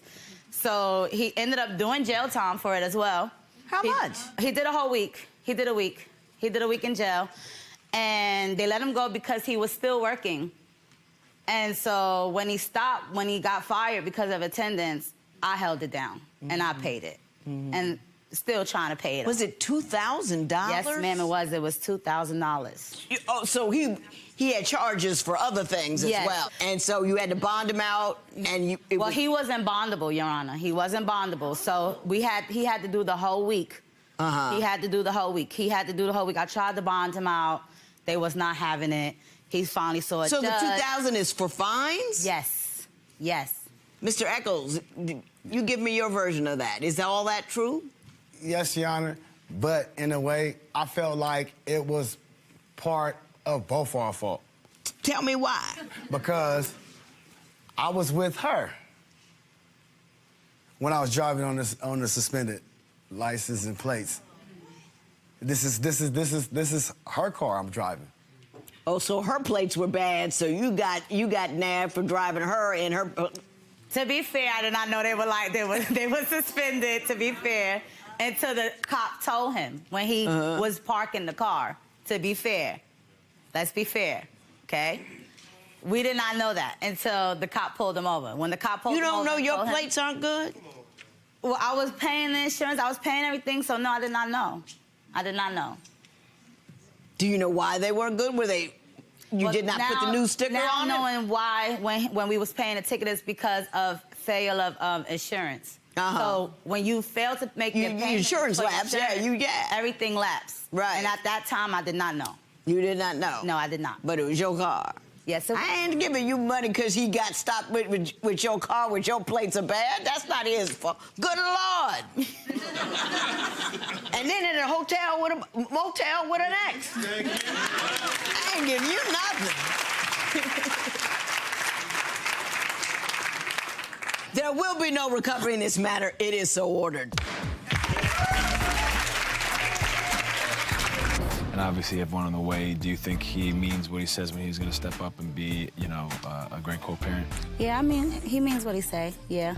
And I'll let him, you know, see the baby. I'm not mean like that. What's your feelings now? My feelings is I'm just step up and take care of my baby. And that's it. Like, what keep going on, you know, I have no choice but to do that. I mean, Judge Lynn had a lot to say today. How do you feel about how things went down? I think things went down smooth, like it was supposed to, I guess, you know. But hey, you know, everybody makes a decision, so the decision is made. So this is what we going to face. Good luck. I wish you the best. Follow us on Instagram for additional content from this case and preview our next all-new episode.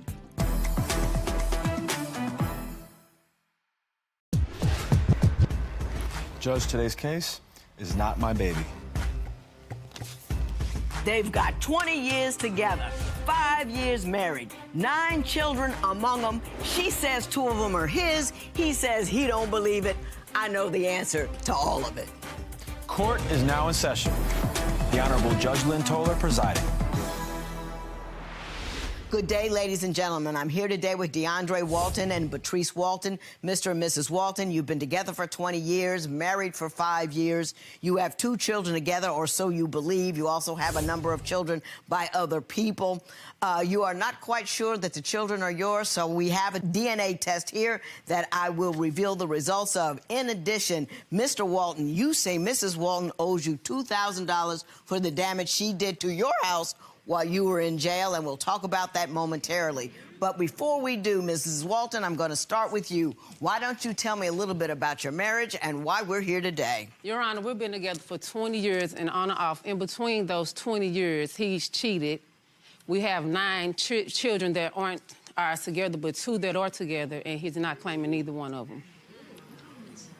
Is that pretty much how you see it? No, ma'am. What's going on is I claim my one If you don't claim one, you're not going to claim now. The other one I don't claim because at the time that the baby was conceived, we were like... Where was we at? We slept in the same house. Hang on. We slept in the same house in different rooms. So? I barely was at home. So? And when he came in the house, if he crept in my room in the bed, what'd he do? Go to sleep. You a dead... Why do you say he's been cheating on you all along? Tell me some stories that you've... I got multiple stories. One day, I went to get my daughter from work. This fool called me from work, knowing I'm on my way to pick my daughter up from work. He was at the store with a hoe. Knowing that I was on my way to pick up my daughter from work, so he knew I was going to be there. That isn't true. So she was at the store. She was getting ready to go to a store to pick up her daughter up at that store, and you were in that store with another woman that she knows you mess with. That's what she said, Ms. Walton. I do not need a choir. I got you. That's not what happened. The girl who I was with wasn't a girl that I was messing with. It was a friend of mine. Girlfriend. A friend of his that he was just in Memphis with. Mrs. Walton, you're going to have to learn to contain yourself. Go ahead. I took her to the store to buy her a desk for the shop that we was, me and her significant other had together. And she just happened to pop up at the well.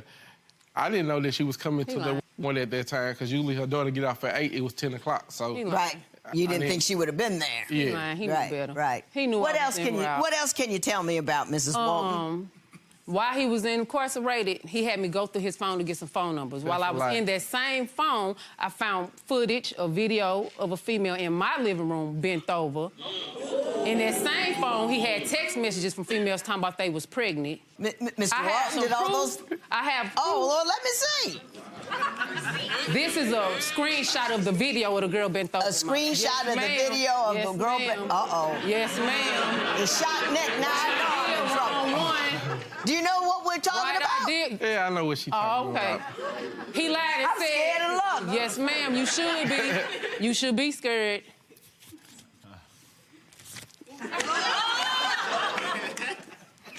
Mr. Walton! It's me. How did that happen?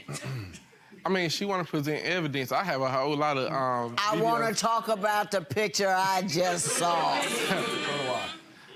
It ain't no getting around that picture. I mean, I mean to tell you. You told me. It was a, Tell her the lie you told me. What did you tell her? I told her the truth. What was the asked me- truth? I was taking the video, but no, it wasn't the woman that I was messing with. He lied. He was on the couch. It was How do me. you Judge Lynn. Now stop. How do you take a video like that? It was me and two of lying. my friends was there. He lying. And it was a girl Pissed me off 'cause he lying. who's a exotic dancer, and she would just He lying. basically In my we was living getting room, some bent stuff over. together for. Ain't nothing exotic about that. That's just That's what she was Holy doing. cow! Mrs. Walton, what do you claim he said to you by way of explanation? It was a female his friend talked to. His friend wasn't there. It was him and her. He on the couch sitting down recording her. When we was done recording, he told her to come here, and it cut off. In my living room. That's pretty suspect, Mr. Walton. I don't know. You say he engraved the word bitch in your car. Yes, ma'am. Tell me what the circumstances were surrounding that. Because he can't just let stuff go. He got a tit for tat. So when he was in Walmart with the girl, I got mad, and before they pulled off, I hit his side mirror and it cracked.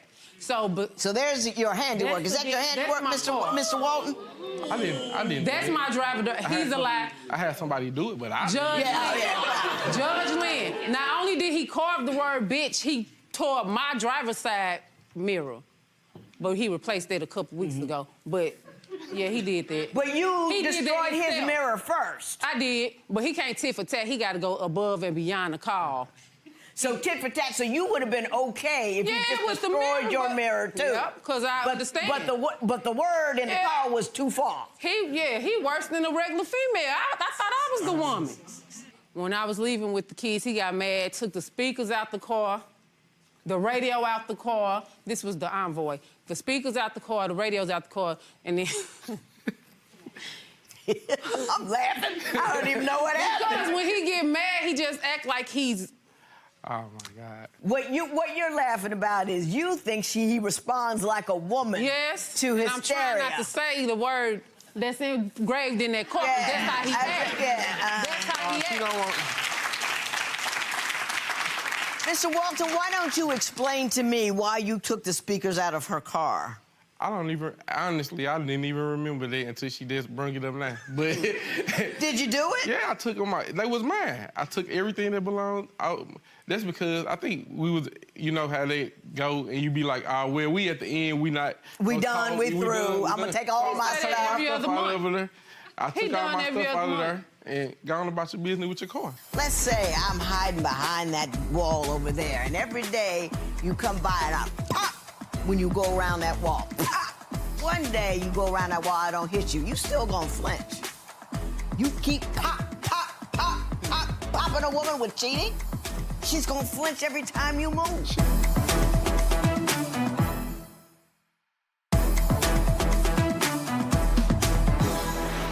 Why don't you tell me about the time you lied to him about the car accident? Oh, man. Yeah, come on. It wasn't nothing. Me and my older two kids took the trash out. The car door was still open, so the dumpster went with us when I pulled off. I just didn't know the door was still open. Did the door come off? Or? No, it just left like a little dent in the side of the car. I just told him one. Why did you lie about it? Because don't nobody be wanting to hear his mouth. Then she didn't mention that she brought the rearview mirror. That was the first time she brought the rearview mirror. What first? What you when talking you about? hit the dumpster, when she hit the dumpster with the car. I didn't. When I hit the dumpster with the car, there was not. She brought the rearview mirror. The mirror got broke on the garage going into the garage. My question, hey, talking about the side of the door. Stop it. My question is this. People have... Hey, stop. Okay, yes, ma'am. Do you hear me? I'm not in the mood today. People have accidents. Why would you lie about it? It's an honest error. Because you want her to end of it with him. He keep it going and going. He don't know how to let go. Would you get mad because she made a mistake and dented or hurt the car? No, I just been He loved them cars more than he loved me, so yes, ma'am, he lying. I was being like, he loved them cars more. She never wanted to pay for it. She brought the mirror. She brought the mirror. I guess she brought the mirror the same day she had the accident with the door. Cause I went out to get in the car and I was like, how my mirror get broke? And then she came in the house. I told him how the mirror got broke. She came in the house and laid down. Lying. Didn't say, I see if she came in the house. Would you stop interrupting that man? She came in the house and laid down. She came in the house and laid down, never said nothing about the car. So it's a difference if you came in the house and said something about it. You didn't say nothing about it. It was to my surprise that I get up to leave and look at my mirror. I'm like, how the car get, how the door didn't, the mirror hanging, just dribbling along the side of the door. Right. And I'm like, what happened to the car? You must have did that last night when you came in. I'm like, well, I wasn't even driving that car. We had 4 cars at the time. I wasn't even driving the car. So how would I break a mirror and I'm not even driving that car? The car I'm driving still in the garage. Was it worth it? Did you have any less of an argument because of it? No, he's still going on. He would have still been going on if he had still been talking about it if he didn't know what happened to that car. Because them cars more important than anything else. Why do you say the cars are more important than anything else? Because he'll fix them cars up. Them his babies. It's a car right now he wish he still had. Uh-huh. He just loved his What's cars. wrong with a guy enjoying his cars? Tell him to enjoy his family instead of the cars and the females. Oh, my God. Mr. Walton, do you admit that you've been traveling a bit while you were married to her or with her, that you dip with other women here and there? I admit to that. And has it been ongoing the entire 20 years? Nah, it ain't been ongoing the whole time. Regardless of anything that go on with me and her, I take care of my kids, and I always been a good father and to my I tell kids. you, he is a good father, but when it comes to me, he is no good. He is a good father. What about me? You see how hurt she is? Yeah, I was hurt too. Well, here's what I'm going to do. So you honestly don't believe that one of those kids is yours? Yeah. Really? How can you look at that face and not treat it as well as you look at the other ones? So he think I'm supposed to sit around and wait on him? No, I'm not gonna wait. But when I had this last baby, I wasn't doing nothing. But he is swerving down saying, is he doing something? I'm doing it. That's not the case. I know how to stop. He don't. You see how hurt she is? Yeah, I was hurt too when I picked up her phone at her relative house and seen a message from her and another guy talking about how she was dreaming about having Understanding how often you've cheated, though, why would you not? Why were you so especially hurt about that? You know what I mean? Because he think I'm supposed. But you had cheated earlier. Nah, not before then. He lying. When we first got married, I wasn't cheating. Ms. Walton, let me ask you this, and I want you to lay back and open your mind wide like a prairie. He has cheated on you, no doubt about it. It's foul and despicable. It hurts people in a way that it dishonors them. It's a constant all-day lie. It's not just the sex, it's the betrayal, it's the holding another woman above you because she knows what's going on, but she doesn't know what's going on. Do you understand the depth of that kind of hurt when you cheat on your wife? Do you understand it? Do you understand why it drives her to be an angry woman? Let's say I'm hiding behind that wall over there, and every day you come by and I pop when you go around that wall. Pop! Go around that wall. Pop! Go around that wall. One day you go around that wall, I don't hit you. You still gonna flinch. You keep pop, pop, pop, pop, popping a woman with cheating? She's gonna flinch every time you move. She ain't no saint herself. She did her own infidelity. Well, tell me about that. Okay, the first time she cheated on me is with the guy who I was telling you about, where they was testing each other, and she was telling the guy about she been dreaming about making love and doing all this stuff. I didn't tell him that. I told you that. She been dreaming. I didn't tell him that. I told you that. It was in the text message where she was telling the man that she was I got that. We heard that. Exactly. Make it make sense. Stop. What she was dreaming about. And you know that. I don't know what she was doing. Well, here's what I'm going to do. So you honestly don't believe that one of those kids is yours? Yeah. Really? How can you look at that face and not treat it as well as you look at the other ones? I ain't gonna say I don't do nothing. I really just don't be paying what she be talking about, all the extra stuff with the baby. He don't interact with Draylin like he do with anybody else. I don't know which kid is which, but it don't matter, because they're both yours.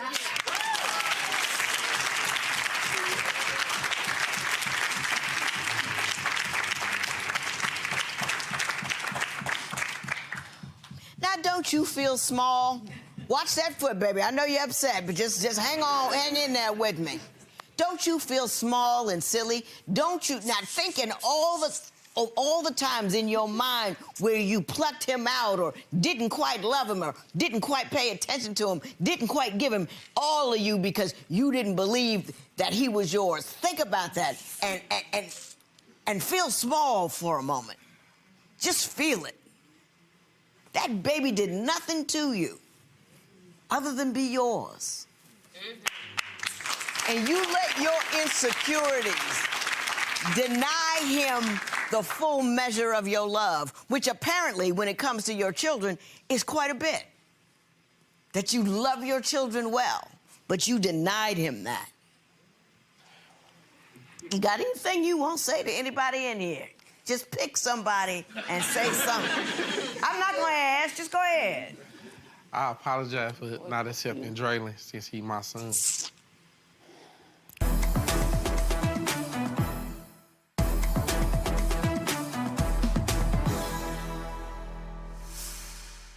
Mr. Walton, you want $2,000 for the damage you say she did to your house while you were in jail. Please explain that to me. Oh, my God. I don't know where to start.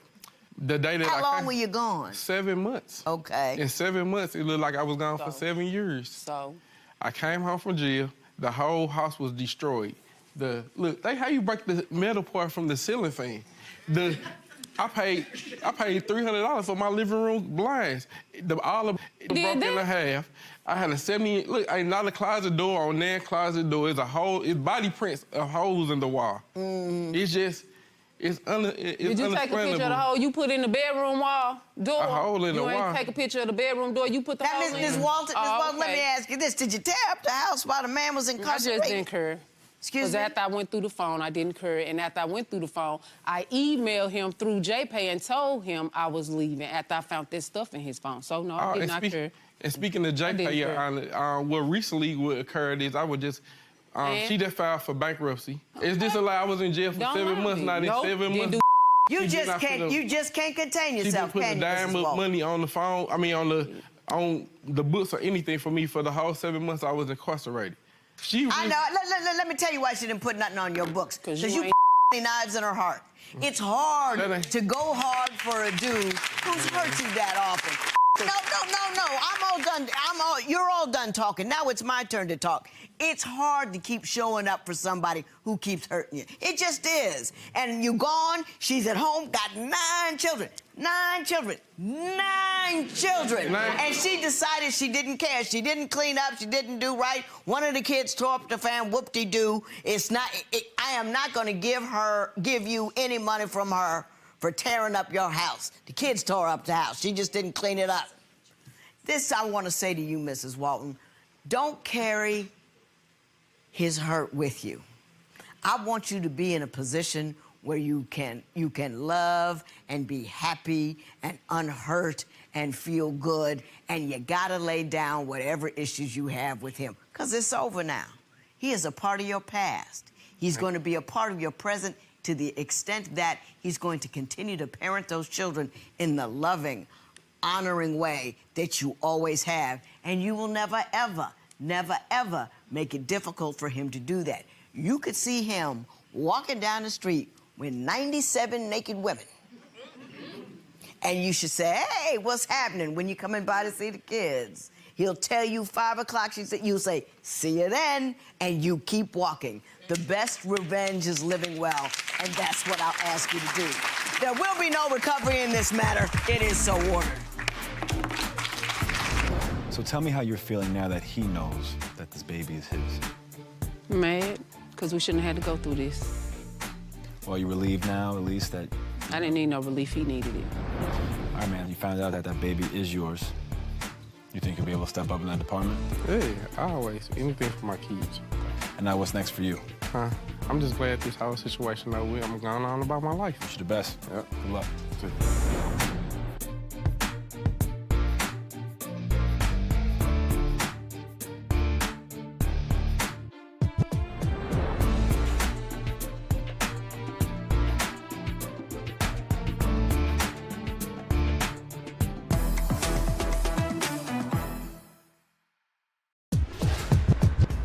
Judge, this is the case of the ex.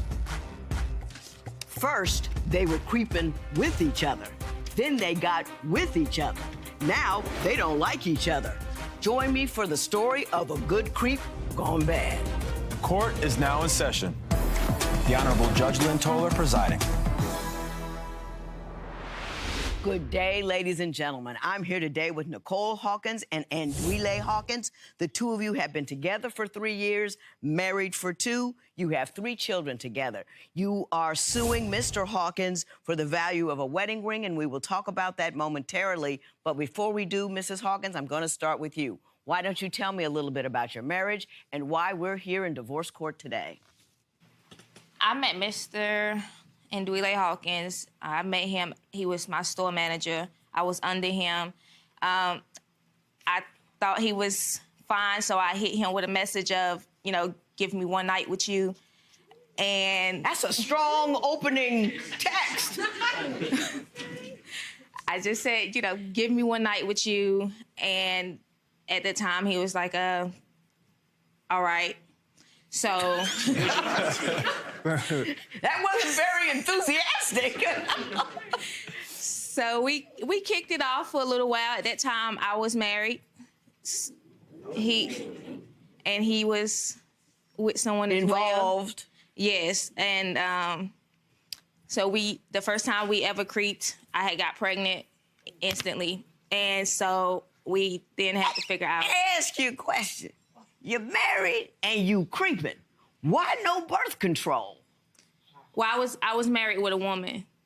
I was married to a woman, so. Again, he's not a woman. You're married, you're creeping. Why no birth control?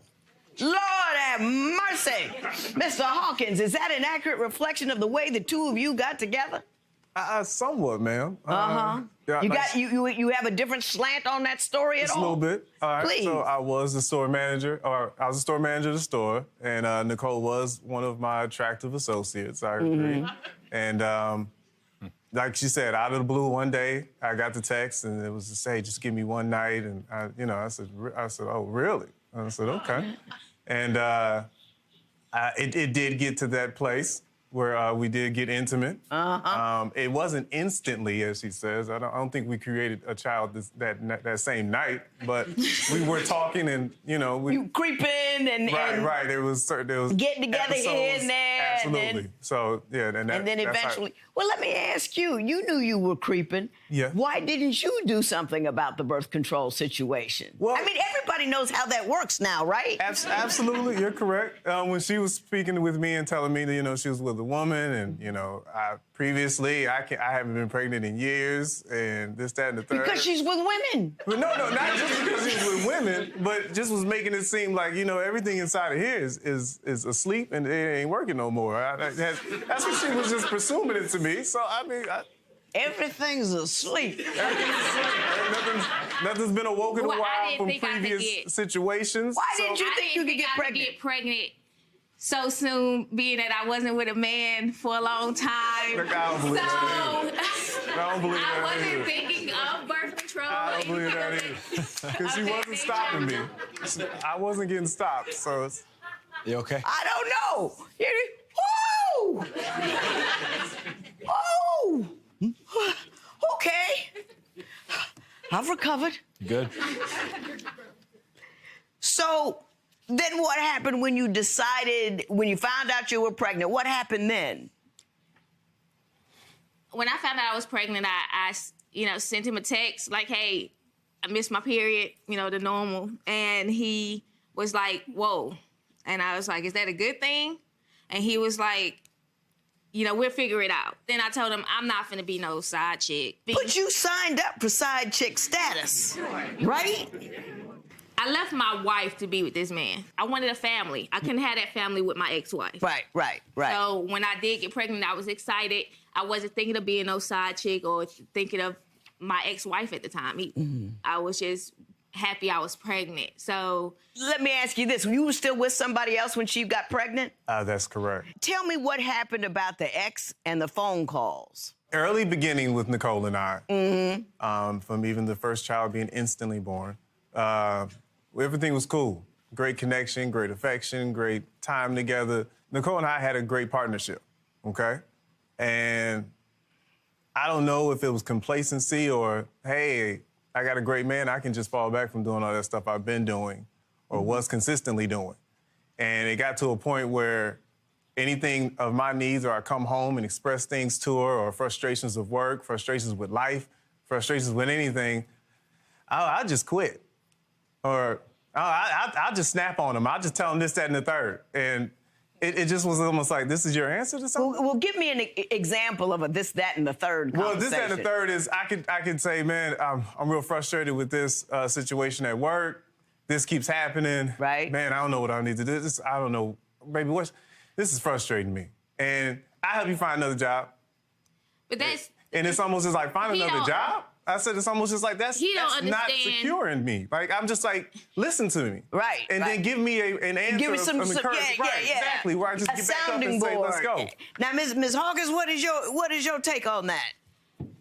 He doesn't get that not everyone handles it his way. Like you Nobody likes to hear support? You tell me that you're frustrated with a job, instantly, what's gonna make you feel better? Let's go get a new job. Or... What? You don't think things through very well. When certain things are frustrating, so you talk about the frustration. You don't just say, oh, forget it, get a new job. You with me on that, or Mrs. identify Hawkins? the issue itself or whatever's going on. What is your problem with the ex? You had a problem. Some deep stuff was going on with the ex. I want to hear about that. I get the phone call. Hey, what's going on? And I said, what you talking about? He left his what's watch. Going on? I said... He left his watch, and I found inappropriate pictures of his ex and him talking down on me to his ex. What kind of inappropriate pictures?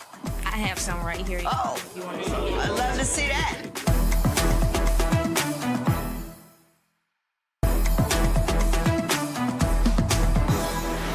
She had his number. He was calling her. Apparently, in order to get the sounding board he wasn't getting from you. Did I get that right, Mr. Hawkins? That's correct. Okay. And Dwele and I had a open communication, especially when it came down to his phone. Right. And this one time we lay in bed, I'm like, hey, let me see your phone. Ain't no one time. This woman says, let me use your phone for this, that. Hey, my phone's dead. Hey, my phone is too far away to reach. Let me see your phone. I'm like, this phone, let me see. I'm like, let me use your phone. It has to be phone. She does an audit once a month, once a week. She does an audit? It's audits, absolutely. It can say, let me check a website. And then 2 minutes later, I look over, it's on pictures, it's on what website you're looking at. Your DMs, everything. My text messages, my boss sent me. I said, what do you need to see those for? So he was like, what do you need my phone for? At that time, I'm doing schoolwork. My phone had just died. I need to use Google. It died. You called I needed to use Google. He didn't give me the phone. Right. But later on, he left his watch. And Well, no, later on. I took kids to school that day. A whole bus load of them, took them to school. I get the phone call. Hey, what's going on? And I said, what you talking about? He left his what's watch. What's going on? I said... He left his watch, and I found inappropriate pictures of his ex and him talking down on me to his ex. What kind of inappropriate pictures? I have some right here. Oh, if you want to see it. I'd love to see that. Mr. Hawkins, you've been indicted. You can see it in the JC Do you have a response? It wasn't inappropriate. You can see it in the JC Penney catalog. Oh, she got the picture of the watch and everything. Screenshot. Can you talk? I just woke up. She left me with the kids. Shaking my head. Whoa, long message. You did her. I really honestly felt like there was no need to try to creep with an ex that I was willing to have a threesome with. Because at the end of the day, Well, that's a wrinkle in the story. There was no need to try to creep. I was willing to do it. But now Did you tell him you were willing to do it? Nicole ain't willing to do that. Nicole is the most selfish, Me and her was sending inappropriate text messages to each other. I can't even go. We went to a strip club together one time, and we went together.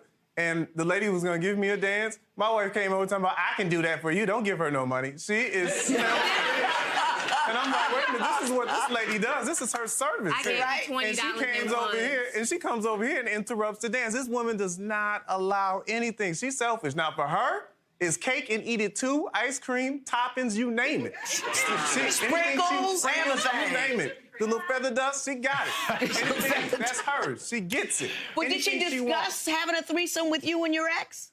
Yes. She discussed it at the time. I said, nah, I'm good. Because at the time, it was like the energy with that ex at the time. I said, no. It was not cool. Yeah, it was not cool. But once again, that was something she wanted to do, and it was like, because she likes women too. And she But he didn't want to do it right away. He wanted to wait till I wasn't into her anymore and let me try it on my own.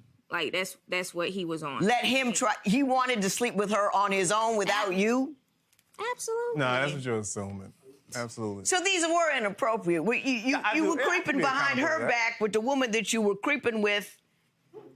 Oh, wait a minute. Let me get my creep together. You were with a woman, you were creeping with that woman, you got this woman, and you went back to a reverse creep with the first woman that you were with when you started creeping with her. Did I get that right? If you have it in writing, I could probably validate that, but I think that is somewhat correct. Somewhat correct. Yeah, I'm in the ballpark, at least. Yes, you're on the block. Yes, ma'am.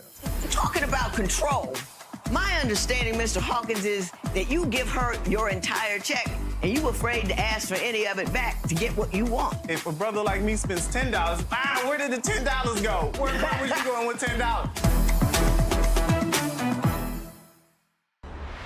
You say that she always does what she wants, but if you want to do something you want, there's a problem. Give me a story that will explain that. If we're on the topic of exes, there's an ex, 2 of them she can speak to and have on her phone and have social media connectivity with at all times. He's following his ex on social media. I've never followed. Oh, that's a correction, because you control and know my passwords on my social media, so I'm not following any ex. I made your social media. Exactly. So how would you know I'm following an ex?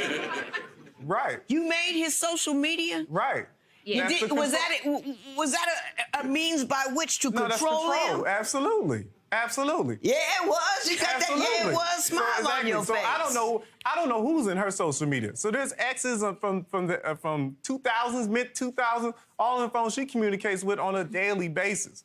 Talking about control, my understanding, Mr. Hawkins, is that you give her your entire check and you afraid to ask for any of it back to get what you want. Let's change the word afraid. Let's reverse that word. Let's just say, in a sense, with money, I let her handle things financially, because the way Nicole works, if a brother like me spends $10, where did the $10 go? Where was you going with $10? So it's like, okay, is to create peace in the home, because I've always managed my own money and always had a good job of doing it. Right. But to control peace in the home, hey, you want to handle those bills? You want to do this? Because I know how they work. I know when they come in. I know the whole process.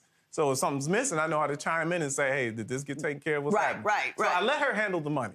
Okay. Ms. Hawkins, you need to defend yourself a bit here. Are you got the brother on a short leash? And then I don't get enough loving. She keeps the babies in the bed. I don't get enough loving. It's like, that's frustrating to me, Judge. You got a chair up there I can sit down at? I don't get enough loving at the home. She got the babies in the bed. And then she complains when I want it. You want it all the time. I was like, just once a week or twice. It's like, I don't think that's too much to ask for. Ms. Hawkins, now I'm gonna give you opportunities. He says you're holding the money, you're controlling his phone, you're controlling everything, and he still don't get no loving. What do you have to say about all those those things? He don't get no loving because, one, like I said, when he tried to step out on me with his ex, like, it got to the point. About before that. It got to the point where I had to drink to give him some, or you know, I had to mentally get there. I used to use a vibrator all the time with him, and he used to always complain about that. And then I'll be like, well, I was with a woman for a long time, so I got to, you know, get in the habit of, you know, getting that again. And so it's like when I stopped using it, it was just like, why you're not using it anymore? Because she's always doing it. Because you was complaining of me using it. But, you know, my mind wasn't mentally there to give him sex. Her mind's mentally always in other places. It's in social media. It's in attention. It's talking gossip. Her mind's always in a million places. I've never seen this woman sit down and just relax and have a complete thought. She's got to be always doing something. Ms. Hawkins, take a minute. Open your mind wide like a predator. Do you see that you are not fulfilling his very basic needs to have a woman that is present for him in the relationship?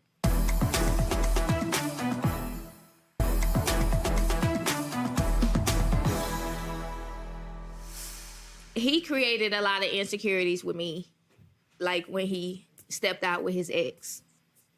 Well, tell me about the stepping out. What happened? Because you seem upset about it, I can tell. What happened? Just seeing those messages in his phone. These messages, the ones I saw? And there was more, but that was all I could screenshot.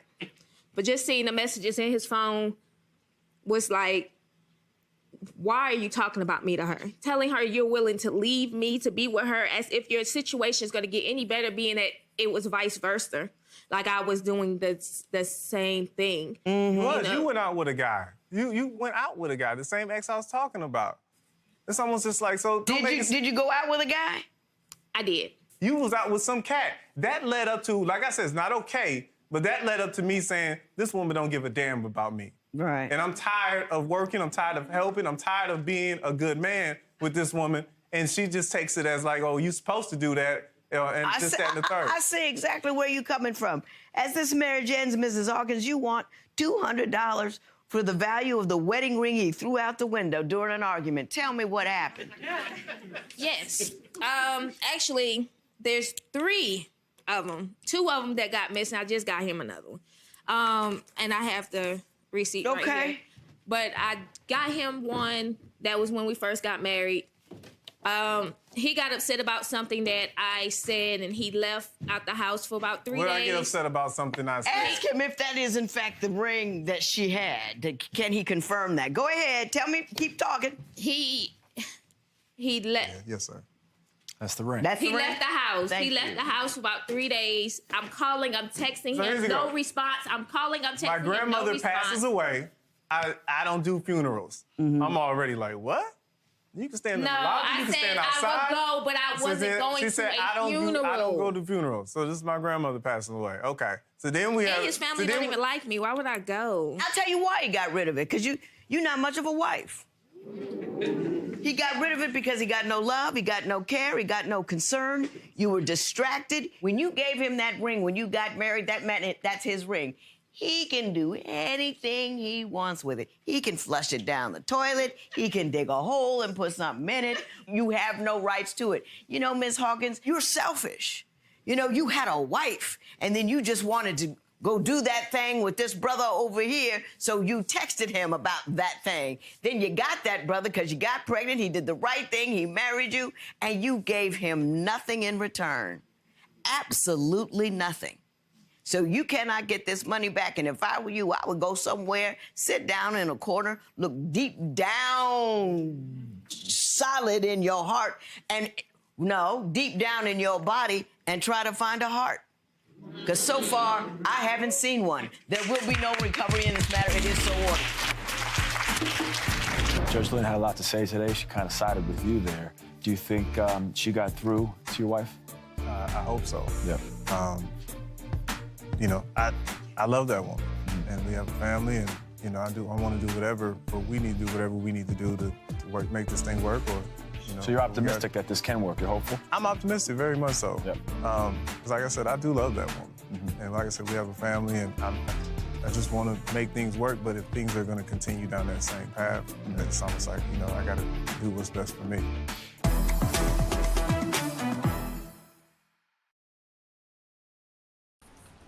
All right, guys, thank you very much for coming today. I have called you for a very special thing. We have an event day after tomorrow, and Khushi, you will make the necessary arrangements. Khushi. Yeah, sure, sir. You seem a bit off today. Everything is good, sir. Don't worry, I will do. All right, I am counting on you. All the very best.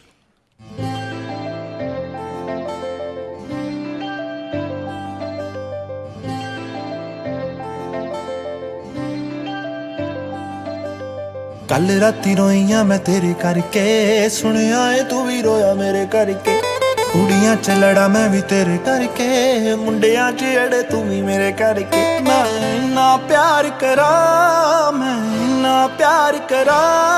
क्यों नखरे रहे दिखावे इन्ना ना सताया कर मैं तू मेरी जान निकल ना जावे मैं जद भी कुछ बोला तेरा नाम बुलाते आवे ना ना ना ना ना ना ना ना ना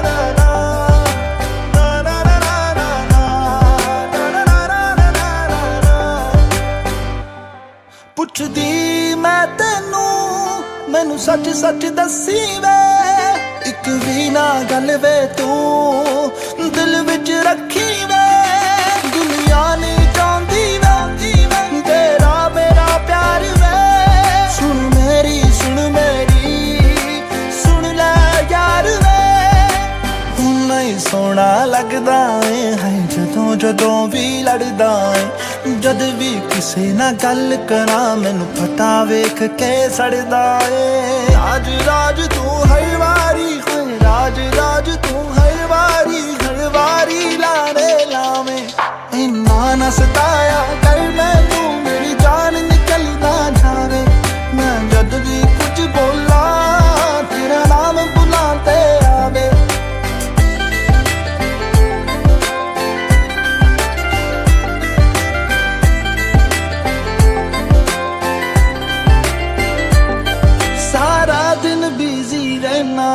तू यारां दे नाल बहना है तेरी दूरी ते मजबूरी दिल मेरा ए सहंदा है किथे जावा ना जावा हर एक गल मैं पुछदी आ मैनू कदे मनाउंदा नहीं तू मैं किन्ना रुसदी आ मैनू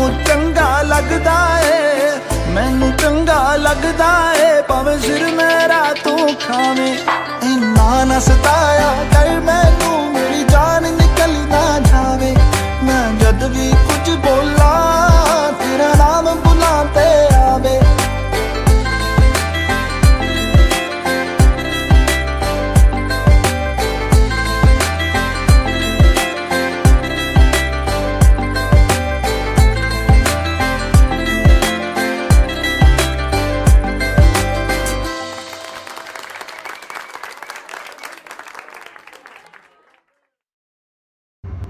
तो अभी आपने हमारा दुनिया सॉन्ग देखा सो प्लीज कमेंट करके बताना कि आपको सॉन्ग कैसा लगा एंड हाँ वीडियो को लाइक करना जाने से पहले रिपल म्यूजिक स्टूडियोज के चैनल को सब्सक्राइब कर लेना thank you bye bye everyone